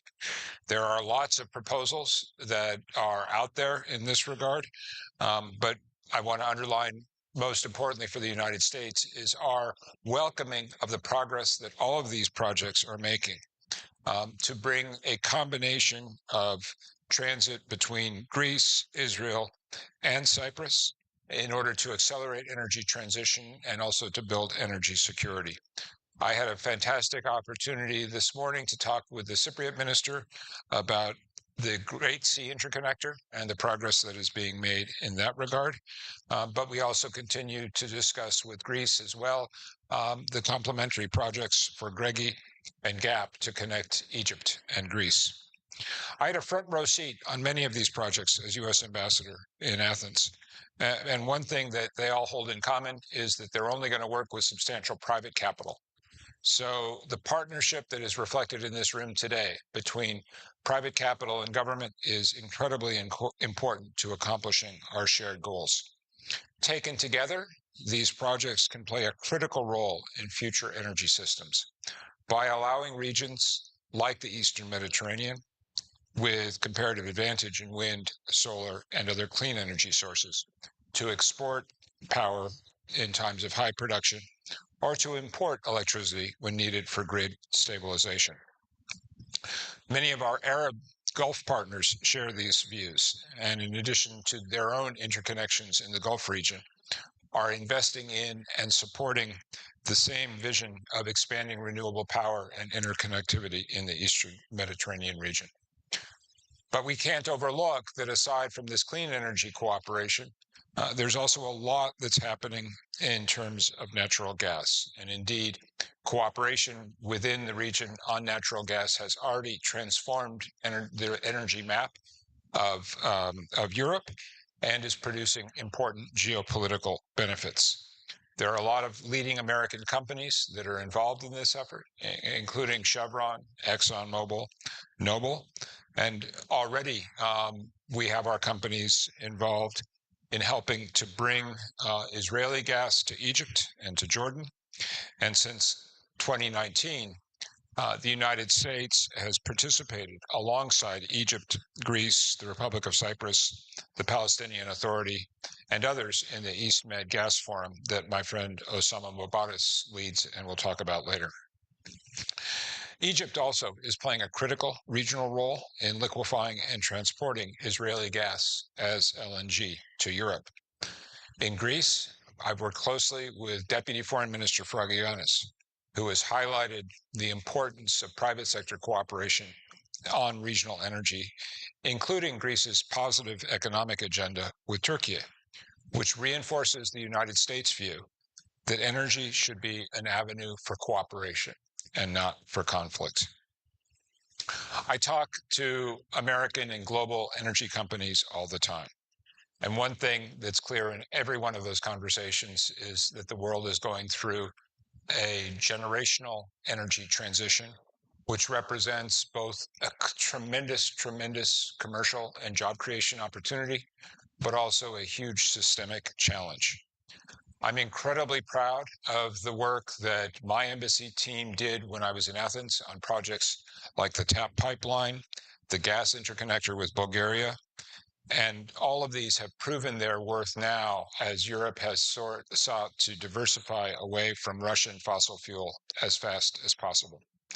Similarly, I see tremendous promise for developing the gas resources offshore Cyprus. And now is the time to make that happen, especially with many of the trusted international oil companies already present across the region with operational gas fields. This commitment to diversifying gas sources and routes creates, I want to emphasize again, a tremendous opportunity for the Eastern Mediterranean to leverage its resources and to help scale both traditional and renewable energy potential. Finally, and here I'll wind up, I just want to say a word or two about the Alexandropoli FSRU that was noted this morning by several of our members of Congress. This project has been near and dear to my heart, and of course came online at the beginning of this year with the first test cargo of LNG that came from American producers here in the United States. This facility is going to play a critical role diversifying energy supplies to countries including Serbia, Bulgaria, North Macedonia, and I fully expect over the longer term, Ukraine, Moldova, which has already taken deliveries through the FSRU in Alexandropoli. There's a tremendous opportunity for Greece, Bulgaria, Romania, Moldova, and Ukraine to work together to build that vertical corridor that I talked about earlier, to get non-Russian gas to European markets that have traditionally depended on it. And finally, I want to underline that the American companies, including those who are present today in this conference, are strongly committed to their involvement in the Eastern Mediterranean region and the goals that I've talked about today. This underscores the leadership that American firms are providing, both in the traditional energy space, where the United States is now the unrivaled global champion of oil and gas exports, but also in renewables, where our Inflation Reduction Act is producing a dramatic and accelerating transformation of how we power our domestic economy, which is going to deliver benefits as well for partners, including partners in the Eastern Mediterranean, like Greece, Israel, and Cyprus. So the United States is committed to this region. We're committed to the 3+1. And most importantly, we're committed to partnership. And in that regard, I'm incredibly proud of the work that we have already done, but also incredibly excited about the opportunities that lie ahead. Thank you very much.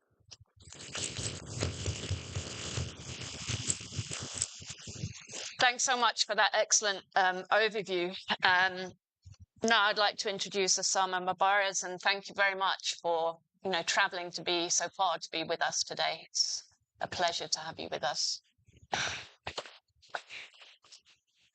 Thank you, Bill. I think it's really a pleasure for me to be here and among this distinguished panel, friends and partners and part of the EMGF. I think we heard a lot in the opening session and also over the morning, a lot about collaboration and the economic integration. And I think one of the important examples and I think successful models is the East Mediterranean Gas Forum. And maybe to elaborate a little bit about how we started, or the main concept of the EMGF, is that we saw a lot of gas discoveries in the region. To some reasons, they are not developed. Not just that, but there is a lot of more potential gas to be found.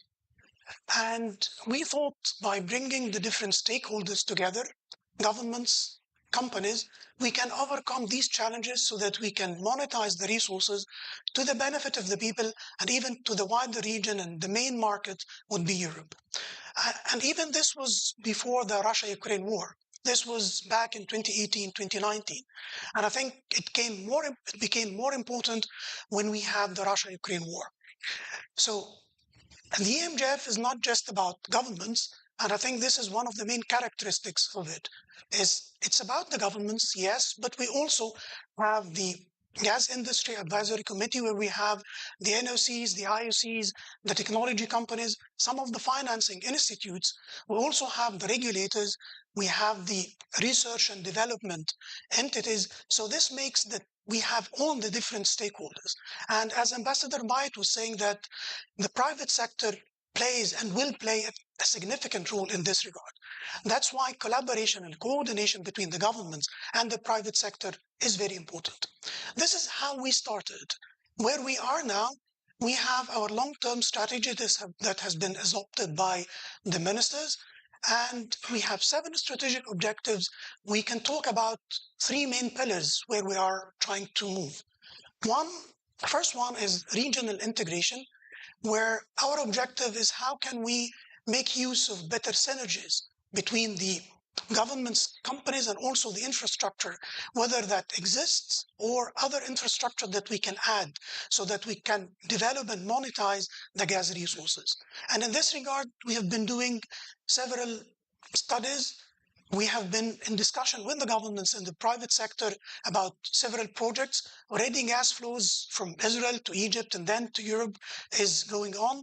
Hopefully soon, there also gas discoveries will be developed in Cyprus and then being brought whether to Egypt or through other means also to Europe. And so in this regard, we are developing the region and developing the necessary infrastructure with the support of the governments and companies so that we can monetize the resources and produce more gas. So this is for the first pillar. The second pillar is that, yes, we want to produce more gas, but we are also very conscious about the climate challenge. So we want to produce more gas, but in a more considerate way to the climate action. And this is why we have launched our EMGF decarbonization initiative. The first phase was launched in COP27, place in Sharm el-Sheikh in 2022, and the second phase was launched in COP28 that took place in Dubai last year. So in this initiative, we are trying to reduce the emissions from the gas industry in the region, taking advantage of the existing technologies and leveraging on the different roles that the EMJF can play, whether about harmonization of policies and regulations, trying to aggregate the different technologies, making the EMJF some sort of a hub, knowledge hub for the decarbonization, and also trying to support the companies and countries in packaging the decarbonization projects in a way that can make funding and attracting investments for these projects more attractive. And the last thing is about carbon intensity certification, which I believe is a gap in our region. So this is the second pillar. The third pillar, we're trying to combine both the first and second pillar in positioning the EMJF as a low carbon, low cost energy supplies. Doing so with more partnerships and collaboration with the private sector. So this is where we are. These are the 3 main pillars where we are working on in the Eastern Mediterranean. Definitely, the current geopolitical situation in the region poses a lot of challenges, but what we are trying to do is to think beyond these challenges, to think about the day after. We definitely need to continue our efforts in collaboration, in bringing the different companies and countries together, in trying to find more projects and more innovative ways of economic integration. And I believe that through collaboration, hopefully we can overcome these challenges. Thank you.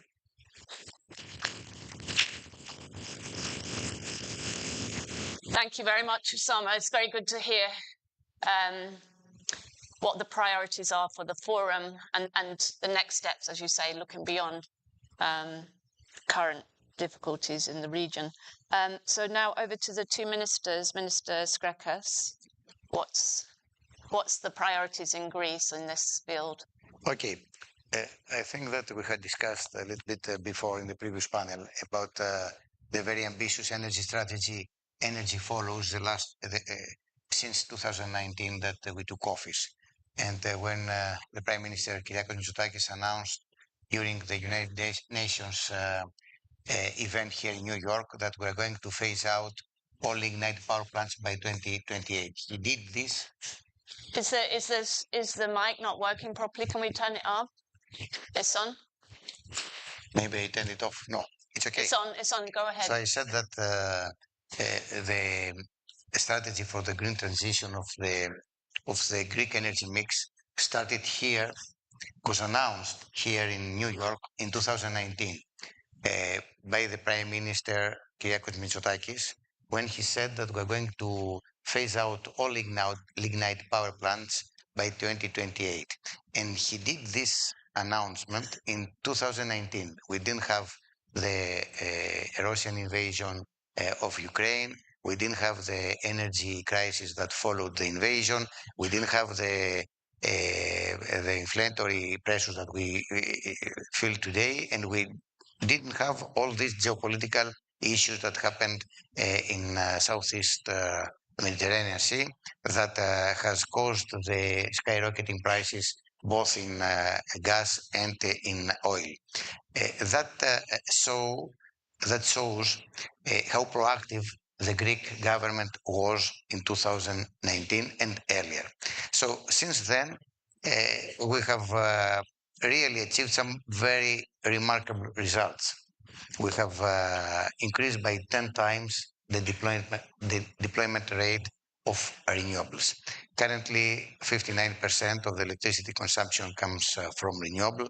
In 2022, we deployed 1,200 megawatts of solar panels. In 2023, 1,700. 2024, we expect that more than 2 gigawatts of photovoltaic panels are going to be built and connected to the grid. And of course, at the same time, we face the same increase in wind farms. So in order to achieve the very ambitious target that by 2030, 80% of the electricity consumption should come from renewables, we follow a strategy that has to do, first of all, with the transformation of the energy generation, of the energy mix. Second, a very ambitious strategy for the energy efficiency. For example, if we could manage today to reduce by 10% the electricity consumption by the energy upgrading of the buildings or by the energy upgrading of the processes in the manufacturing sector, then we would be able to turn off today, to close today, all remaining lignite power plants in Greece. So important is the energy efficiency, because the cheapest and the greenest energy is the one that we don't consume. Therefore, in parallel with the transformation of the Greek energy mix, we have invested a very large amount and we have allocated more than 1.5 billion euro from the Resilient Recovery Fund for the energy upgrading of the buildings and, of course, as I said, the energy upgrading of the manufacturing business. And, of course, electrification. That means to change from conventional internal combustion engines to electric vehicles. So when we started, we were selling almost 50 to 100 electric vehicles in Greece. 50 to 100 cars. Last year, almost 10% of the cars, of the new cars, were electric vehicles, 100% or plug-in hybrid cars. And this happened because we introduced a very ambitious project, a very supportive scheme for the changing of the conventional vehicles. So, and of course, in order to achieve the final target, interconnections. So we're upgrading all the interconnection with the neighboring countries. We deploy a large part of storage capacity. We have already finalized 2 tenders. We're going to do a new one. More than 1,700 gigawatt of storage capacity will be ready by the end of 2025. around 6 giga by 2030. And in this concept, the electricity interconnection between Cyprus and Greece and between Egypt and Greece is also going to help not only the green transition of the Greek energy sector, but also will support a lot the green transition of Cyprus. And of course, as a team of the three countries, we're going to support the green transition of the Southeast Europe, because much of the electricity produced in Greece or imported to Greece from Egypt, green electricity, will be exported to the northern countries of Greece. Thank you very much, Minister. Over to you now, Minister Papanastasiou. Do I have slides or not? Do you have slides? I think I do. Okay, if you have slides, we will load them. Excuse me.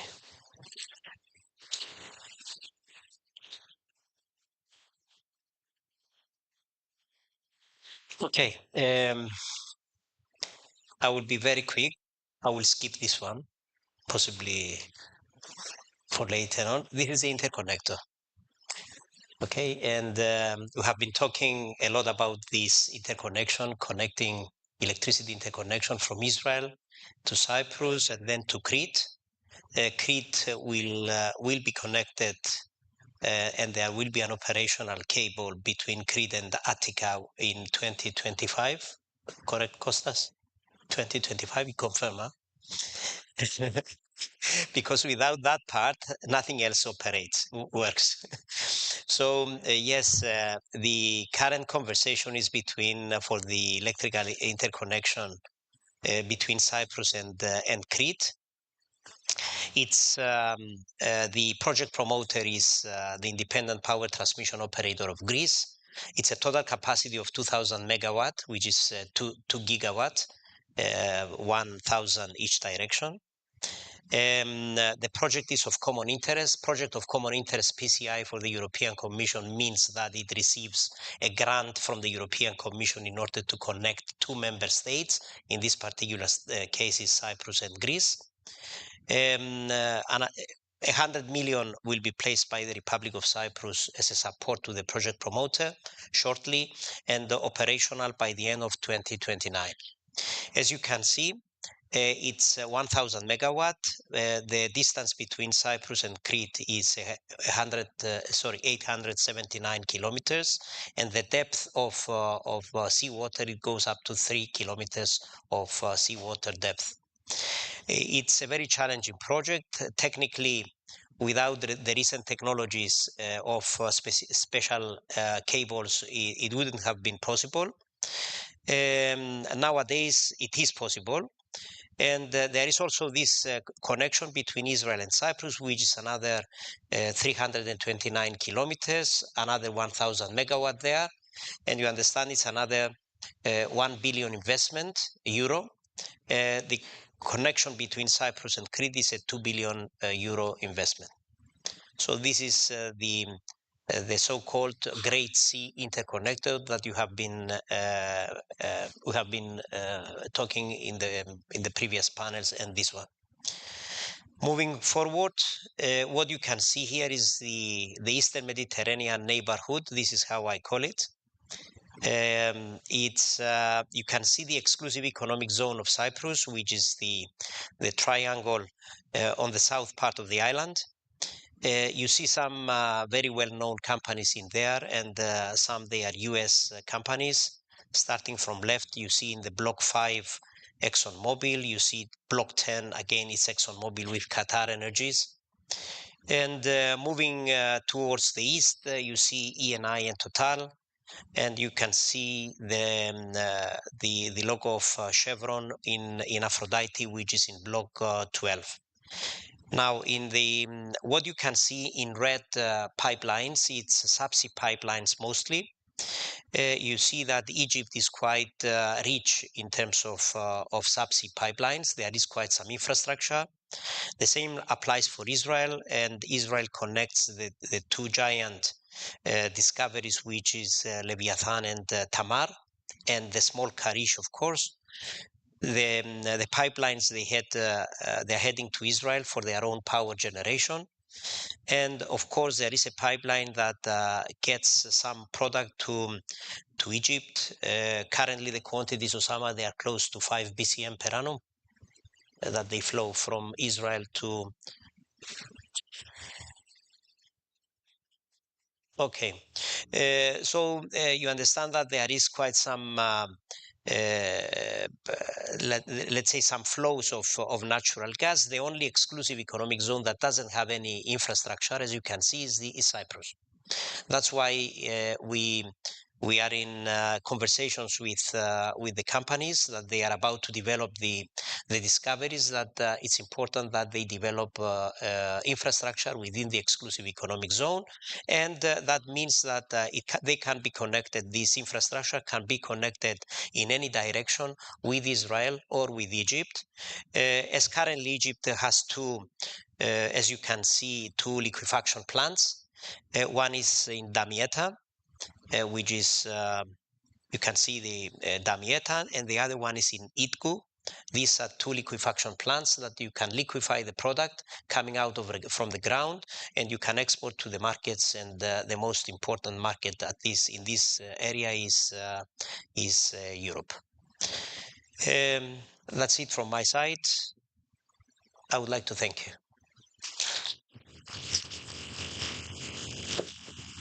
Well, thank you.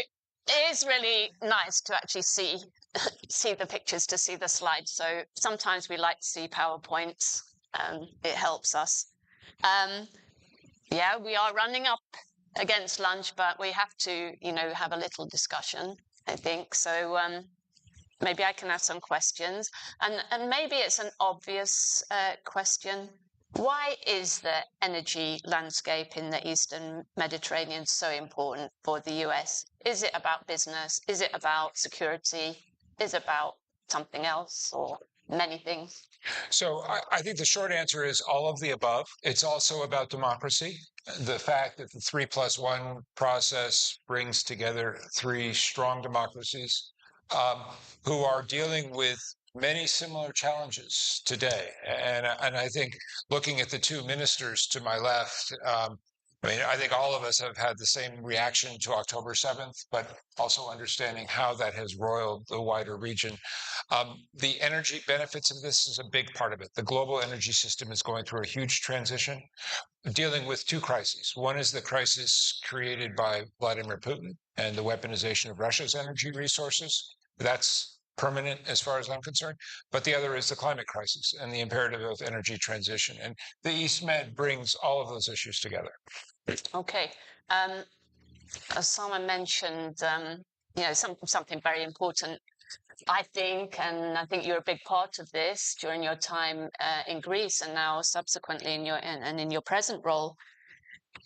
About collaboration, is this, something unique, that's happened, do you think, in this region in recent years, this kind of power of collaboration to actually, really deliver something, quite powerful and new and, something obviously really great for the region in terms of contributing to, stability and growth and new, unlikely maybe partnerships, Well, I think what's novel is the very strong focus on the private sector, because as the minister knows very well from his time at BP, there's no industry like energy to suck up $1 billion very quickly.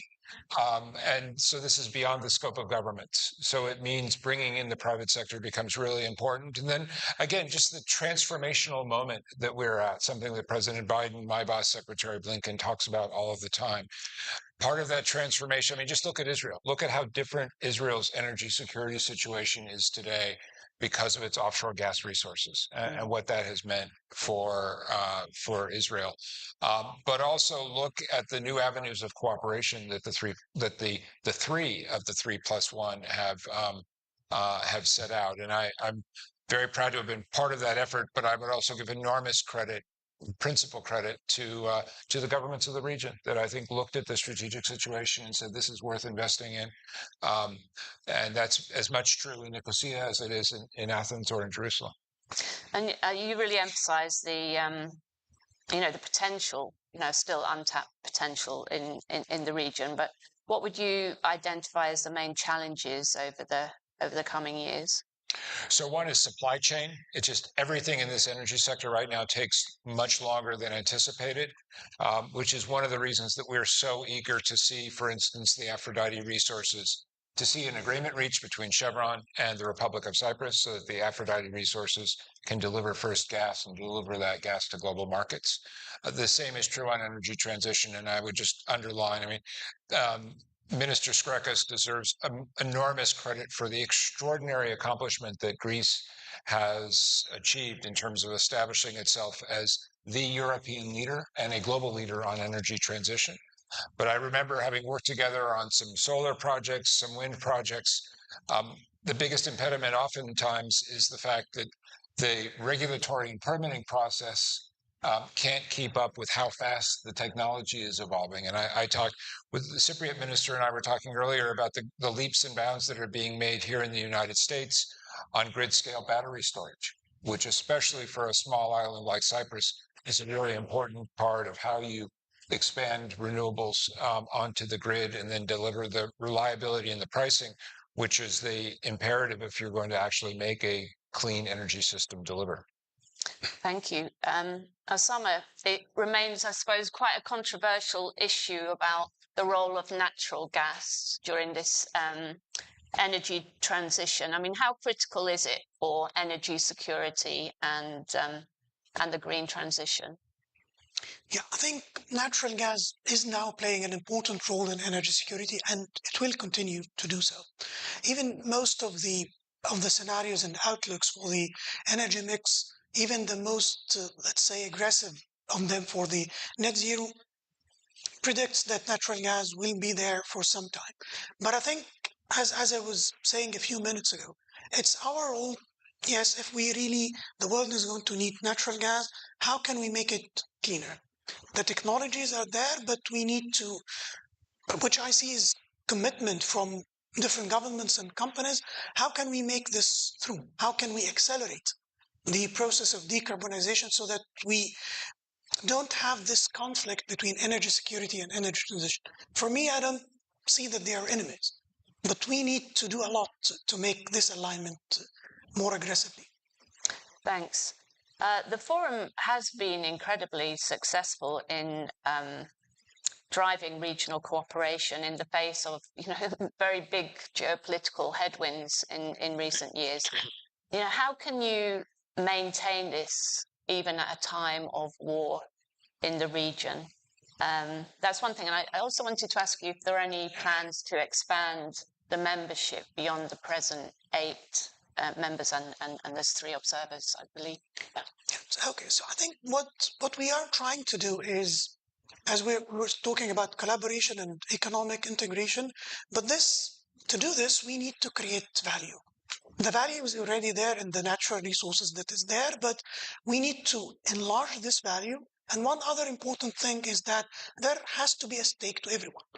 If this is any deal, if it's not win-win, so it will not fly. And this is what we are trying to do. One example is, let's say, gas flowing from Israel to Egypt through Jordan. So the 3 countries are benefiting. It's going to Europe. It's supporting the diversification of European energy.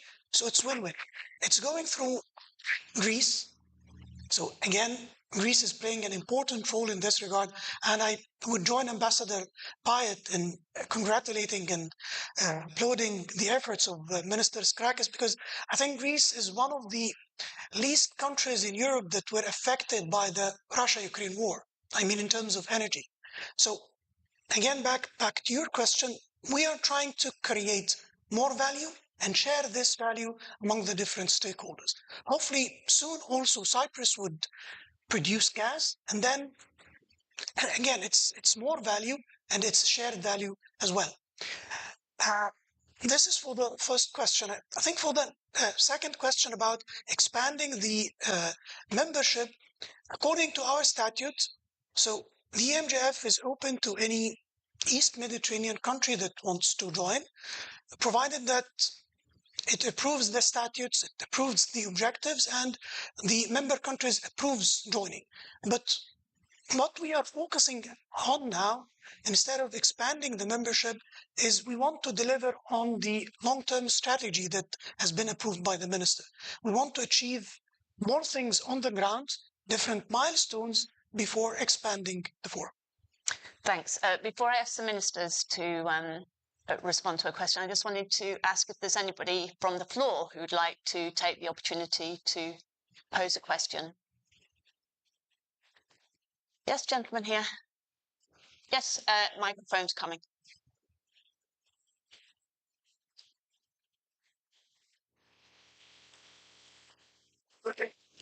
Leonard Levy, AIAC. I wanted to get a sense of the full dimension of the oil and gas discovered in the Mediterranean. How does that relate to, let us say, the oil and gas that's present in other major Gulf states or elsewhere? Thank you. Interesting question. I'm just going to take the other question over here. Gentleman over here.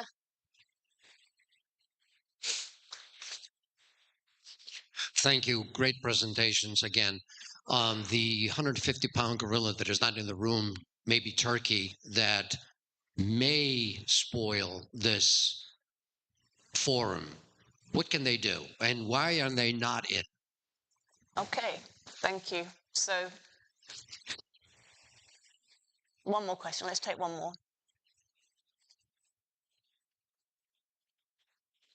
Can you tell us the status and the future of the proposed EastMed gas pipeline that was supposed to go from the fields to Greece and even further west? Okay, thank you. So maybe the ministers would like to come back and answer the question about the size of the resources that have been discovered and in the Eastern Mediterranean compared with others. To be honest, I don't know. The Eastern Mediterranean, more or less, it has natural gas only. It doesn't have any crude oil, neither any byproducts of crude oil. I believe the total quantity that is currently available in the Eastern Mediterranean, active discoveries, they are close to 60 TCF, 60. That's the quantity, but I don't know how it compares with the rest of the world. I mean, regions like the Gulf. I believe the Gulf is by far higher. Okay. Maybe what I can add to this, yes, the minister is right. Until now, most of the Mediterranean, it's gas. There are very few shows of oil, but the reports say that there is oil, but in the deeper targets. The current discoveries around maybe 60, 70 or more TCFs, but the potential, several reports, including the USGS reports, say that the Eastern Mediterranean, including the Nile Delta cone and also the Levant Basin, which is Cyprus, Israel, Egypt, and part of Lebanon, both of them has around maybe 300 TCF. Definitely, this is not compared to the, let's say, Russia, Iran, Qatar, UAE, or Saudi Arabia. But I think there's something very important about the East Mediterranean. Yes, the reserves and the resources might not be as big as the Gulf countries, but it is very important for especially South and Southeastern European countries. Their demand is not that huge. Eastern Mediterranean is pretty close to these countries. It can be a very important resource for diversification of supplies, of energy supplies. So it's relative. We're not talking about providing the global markets, but for Europe, I think it is important. And again, also using LNG, it can go anywhere. Thank you. Anybody Well, want in to Greece, take the... we don't produce gas yet, but ExxonMobil is finalizing the assessment of the data they had gathered through the explorations that took place over the last 2 years. First indications could make us very optimistic of what could finally find underneath. But to be honest, we have to drill and see what really exists. We expect that by the end of 2025, we were going to have the first trial drill, so then we will know. If we are so lucky, then the size of the field that currently we estimate that we could find could be enough for the energy security, not only of Greece, but of the whole of Europe. So we'll wait to see what will happen. But the reality is that from the day that you have the data and you make the trial drill to the date that you are going to have commercially production, it takes time, in some cases, much more time than we need. And this happens also to Egypt because you see, or to Cyprus. Imagine, when the first trial drill happened. We started in 2011 and still it's coming 2025 possibly. And still we don't have commercial production. That means that it takes time. And this is one of the main challenges of the future. The gaps in the supply chain of gas and of oil that creates skyrocketed prices. This is a main challenge for the future. We need to understand that the Eastern Mediterranean is deep sea drilling. Deep sea drilling means that you drill in water depths of 3 kilometers, and then you go another 3 kilometers into the ground in order to get to the source. So you understand that given the transition to green, and both Cyprus and Greece, they are member states, you understand that we have certain commitments to becoming green, and we have certain targets by 2030 and 2040. So you understand that someone may think that there is an expiry date for natural gas, especially in these two countries, which they are member states. At the same time, you understand that that's why the big projects like the high investments like the EastMed pipeline, which is a huge investment, if I remember correctly, the PCI is for 6 billion.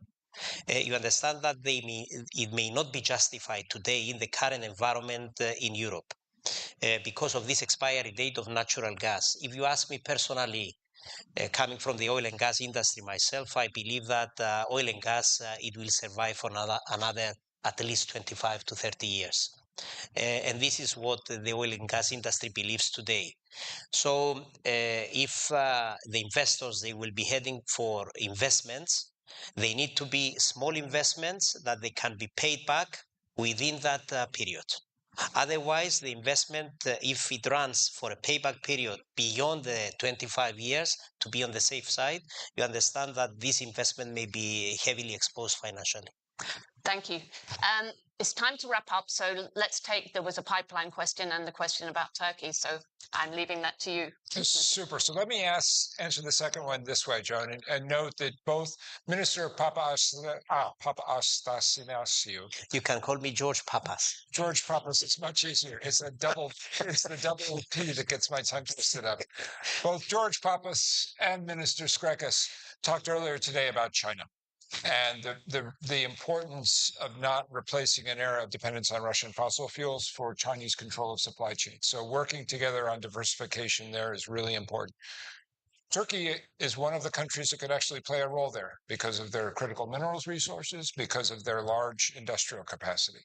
And this goes to something I said in my remarks, which is a fundamental principle for the United States, that energy issues should be a driver of cooperation, not of confrontation. And I was recalling earlier with Minister Skrekos, we both lived through the summer of 2020 and the oral grace and the confrontations that took place over Turkish drilling activities, and we don't want to see that happen again. And I think it's to Prime Minister Mitsotakis's credit that the regional dynamic is so dramatically improved from what it once was. And then on the other question, Joan, was what? There was a question about the pipeline. The EastMed pipeline. I thought that the minister answered it brilliantly, and I would just underline one other aspect of what he said, which is if you ever get the chance to go to Houston to see the Chevron Drilling Control Center, do it. It's like NASA mission control, because we're talking about drilling activities that are 4 kilometers, 3 kilometers down in the sea, incredibly complicated and challenging technology. And it represents a fantastic opportunity for the U.S.-Cyprus bilateral relationship to have the handful of American companies that are capable of these kind of capital-intensive activities as strongly engaged as they are with our partners in Nicosia. So very proud of that and very committed to supporting it as we go forward. Well, thank you. Please join me in thanking our panel. And I have an announcement to make, very important one, which is where you will find your lunch. And that will be served in the Dwight Lounge and the adjoining Dwight Room. So you go out round the corner down to the lobby area and turn right. And be back here in this room at 2:45, please. Thank you. We haven't got a photograph.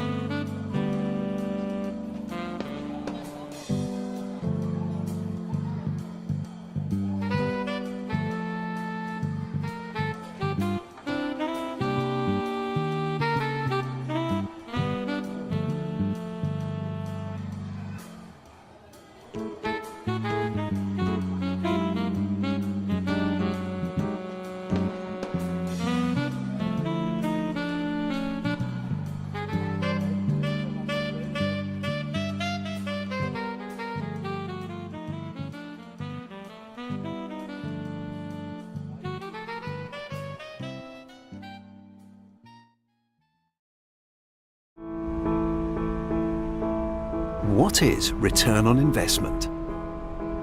It's the benefit to the investor resulting from an investment. It's how much you get for how much you give. So, how much do you get when you invest in Cyprus? You get a high-potential, dynamically growing economy. You get a modern and attractive tax and legal system. You get high-quality professional services, highly qualified and multilingual personnel.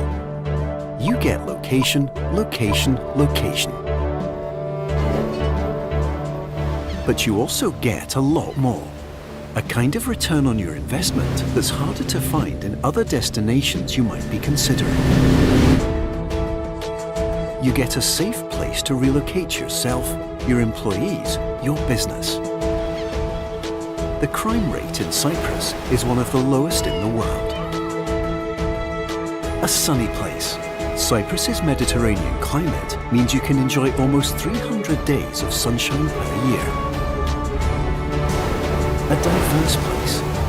You can enjoy the beauty of the beach and the serenity of the mountains with just a 30-minute drive.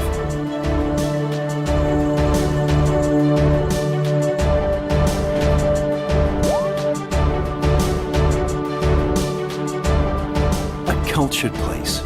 You can enjoy 12,000 years of history through museums, archaeological sites, and religious sites. you can enjoy classical and modern art performances, sports of all sorts, an active lifestyle, and so much more. There is never a dull moment, unless, of course, you simply want to tone it down and relax, which you can also do in a variety of resorts, nature excursions, or small picturesque villages. You get a country that's great for kids and families.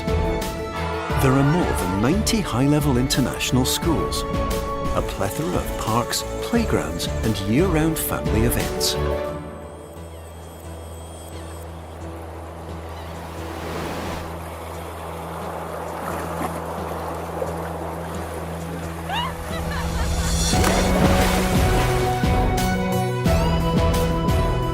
Perhaps you thought you couldn't have the best of both worlds. In Cyprus, you can. A country that's exceptional for business and ideal for living. A country where your real return on investment lies not only in numbers, but also in the quality of life that you, your family, and business associates will enjoy. Your investment will yield long-term business returns and unique personal rewards. It's time to redefine your return on investment. It's time to invest in Cyprus.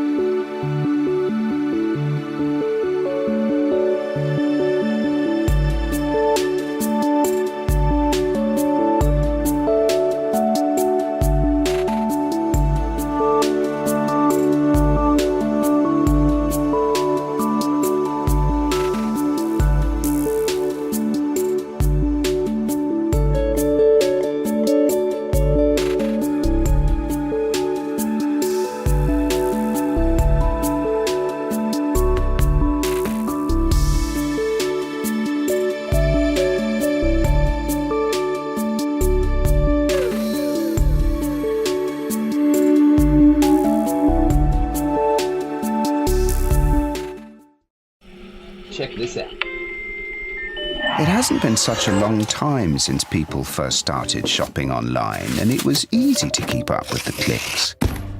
Little by little by little by more, the clicks added up to be more than the stores, and e-tailers worked harder than ever before because they had to keep up with the clicks.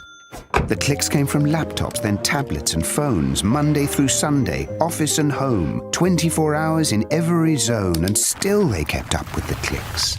Now shoppers ask more from the websites they're on, their language, their currency, their way, or they're gone, so you'd better keep up with the clicks. All of a sudden, there are so many must-dos if you want to keep selling, like delivery there, no there, or there. And make it tomorrow, first thing. No time for borders. Gotta stay in control, to stay in the flow and continue to grow. But we'll help you. Keep up with the clicks. What is return on investment? It's the benefit to the investor resulting from an investment. It's how much you get for how much you give. So, how much do you get when you invest in Cyprus? You get a high-potential, dynamically growing economy. You get a modern and attractive tax and legal system. You get high-quality professional services, highly qualified and multilingual personnel. You get location, location, location. But you also get a lot more. A kind of return on your investment that's harder to find in other destinations you might be considering. You get a safe place to relocate yourself, your employees, your business. The crime rate in Cyprus is one of the lowest in the world. A sunny place. Cyprus's Mediterranean climate means you can enjoy almost 300 days of sunshine per year. A diverse place. You can enjoy the beauty of the beach and the serenity of the mountains with just a 30-minute drive.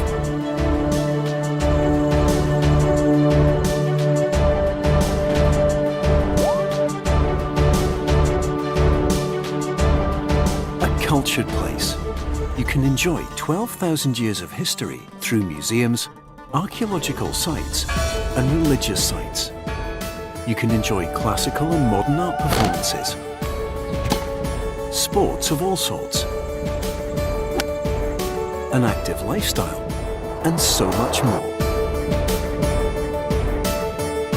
There is never a dull moment, unless, of course, you simply want to tone it down and relax, which you can also do in a variety of resorts, nature excursions, or small picturesque villages. You get a country that's great for kids and families. There are more than 90 high-level international schools, a plethora of parks, playgrounds, and year-round family events.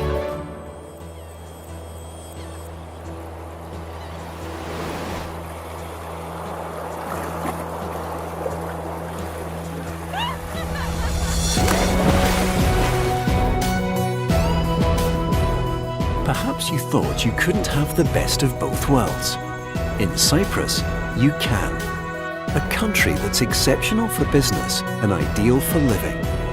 A country where your real return on investment lies not only in numbers, but also in the quality of life that you, your family, and business associates will enjoy. Your investment will yield long-term business returns and unique personal rewards. It's time to redefine your return on investment. It's time to invest in Cyprus.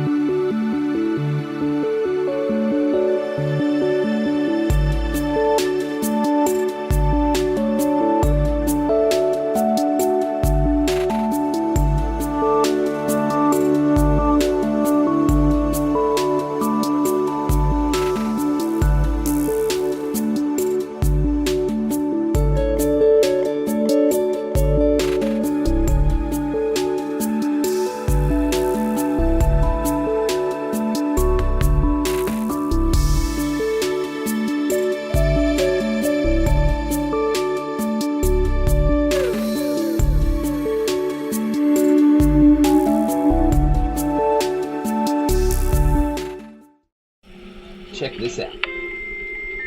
It hasn't been such a long time since people first started shopping online, and it was easy to keep up with the clicks. Little by little by little by more, the clicks added up to be more than the stores, and e-tailers worked harder than ever before because they had to keep up with the clicks.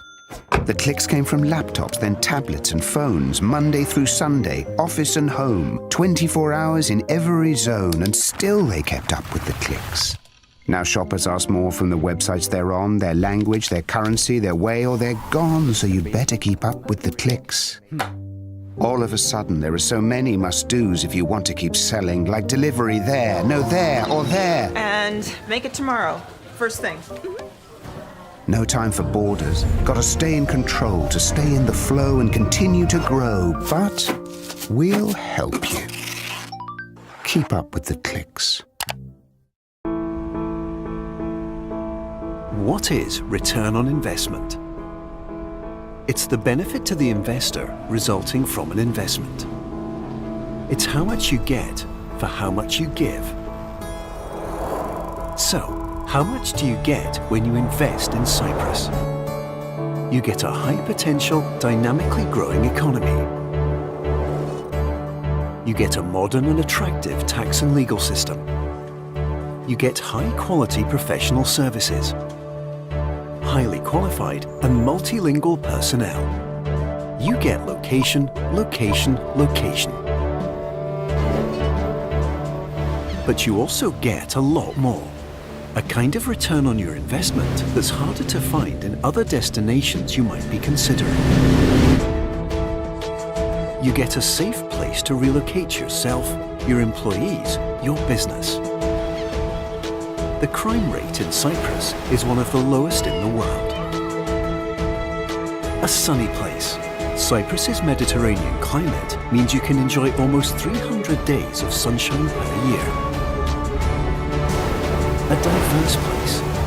You can enjoy the beauty of the beach and the serenity of the mountains with just a 30-minute drive.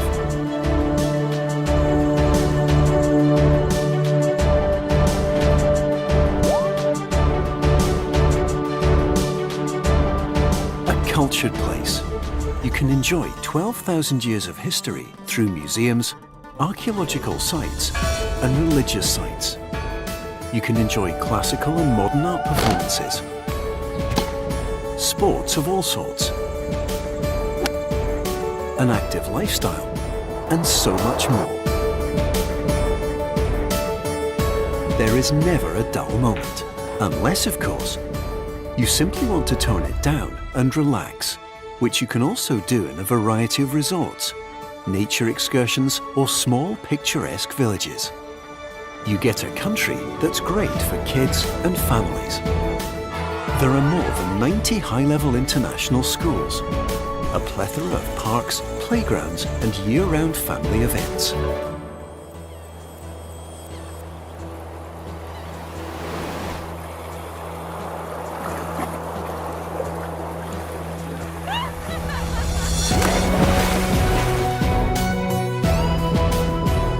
Perhaps you thought you couldn't have the best of both worlds. In Cyprus, you can. A country that's exceptional for business and ideal for living. A country where your real return on investment lies not only in numbers, but also in the quality of life that you, your family, and business associates will enjoy. Your investment will yield long-term business returns and unique personal rewards. It's time to redefine your return on investment. It's time to invest in Cyprus.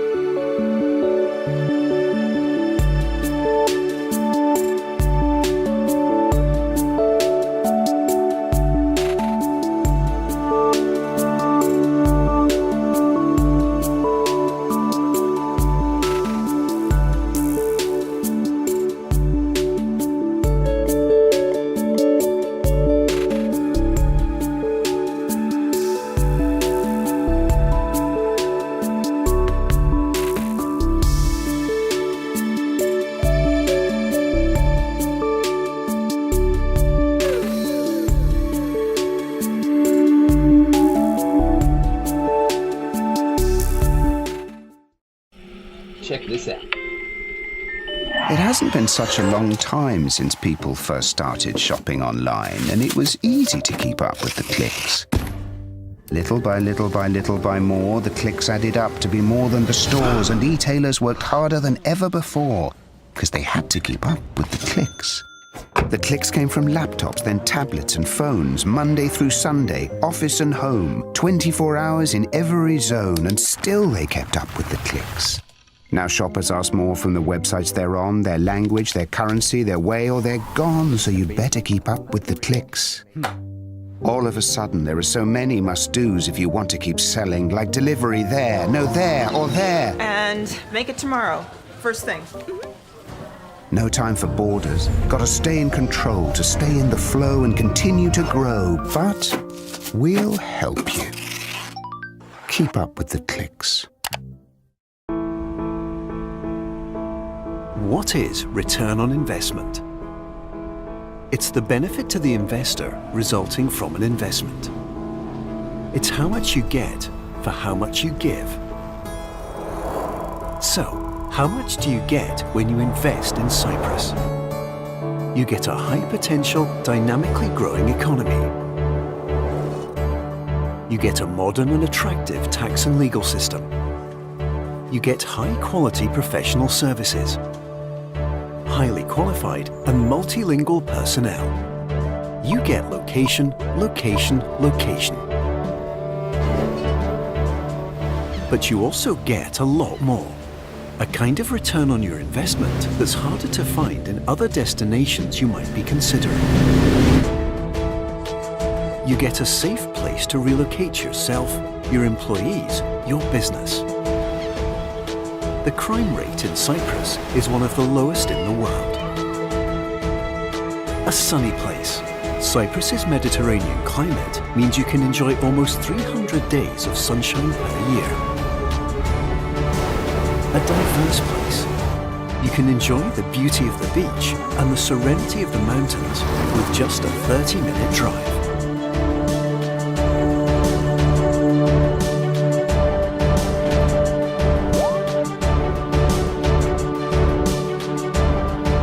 Cultured place. You can enjoy 12,000 years of history through museums, archaeological sites, and religious sites. You can enjoy classical and modern art performances, sports of all sorts, an active lifestyle, and so much more. There is never a dull moment, unless, of course, you simply want to tone it down and relax, which you can also do in a variety of resorts, nature excursions, or small picturesque villages. You get a country that's great for kids and families. There are more than 90 high-level international schools, a plethora of parks, playgrounds, and year-round family events.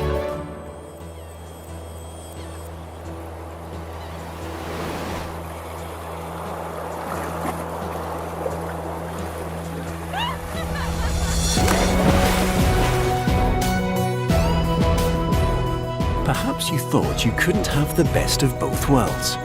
In Cyprus, you can. A country that's exceptional for business and ideal for living. A country where your real return on investment lies not only in numbers, but also in the quality of life that you, your family, and business associates will enjoy. Your investment will yield long-term business returns and unique personal rewards. It's time to redefine your return on investment. It's time to invest in Cyprus.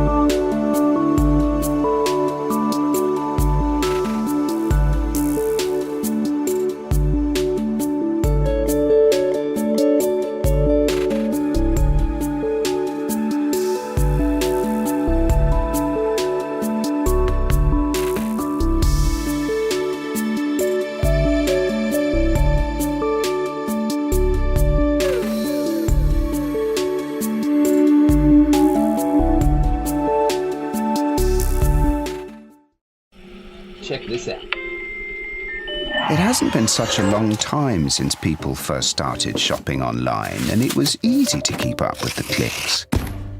Little by little by little by more, the clicks added up to be more than the stores, and e-tailers worked harder than ever before because they had to keep up with the clicks. The clicks came from laptops, then tablets and phones, Monday through Sunday, office and home, 24 hours in every zone, and still they kept up with the clicks. Now shoppers ask more from the websites they're on, their language, their currency, their way, or they're gone, so you'd better keep up with the clicks. All of a sudden, there are so many must-dos if you want to keep selling, like delivery there, no there, or there. And make it tomorrow. First thing. No time for borders. Gotta stay in control to stay in the flow and continue to grow. But we'll help you. Keep up with the clicks. What is return on investment? It's the benefit to the investor resulting from an investment. It's how much you get for how much you give.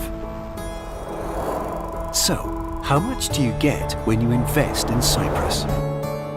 You get a high-potential, dynamically growing economy. You get a modern and attractive tax and legal system. You get high-quality professional services, highly qualified and multilingual personnel. You get location, location, location. But you also get a lot more. A kind of return on your investment that's harder to find in other destinations you might be considering.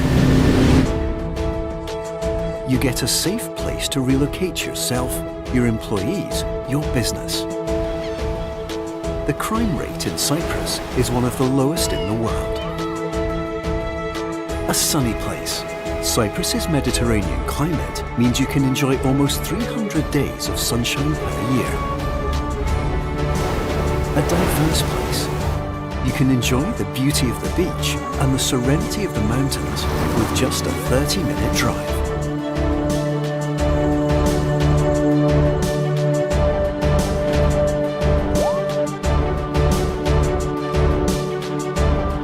A cultured place. You can enjoy 12,000 years of history through museums, archaeological sites, and religious sites. You can enjoy classical and modern art performances, sports of all sorts, an active lifestyle, and so much more. There is never a dull moment, unless, of course, you simply want to tone it down and relax, which you can also do in a variety of resorts, nature excursions, or small picturesque villages. You get a country that's great for kids and families. There are more than 90 high-level international schools, a plethora of parks, playgrounds, and year-round family events.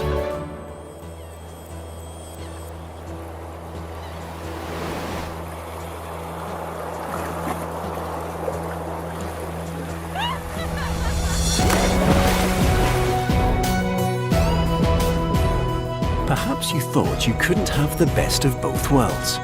In Cyprus, you can.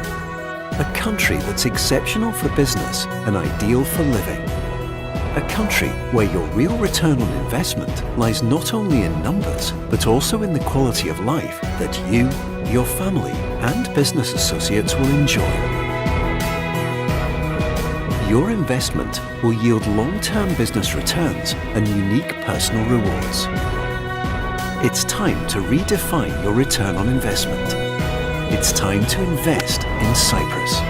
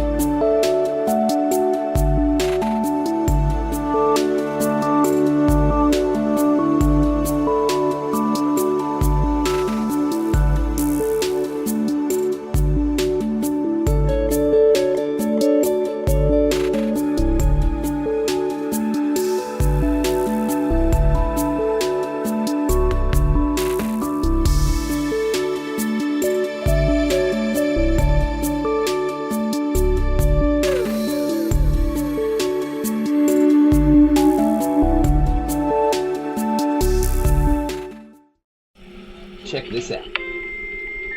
It hasn't been such a long time since people first started shopping online, and it was easy to keep up with the clicks. Little by little by little by more, the clicks added up to be more than the stores, and e-tailers worked harder than ever before because they had to keep up with the clicks. The clicks came from laptops, then tablets and phones, Monday through Sunday, office and home, 24 hours in every zone, and still they kept up with the clicks. Now shoppers ask more from the websites they're on, their language, their currency, their way, or they're gone, so you better keep up with the clicks. All of a sudden, there are so many must-dos if you want to keep selling, like delivery there, no there, or there. And make it tomorrow. First thing. No time for borders. Gotta stay in control, to stay in the flow and continue to grow. But we'll help you. Keep up with the clicks. What is return on investment? It's the benefit to the investor resulting from an investment. It's how much you get for how much you give. So, how much do you get when you invest in Cyprus? You get a high-potential, dynamically growing economy.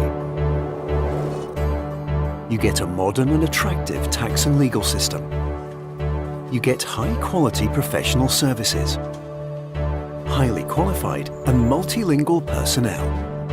You get location, location, location. But you also get a lot more. A kind of return on your investment that's harder to find in other destinations you might be considering.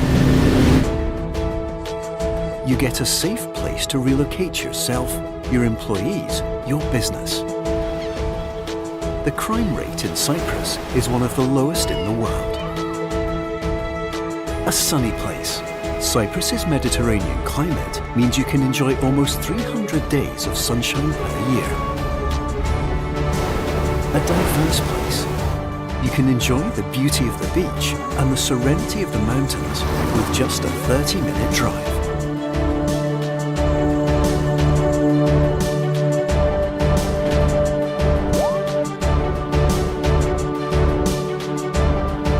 Cultured place. You can enjoy 12,000 years of history through museums, archaeological sites, and religious sites. You can enjoy classical and modern art performances, sports of all sorts, an active lifestyle, and so much more. There is never a dull moment, unless, of course, you simply want to tone it down and relax, which you can also do in a variety of resorts, nature excursions, or small picturesque villages. You get a country that's great for kids and families. There are more than 90 high-level international schools, a plethora of parks, playgrounds, and year-round family events.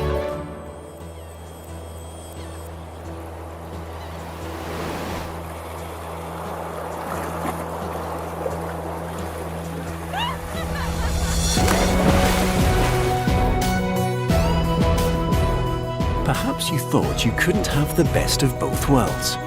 In Cyprus, you can. A country that's exceptional for business and ideal for living.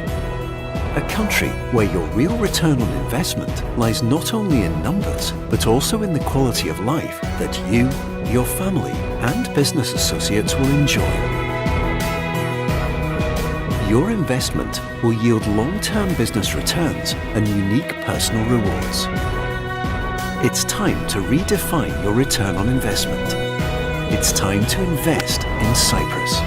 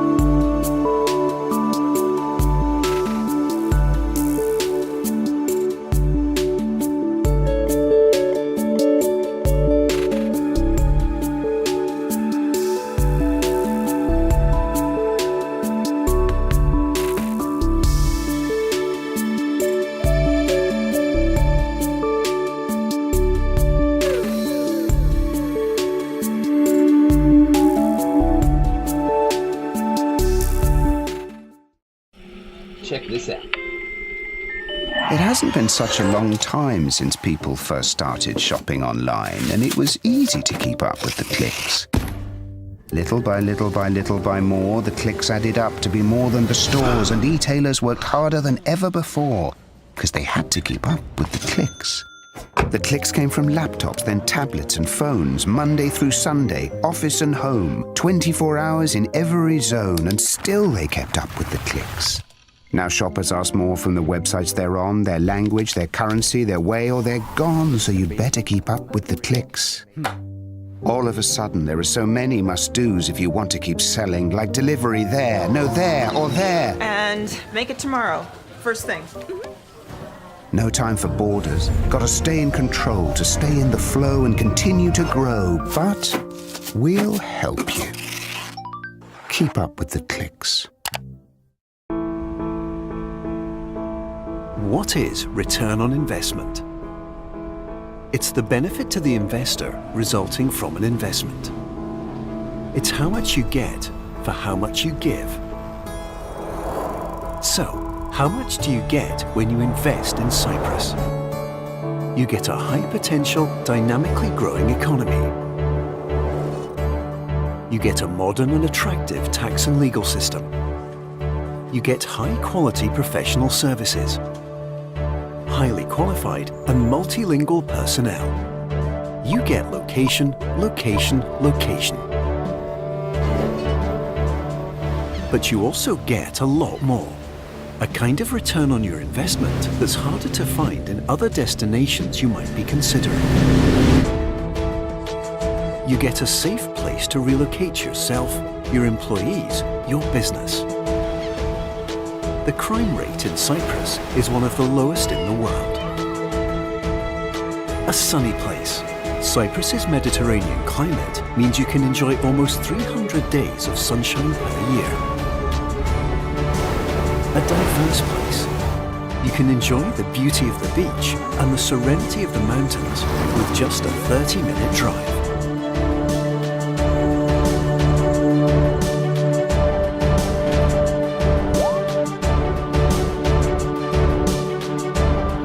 A cultured place. You can enjoy 12,000 years of history through museums, archaeological sites, and religious sites.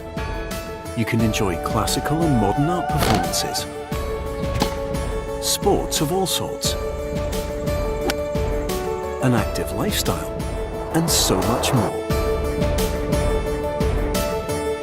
There is never a dull moment, unless, of course, you simply want to tone it down and relax, which you can also do in a variety of resorts, nature excursions, or small picturesque villages. You get a country that's great for kids and families. There are more than 90 high-level international schools, a plethora of parks, playgrounds, and year-round family events.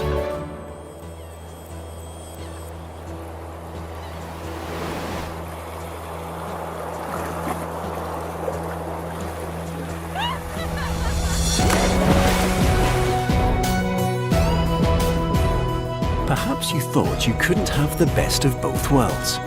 In Cyprus, you can. A country that's exceptional for business and ideal for living.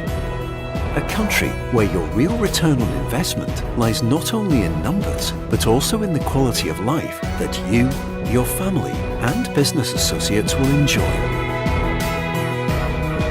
Your investment will yield long-term business returns and unique personal rewards. It's time to redefine your return on investment. It's time to invest in Cyprus.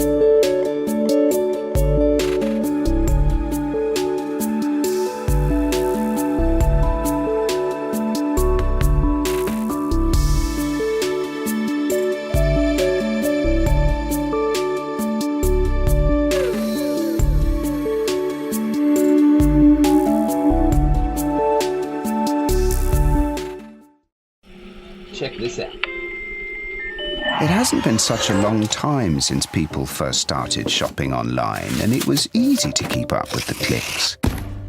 Little by little by little by more, the clicks added up to be more than the stores, and e-tailers worked harder than ever before because they had to keep up with the clicks. The clicks came from laptops, then tablets and phones, Monday through Sunday, office and home, 24 hours in every zone, and still they kept up with the clicks. Now shoppers ask more from the websites they're on, their language, their currency, their way, or they're gone, so you'd better keep up with the clicks. All of a sudden, there are so many must-dos if you want to keep selling, like delivery there, no there, or there. And make it tomorrow. First thing. No time for borders. Gotta stay in control to stay in the flow and continue to grow. But we'll help you. Keep up with the clicks. What is return on investment? It's the benefit to the investor resulting from an investment. It's how much you get for how much you give. So, how much do you get when you invest in Cyprus? You get a high-potential, dynamically growing economy. You get a modern and attractive tax and legal system. You get high-quality professional services, highly qualified and multilingual personnel. You get location, location, location. But you also get a lot more. A kind of return on your investment that's harder to find in other destinations you might be considering. You get a safe place to relocate yourself, your employees, your business. The crime rate in Cyprus is one of the lowest in the world. A sunny place. Cyprus's Mediterranean climate means you can enjoy almost 300 days of sunshine per year. A diverse place. You can enjoy the beauty of the beach and the serenity of the mountains with just a 30-minute drive.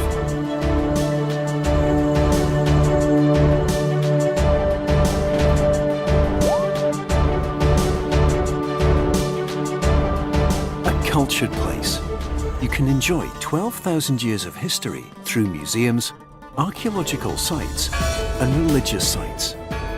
You can enjoy classical and modern art performances, sports of all sorts, an active lifestyle, and so much more. There is never a dull moment, unless, of course, you simply want to tone it down and relax, which you can also do in a variety of resorts, nature excursions, or small picturesque villages. You get a country that's great for kids and families. There are more than 90 high-level international schools, a plethora of parks, playgrounds, and year-round family events.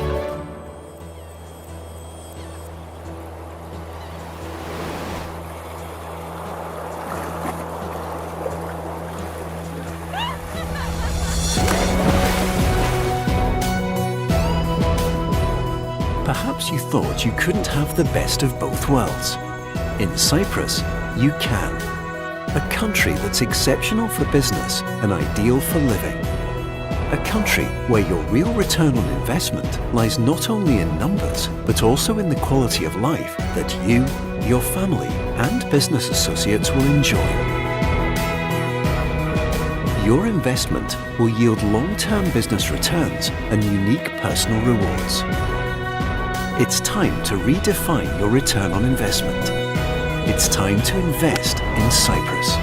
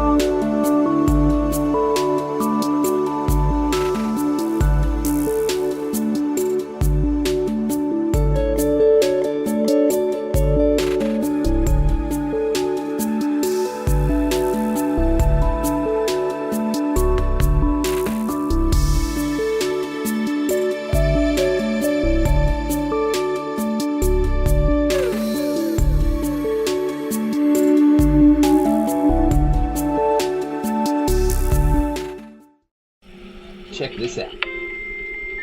It hasn't been such a long time since people first started shopping online, and it was easy to keep up with the clicks.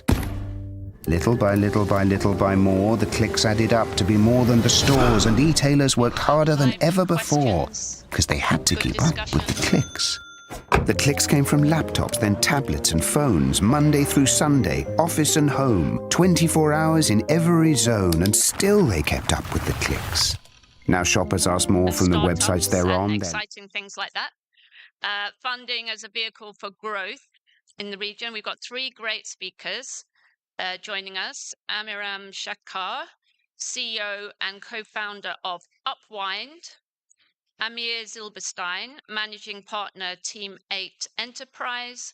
And Guy Franklin, founder and general partner of Israeli Mapped in New York Ventures. Welcome, gentlemen. Please join me on the stage.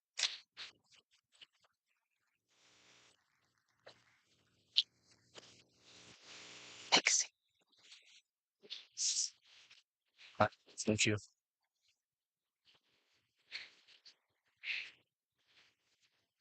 Okay, I think everyone here would like to hear a little bit about your work, what you've been involved in, and then we can have a bit of a Q&A. So, Amiram, I'm going to hand over to you to start us off. Hey, everyone. Thank you for having me. My name is Amiram. I'm married, father of 3 beautiful daughters, originally from Israel. A little bit about myself is started my career in the Israeli military. And most of the Israeli founders you'll meet will be from a unit called 8200. I'm not from there. I was in a unit called Mamram, which is basically the AWS of the Israeli military. It's like the cloud provider, the infrastructure, computing infrastructure of the military. I was there as an officer for 6.5 years, left the military, studied computer science.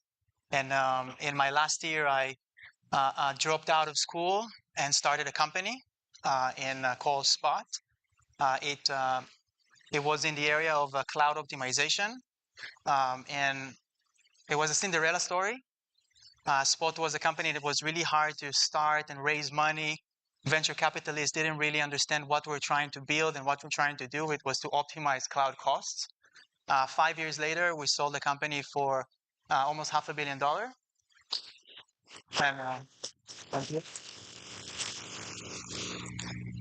And then spent 2 years at the company who acquired us was NetApp. And immediately after we spent our time there, the whole founding team together, we started a new company. And it goes really 20 years back. All the team that started Spot, we were in the military together, started Spot, and then started Upwind right now again. In just 11 months, we raised almost $100 million in funding. And we're building cloud security platform, which is one of the most important things that we see right now for humanity, in this world.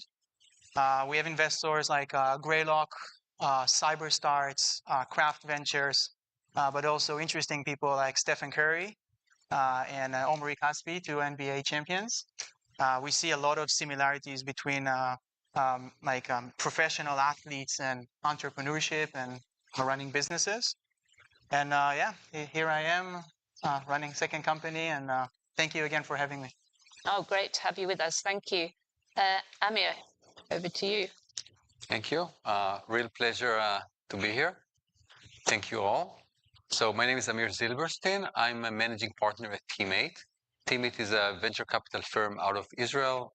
We operate in cybersecurity, digital health, and fintech. We bring our own company building model that helps companies succeed with higher chances of success. Before that, I founded a company called Clarity. It's the leading company in industrial cybersecurity and in operational technology cybersecurity.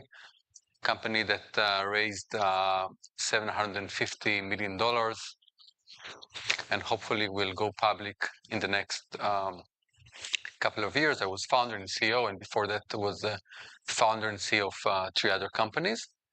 And I started my career similarly in 8200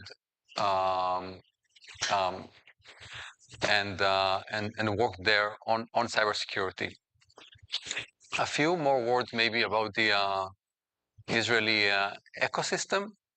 A big part of what makes the ecosystem successful is the contribution of units such as 8200, the counterpart of the NSA, and similar technology units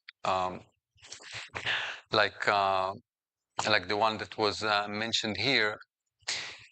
In Israel, service is mandatory. So the IDF gets to screen 100% of the population ages 16 to 18, and they identify the top talents from ability to learn and from ability to excel in technology. And then the IDF takes these people and they're going intensive, I think one of the best, technology training worldwide, and then chose them into basically a battle where they have to work hard, solve hard problems, very often in high intense environments. Since this is a very young organization, they often get to lead in very early age. And then 3, 4, 5 years after that, they get back to the ecosystem, and then they start new companies and contribute to the Israeli ecosystem. So that's a bit of the story of how I started and how the I think it's central to how the Israeli ecosystem operates. Great. Yeah, it's really useful to hear that. Guy? First, thank you for having me. I'm happy to be in this influential conference for the second time. So my name is Guy Franklin. I'm the founder and CEO of Israeli Mapped in New York, which started as a simple interactive map that is mapping the Israeli startups that are operating in New York. While I was an accountant in EY, that was a side job. 2.5 years ago, I took this platform to be my full-time business, because I saw, and this relates to this conference, I saw that the Israeli startup ecosystem is growing organically with thousands of startups that based in Israel and expanding from the region, from the Eastern Mediterranean region to the US. And today there are 450 Israeli startups only in Manhattan, which is a very high number. It's the number one, I think, country in the world that has the highest number in New York City. And I also established an investment arm investing in these startups. Made currently only like 12 investments. Only 2.5 years ago I started. 5 out of the 12 are in cybersecurity, with 2 successes so far in the last 4 months.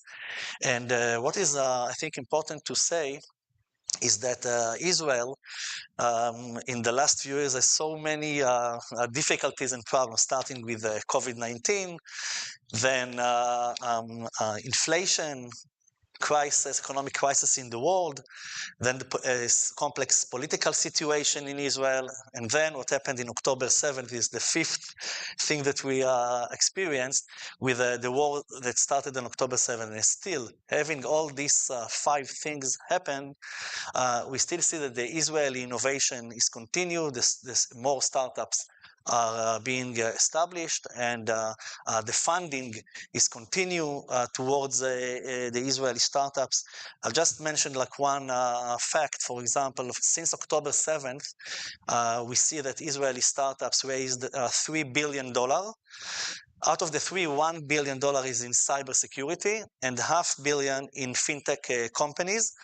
So these are very high numbers, but having said that, there is a decrease of 23% in foreign VC funding in the last 6 months since October 7th, if we compare it to the 6 months that were before.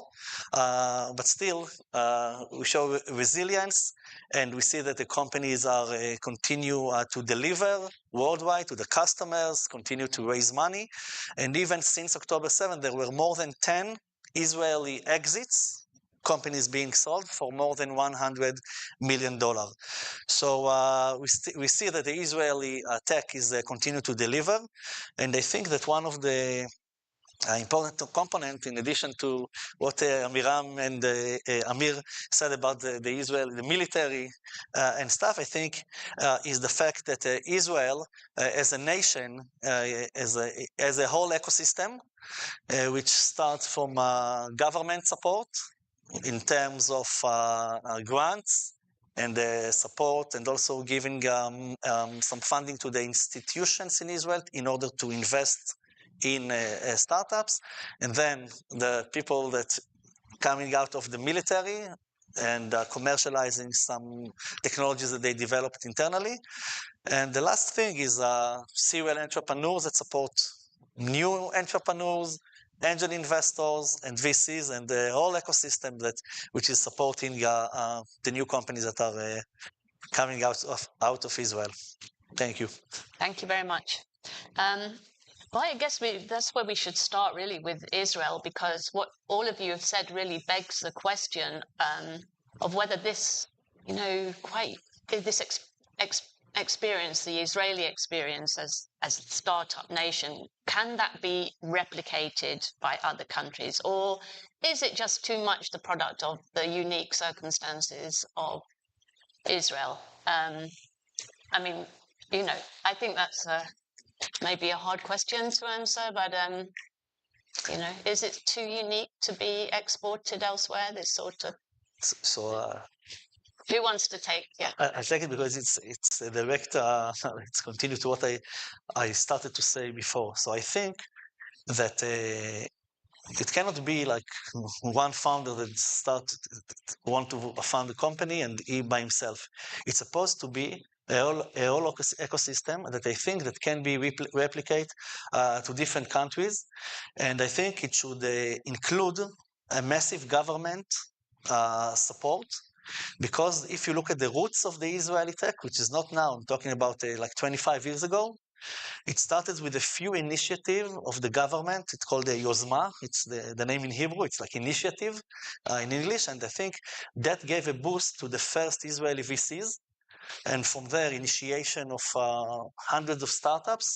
When they were sold, the founders of these startups became investors, and they fuel the ecosystem. So I think a boost is from the government side, and then entrepreneurs. You need to always bring foreign money, which is especially in a country like Israel. I guess it's relevant also for Cyprus and Greece, small countries compared to the rest of the world. And by doing that, foreign investments, government support, and the local ecosystem, which is very supporting in Israel. Everyone here mentoring young entrepreneurs and new people, and it's like a community. Okay, thanks. Amiram, did you want to add anything to that? What I see, and I'm being like this question, like I'm being asked a lot, and I see two things that maybe can be replicated, maybe not. The first thing is we have the best factory in the world, I think, that's called like the Israeli military, that is really training, putting people in like tech jobs or like in combat very early in their lives. You're 18 years old when you go to the military, you get like a 3 months of sort of like a quick education, and then they just put you on the job. I felt it myself. And then this is like an infinite like talent pool that like you will always have in the country. So that's one thing. And the second thing is super high resiliency due to the threats that happening around Israel. So like we're always on our toes. We always have like an existential threat from south, from east, from north, from different places, as you saw in the last 6 months alone.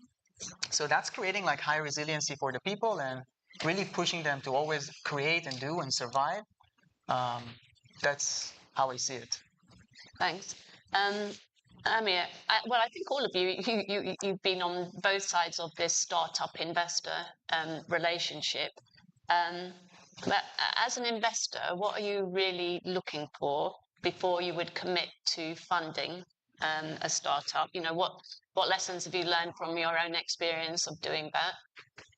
Yeah, so my focus is early stage seed investments. So that's very early, usually first money in a company. And I'm specifically focused on cybersecurity. In the very early stages, the amount of information you have is very, very limited. So the amount of analysis you can do is limited. What you have to analyze is basically the founding team. And I'd say second, some would say as important is the domain the company will be operating in.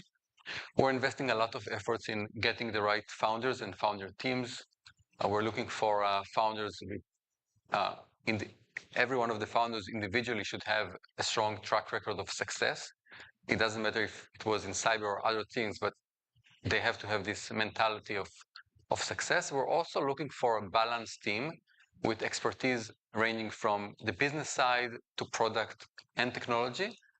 And in addition to that, also the ability to recruit high talent, because founders, as good as they are, they're not scalable by themselves. They need to get more talent. So our main focus is on the founding team. We invest a lot in that. And following that, the domain of operation of the company.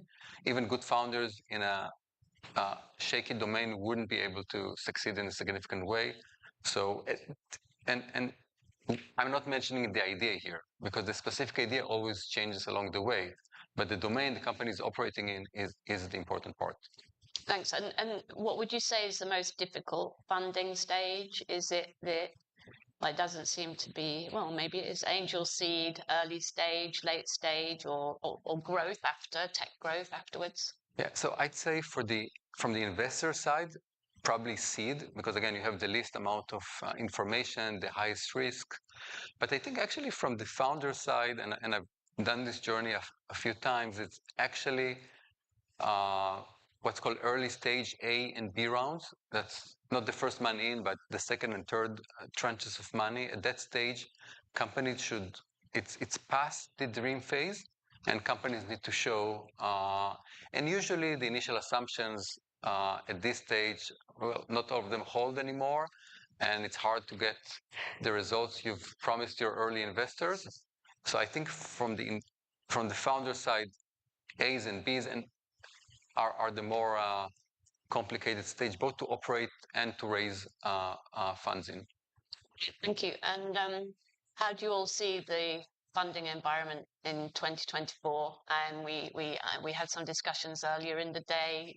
Yeah, we heard from Cassandra Sayer at the stock market. What's the outlook for IPOs and so on? But how do you see it? You know, and particularly in this region, obviously, where you're operating in, well, here in North America, but in Israel and other regions.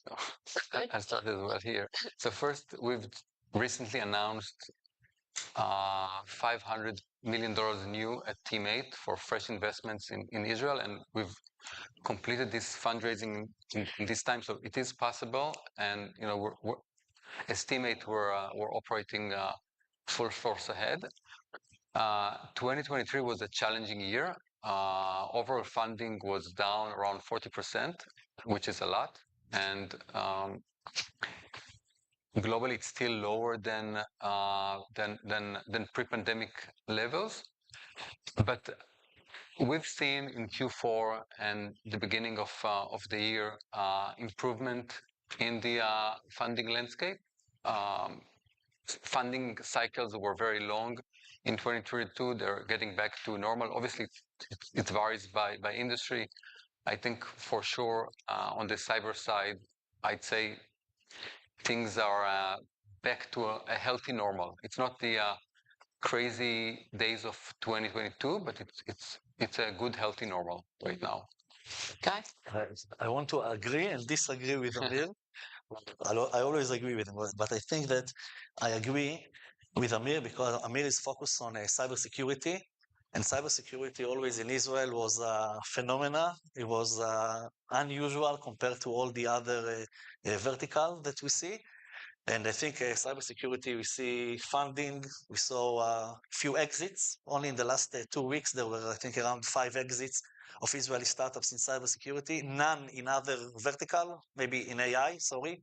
RAN AI was acquired by NVIDIA for $700 million. And that relates also to something that Israel, a leader in cybersecurity, but I think there is a shift now to transform Israel also to a leader in AI.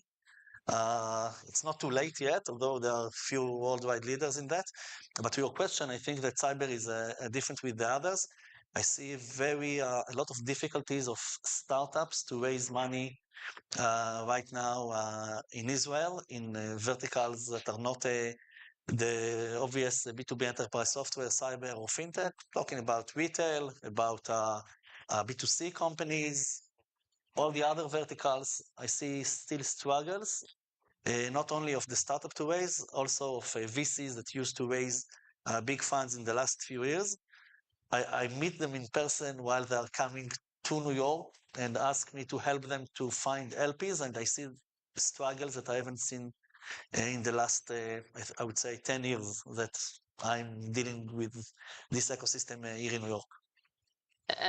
Well, Amiram and Amir, I guess what you're saying is, you know, cybersecurity, that whole world is kind of recession-proof, and especially given the geopolitical trends and the pretty much certainty that geopolitical volatility is gonna carry on for the foreseeable future. So I guess that's good news for those in the cybersecurity field. But you know, what about the other sectors? You know, healthcare, biotech, and so on. I mean, looking, you know, more over the maybe medium term. What's the outlook for those sectors?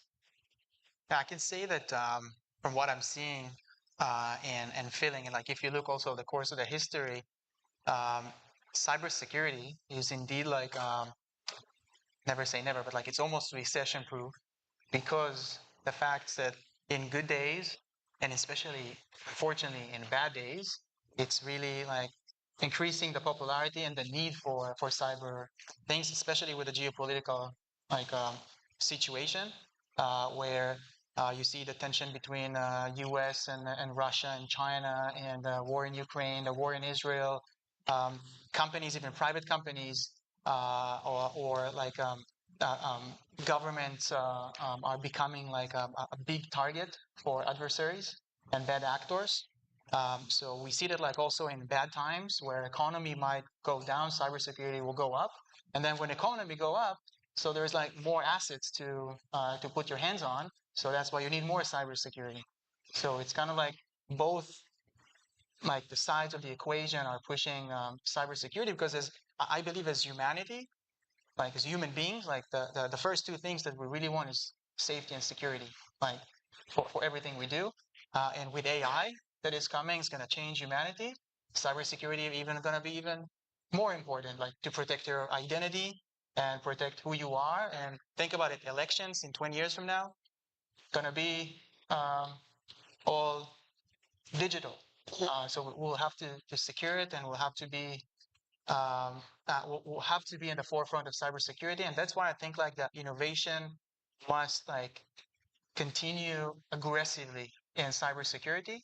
And I think hence the numbers, and hence like the facts that you see in the streets coming from Israel and other countries on cybersecurity.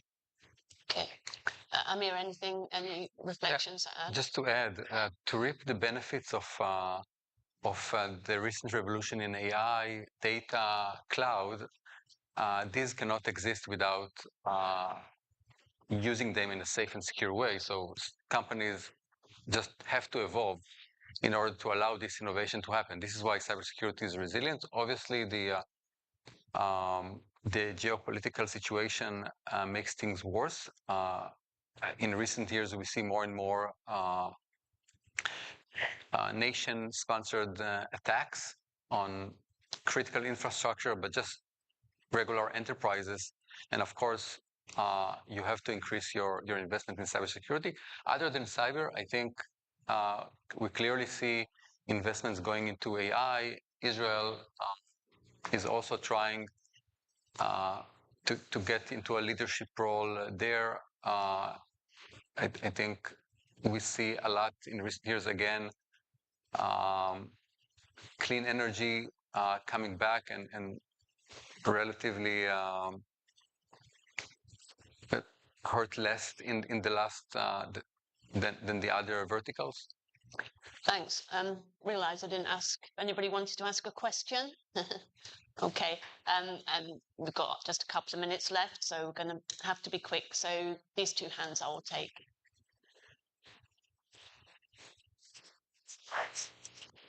Leonard Levy, AIAC. There's been a common criticism over the years of the startup nation entrepreneur, which is that Israeli entrepreneurs sell too early, and that Israel cannot and will not produce a Jeff Bezos, a Steve Jobs, and an Elon Musk because they simply sell their successful companies too soon. Is that still a common narrative, or are there some Elon Musks out there in Israel? Thank you. We'll take the other question as well. We heard from Anat Katz that the 3+1 has been a pillar of stability over the last 6 months. We heard from Jeff Pyatt about the political head of state kind of support over the last 6 months. We have seen a lot of aspects of the East Med being a common thread across our countries. Greece has a healthy, growing, small but growing startup ecosystem. Viva Wallet was sold to JP Morgan for $1.5 billion. Others have been doing exits recently. And we heard from Spiros and Invest Cyprus about the healthy ecosystem in Cyprus. I'll ask the same question I asked earlier. Can you give us any examples of collaboration, sort of joint startups, anything about Israeli companies finding their way to Cyprus and Greece and from there into the broader European market, perhaps? And also a suggestion, you should do that. Great, two great questions, and we'll finish on those. So we'd like to start. Shall we start? I can start with the first question. Great question, and I'm unfortunately or fortunately, I'm a living example of it, of someone who sold his company too soon.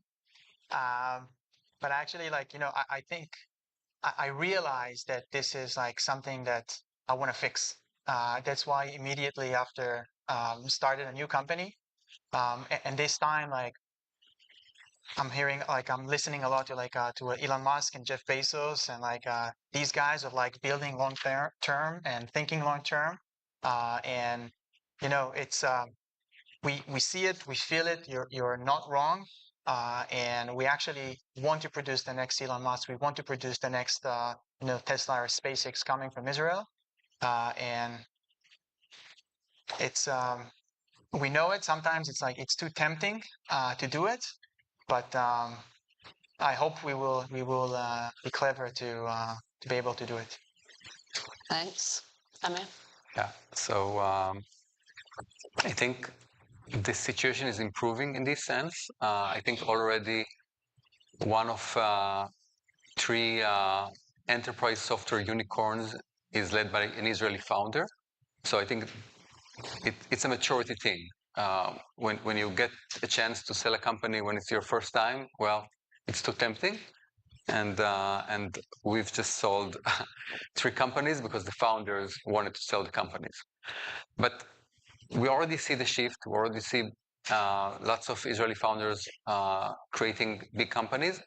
But even when they do sell early, it's a way for the young companies to find a way for their products to just be more globally available. So we had 2 companies that sold to Palo Alto. That's the biggest cybersecurity company. Their products will be featured now at everyone's. So it's not necessarily a bad thing. And in the next cycle, many of these who want to sell early now will have the appetite to build big companies again. And yeah. Thanks. Guy, probably maybe the best person to answer the other question. I will touch both very quickly. To your question, you mentioned Cassandra from the New York Stock Exchange who spoke early. I think it depends on the market conditions. Once there was a IPO window, you saw companies like Sentinel. One got public, and in the recent few months, we see that the biggest Israeli companies, the Jeff Bezos of the world, if it's Checkpoint and Palo Alto, they are making, and with a new unicorn, they are the ones that are making the acquisitions of the smaller companies, so they are getting bigger. So to your point, there are some companies that are getting bigger, but I agree with Amir. This time I agree with 100% what you said. That basically it's too tempting to companies to sell in any amount between 100 billion to 500 million in the current market conditions, where I think that they are not meeting their projections and it's too tough these times to get into the market and they prefer to sell. But it's a matter of maturity, and I think we'll see more companies like that. And to your point, I think that Israeli companies, by the way, there are a lot of Israeli companies in Cyprus. A lot of I was an accountant in EY, a lot of accountants that worked with me in EY in Israel relocated to Cyprus like 10 years ago, and they have like a community there. I think it's a matter of collaboration between the 3+1 that you mentioned, and to create, I think, collaborations, starting from the government level. You mentioned Anat, she spoke about that with the other representative from the different entities. And the founders, the VCs will follow that, but it should come from a top-down approach. That's what I think. That's it. Okay, well, thanks, gentlemen. It was lovely having you with us, and really nice session. So please join me in thanking our speakers. Thank you. Thank you. And we have a photograph, and then we've got our final exciting session.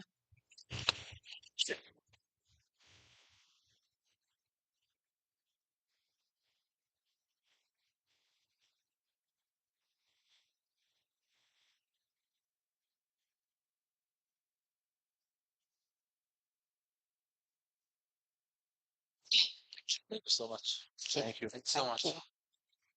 Thank you.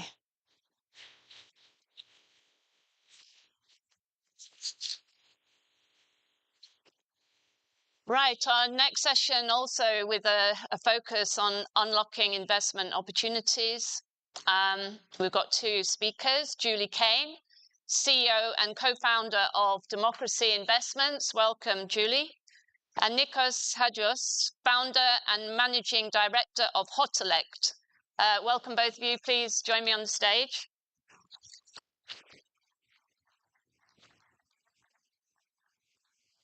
Thank you.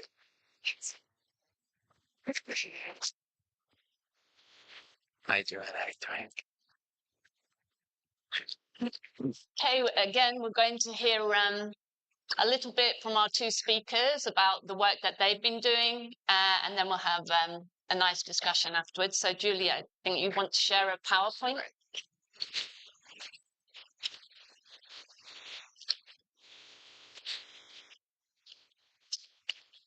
Thank you to The Economist, to the conference organizers, to Gerald for hosting us today.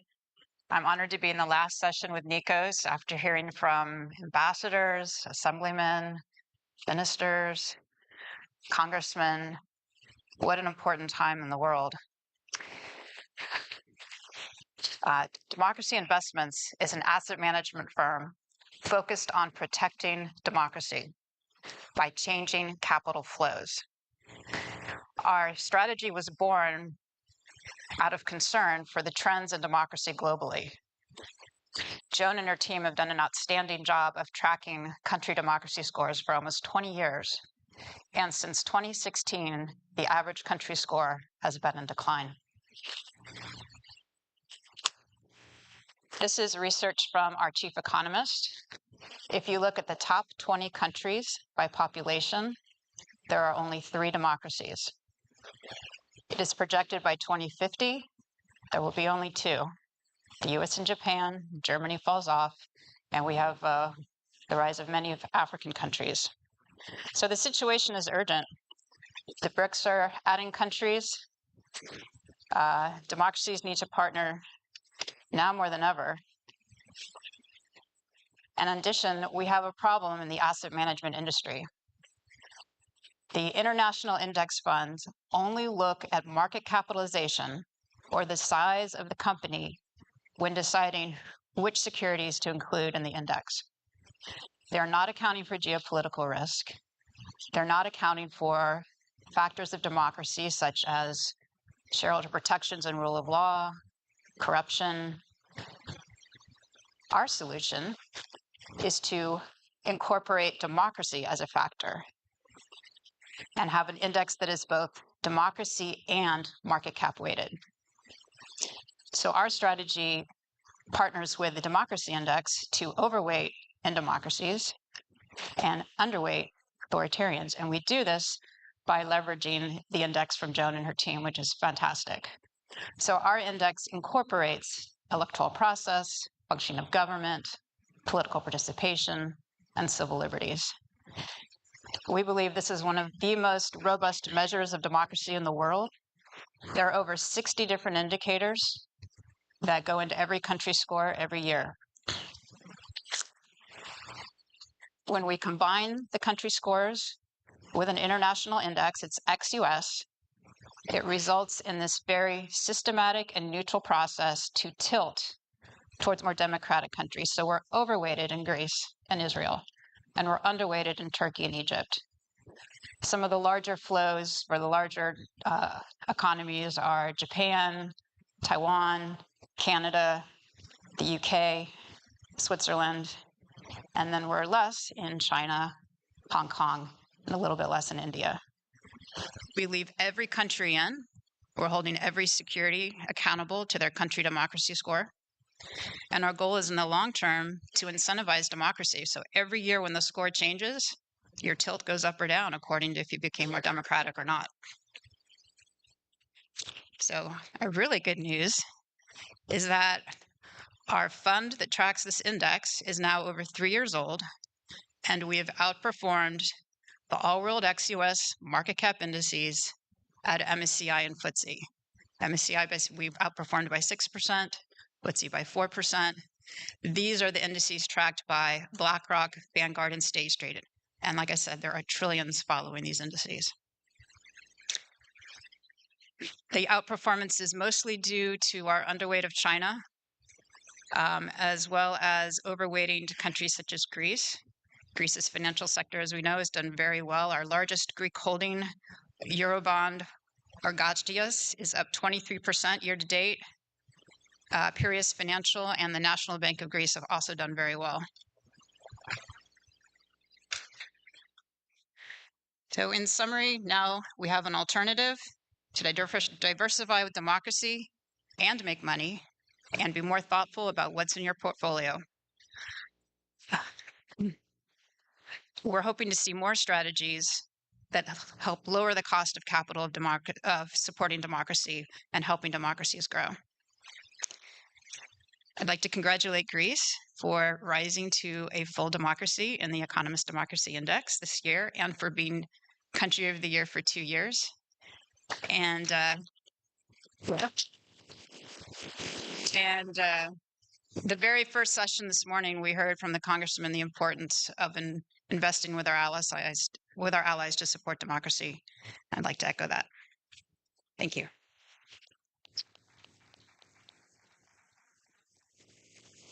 Thank you very much, Julie. Nikos, over to you now.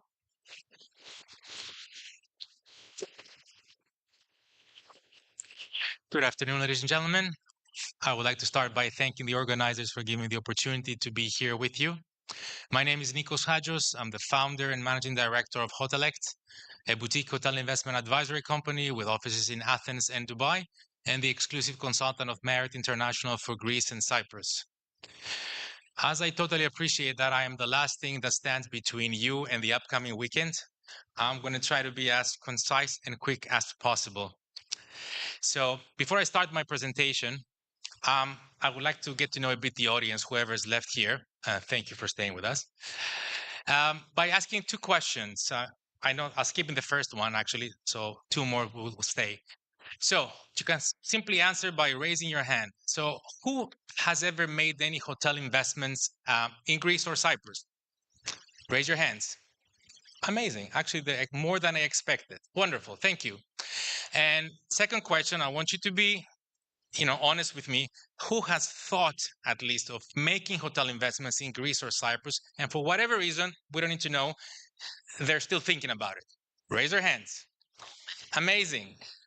Great. Thank you for taking part in my mini survey.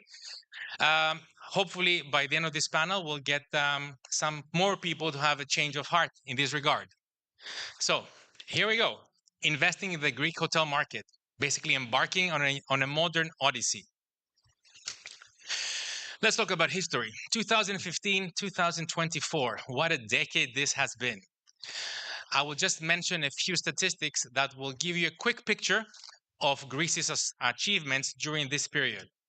GDP growth, 2.3% annually. GDP reached 208 billion in 2023. In 2023 alone, 4.5 billion of FDI landed safely and comfortably in Greece. A big portion of it has been directed towards tourism investment activities. Tourism has been the main contributor in this growth by contributing 20% plus to the country's GDP, with tourist arrivals more than 50% higher than 2015, reaching 33 million in 2023.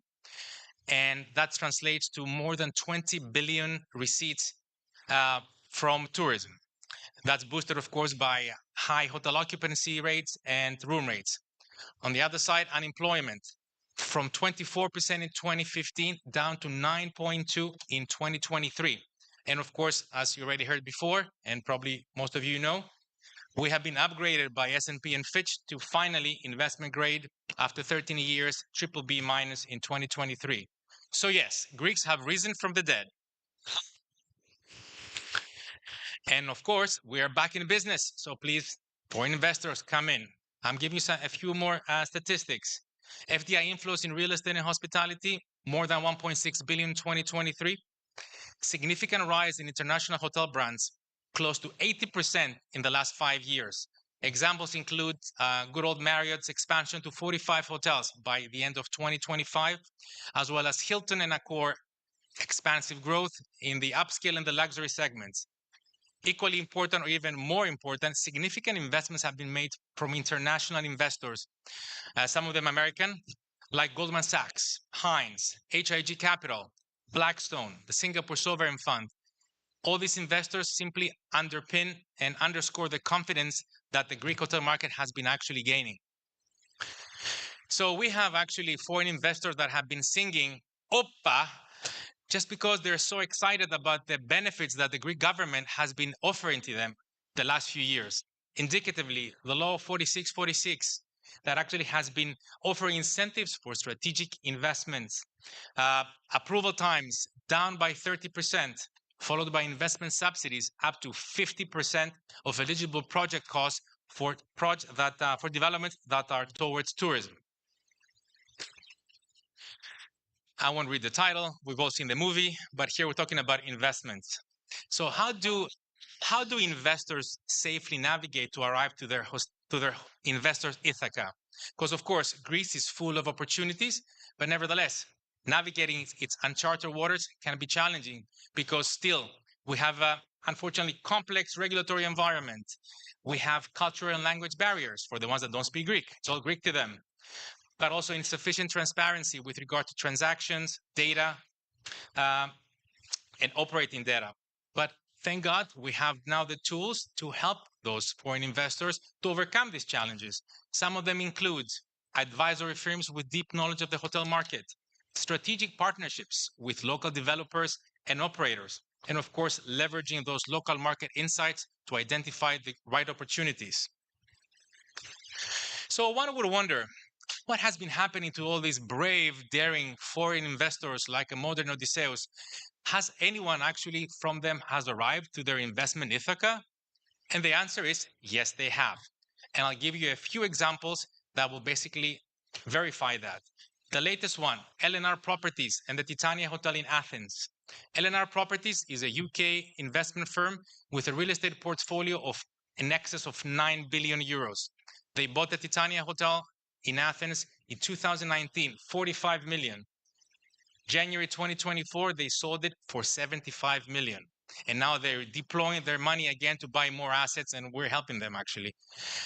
I'm sure you're all good enough in math to make the calculation what was the return for this investment. Moving along to Goldman Sachs, one of your own here. They bought 2 years ago a portfolio of 3 resorts in Chalkidiki, totaling 1,100 keys for 85 million. A great price per key. They are investing about 60 million euros. They're going to be opening these 3 resorts, renovated, rebranded as luxury resorts in all-inclusive segment.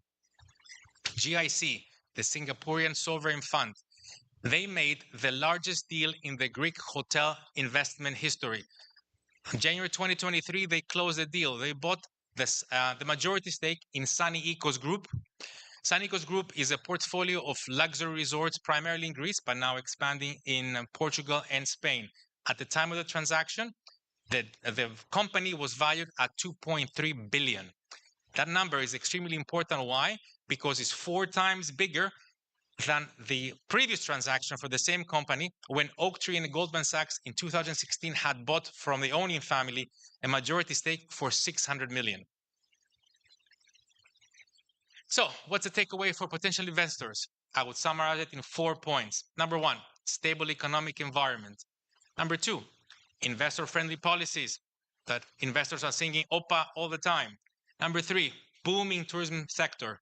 2024 is expected to be another record year on the back of 2023, as long as geopolitically will remain stable. And last but not least, there is now availability of strategic specialized advisory support to help the foreign investors, navigate the uncharted waters of the Greek hotel market.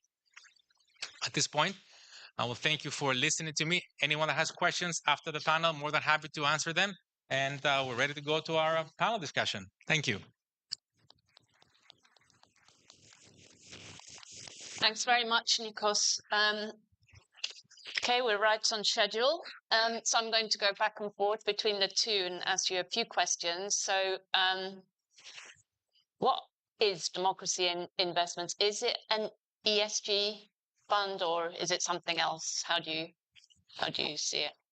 There isn't really a D in ESG, but some people say we're kind of the S, we're kind of the G. I say we're a whole new category. And what's interesting is Tencent and Alibaba are in the top 10 holdings of the largest international index funds. These are companies contributing to a country's surveillance state. And I like to ask, how is that ESG? Tencent and Alibaba are not in our top holdings. We downweight them according to their country democracy score. So we're a whole new category, and I'm getting feedback that now is a great time, given everything going on in the world, to have a strategy that accounts for geopolitical risk. Thanks. Just wanted to ask what sort of reactions you've had to the index. Any negative ones? Any critiques? I think in the beginning, people were like, wow, this is new and different. So we launched before the war in Ukraine, just worried about the data in your index and everything going on in the world, and wanted to create an alternative for investors. And then after we launched, we started to get more and more credibility given world events. And now that we have the 3-year track record, we're getting a lot of positive feedback. Great. Nikos, I think you've answered the question of why Greek tourism has performed so very well in the past few years. I think you told us many reasons why that is. But I guess it's still, one question is why Greece and not somewhere else that's, maybe got many of the same features of political stability and other things. What is it about Greece? What is it? I think that there's a number of reasons, and I'll just probably mention just a few. Number one, Greece is still one of the markets within the global tourism arena that's still undervalued, both in terms of tourist destination, but also as an investment destination. So there are so many, even though Greece is such a small country, we are blessed with a landscape with so many hundreds of islands that give us a lot of mini markets, mini local markets that still are undiscovered, and they actually hide within them significant value potential. And the current travel trends are actually now go out of the beaten path, go to areas and places where people don't usually go. We all love Mykonos, Santorini, Crete, Rhodes, Corfu, but there's so many other islands. Like, for example, as a gentleman here before mentioned about an island called Kimolos. Oh, Mr. Logothetis. It's an example. you can't go there only by boat, and it's a lengthy ride. So there, it seems now that they're interested investors that go in and try to open up markets. So Greece is definitely one market that can offer that. Second, I'm not into politics, but I have to give credit when it's deemed. And the Greek government, the last few years, has been working hard to create a very friendly investment environment, and by creating different incentives and synergies that can be benefited by the investors. And also in the last 18 months, where we have interest that are going at record high, Greek banks, strangely enough, have been offering very competitive interest rates for loans that actually can be even improved by the implementation of the Resilience and Relief Fund from the EU, the RRF, that actually can give up to 50% of any project that is eligible for lending at a flat rate of 1%. No Euribor, 1%. So that has definitely created a competitive advantage for Greece compared to other countries in the European Union that, for different reasons, they have not taken advantage of the RRF. And what type of support could investors expect from Hotellect if they were to consider investing in Greece? From our side, we try to offer a one-stop shop to our investors to the extent that's possible. So, we will take the investors by the hand, identify opportunities for them, do the due diligence, both from an investment perspective and technical, help them close the transaction, work with them for, if you're talking about an existing property, for the renovation plan, the repositioning plan, help them identify the right hotel brand, the right hotel operator, secure them the debt financing. And the debt financing nowadays, Greek banks have been very strict to try to wash off sins of the past. And unless you have a solid business plan, a hotel brand in place, a hotel operator in place, if you are a passive investor, they won't talk to you. Or if they talk to you, we're talking about interest rates that are really non-viable. So we offer this kind of package of services to our investors. So basically, we create an investment product that is plug and play. Okay, thanks. I've got a question for each of the speakers left, but is there anybody from the floor who'd like to ask a question? Because we're coming to the end. Gentlemen over here.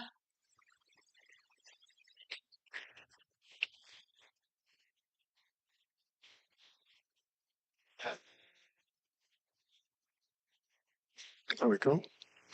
Vincent Catalano, Stuyvesant Capital Management. A question for Ms. Kane. In regards to your portfolio composition, okay, how do you go about making the decisions? Specifically, are you looking at individual companies? Are you looking at ETFs? Are you looking at some kind of combination of them? And are there other criteria that you put into the equation in the decision-making process? Thank you. Thank you. For our first strategy, we decided to do a passive index fund. So we're not picking securities. We start with the same 2,900 large and mid-cap international equities that are in an all-world ex-US index, and then we're tilting them. While the fund is small, we are using country and regional ETFs to track the index, so about half our holdings are country and regional ETFs. But once we get to about 100 million, we'll be getting out of those country and regional ETFs and into all of the underlying securities.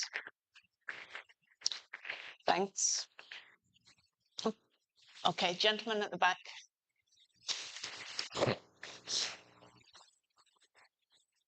Thank you very much. Nicholas, hi, I'm Michael Levis from U.S. Capital Global. Quick question for you. Airbnb, what's the status now with the hotels in Greece and Airbnb and the issue of no regulation when it comes to Airbnb, et cetera? I'd love to hear your view on that. Well, Airbnb has been the naughty child of the hospitality neighborhood And even though it's an exceptional business model, and chapeau to the persons that actually have come up with it, nevertheless had been causing significant damage to the hotel industry, not only in Greece, but globally, until very recently. In Greece, there had been certain legislation that has been approved by the government to try to regulate, to the extent that's possible, the usage of Airbnb, and also put certain limitations as to how many days people can do it, how many units they can have. And only this past week, a new law about taxation has been actually approved and voted in favor in the Greek parliament. And we hope that this will regulate Airbnb. And we, as a hotel sector representative, if I can speak, we believe that there is a position for Airbnb within, the overall hospitality spectrum, as long as the playing rules are the same for everyone. And I think we are still not there yet, but slowly I want to believe that we will get there, and there will be a friendly coexistence between hotels, Airbnbs, and bed and breakfast. Okay. Okay. Transparency purposes, I don't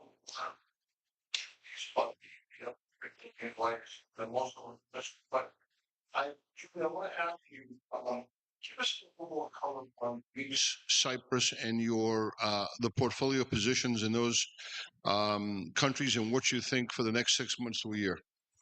Thanks for that.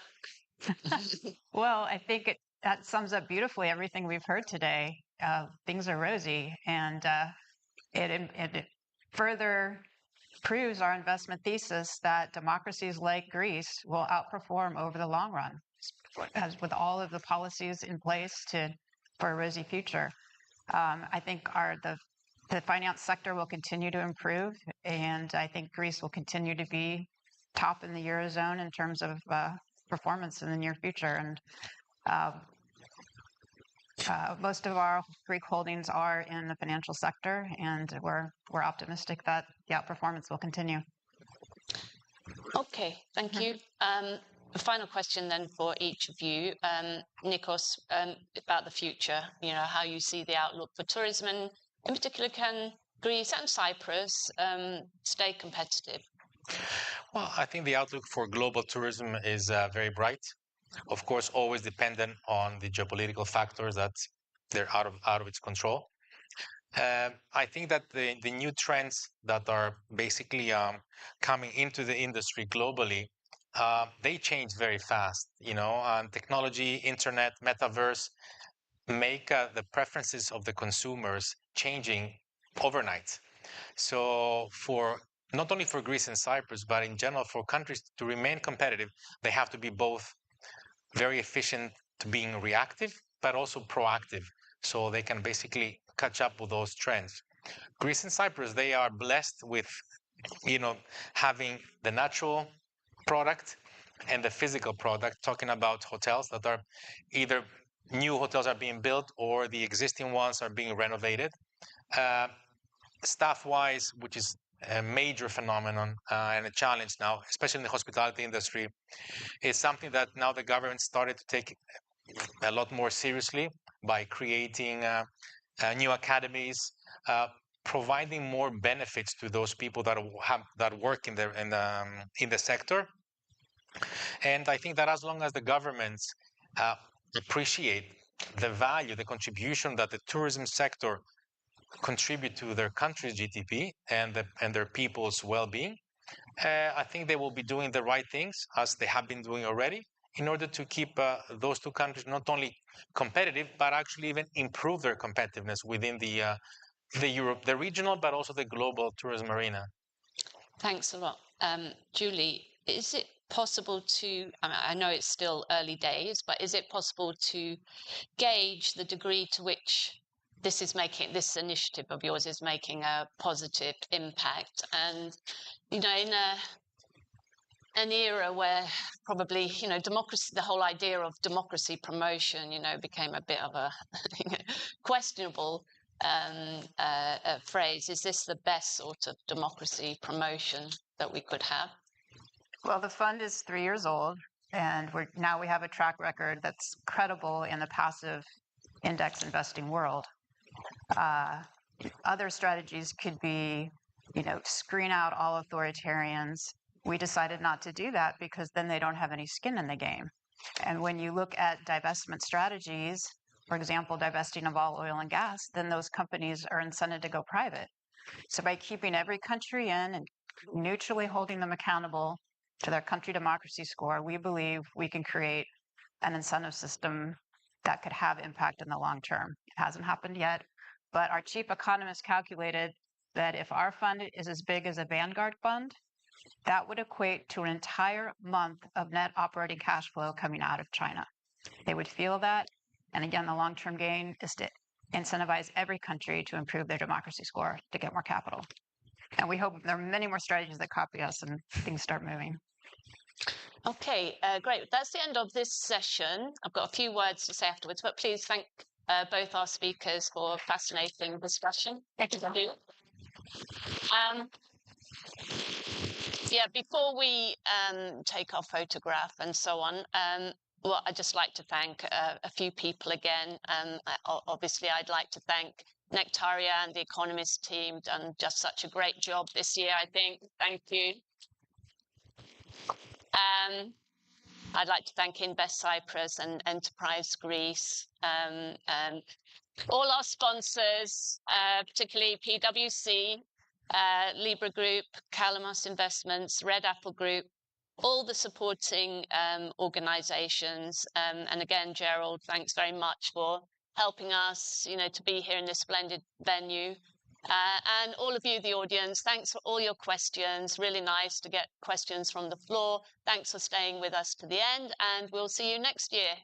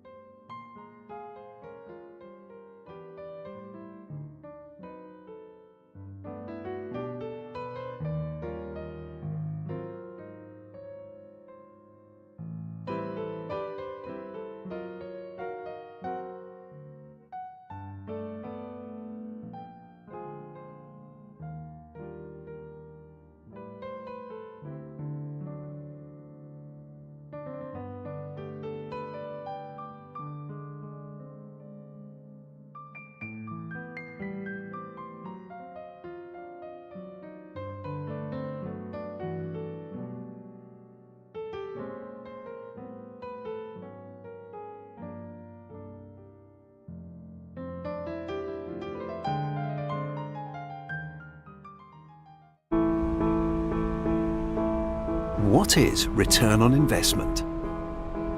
It's the benefit to the investor resulting from an investment. It's how much you get for how much you give. So, how much do you get when you invest in Cyprus? You get a high-potential, dynamically growing economy. You get a modern and attractive tax and legal system. You get high-quality professional services, highly qualified and multilingual personnel. You get location, location, location. But you also get a lot more. A kind of return on your investment that's harder to find in other destinations you might be considering. You get a safe place to relocate yourself, your employees, your business. The crime rate in Cyprus is one of the lowest in the world. A sunny place. Cyprus's Mediterranean climate means you can enjoy almost 300 days of sunshine per year. A diverse place. You can enjoy the beauty of the beach and the serenity of the mountains with just a 30-minute drive.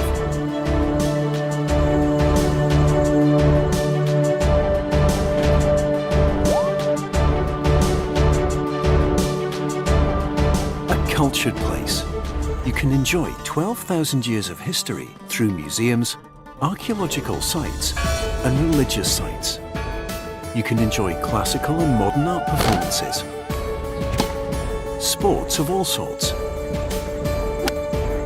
an active lifestyle, and so much more. There is never a dull moment, unless, of course, you simply want to tone it down and relax, which you can also do in a variety of resorts, nature excursions, or small picturesque villages. You get a country that's great for kids and families. There are more than 90 high-level international schools, a plethora of parks, playgrounds, and year-round family events.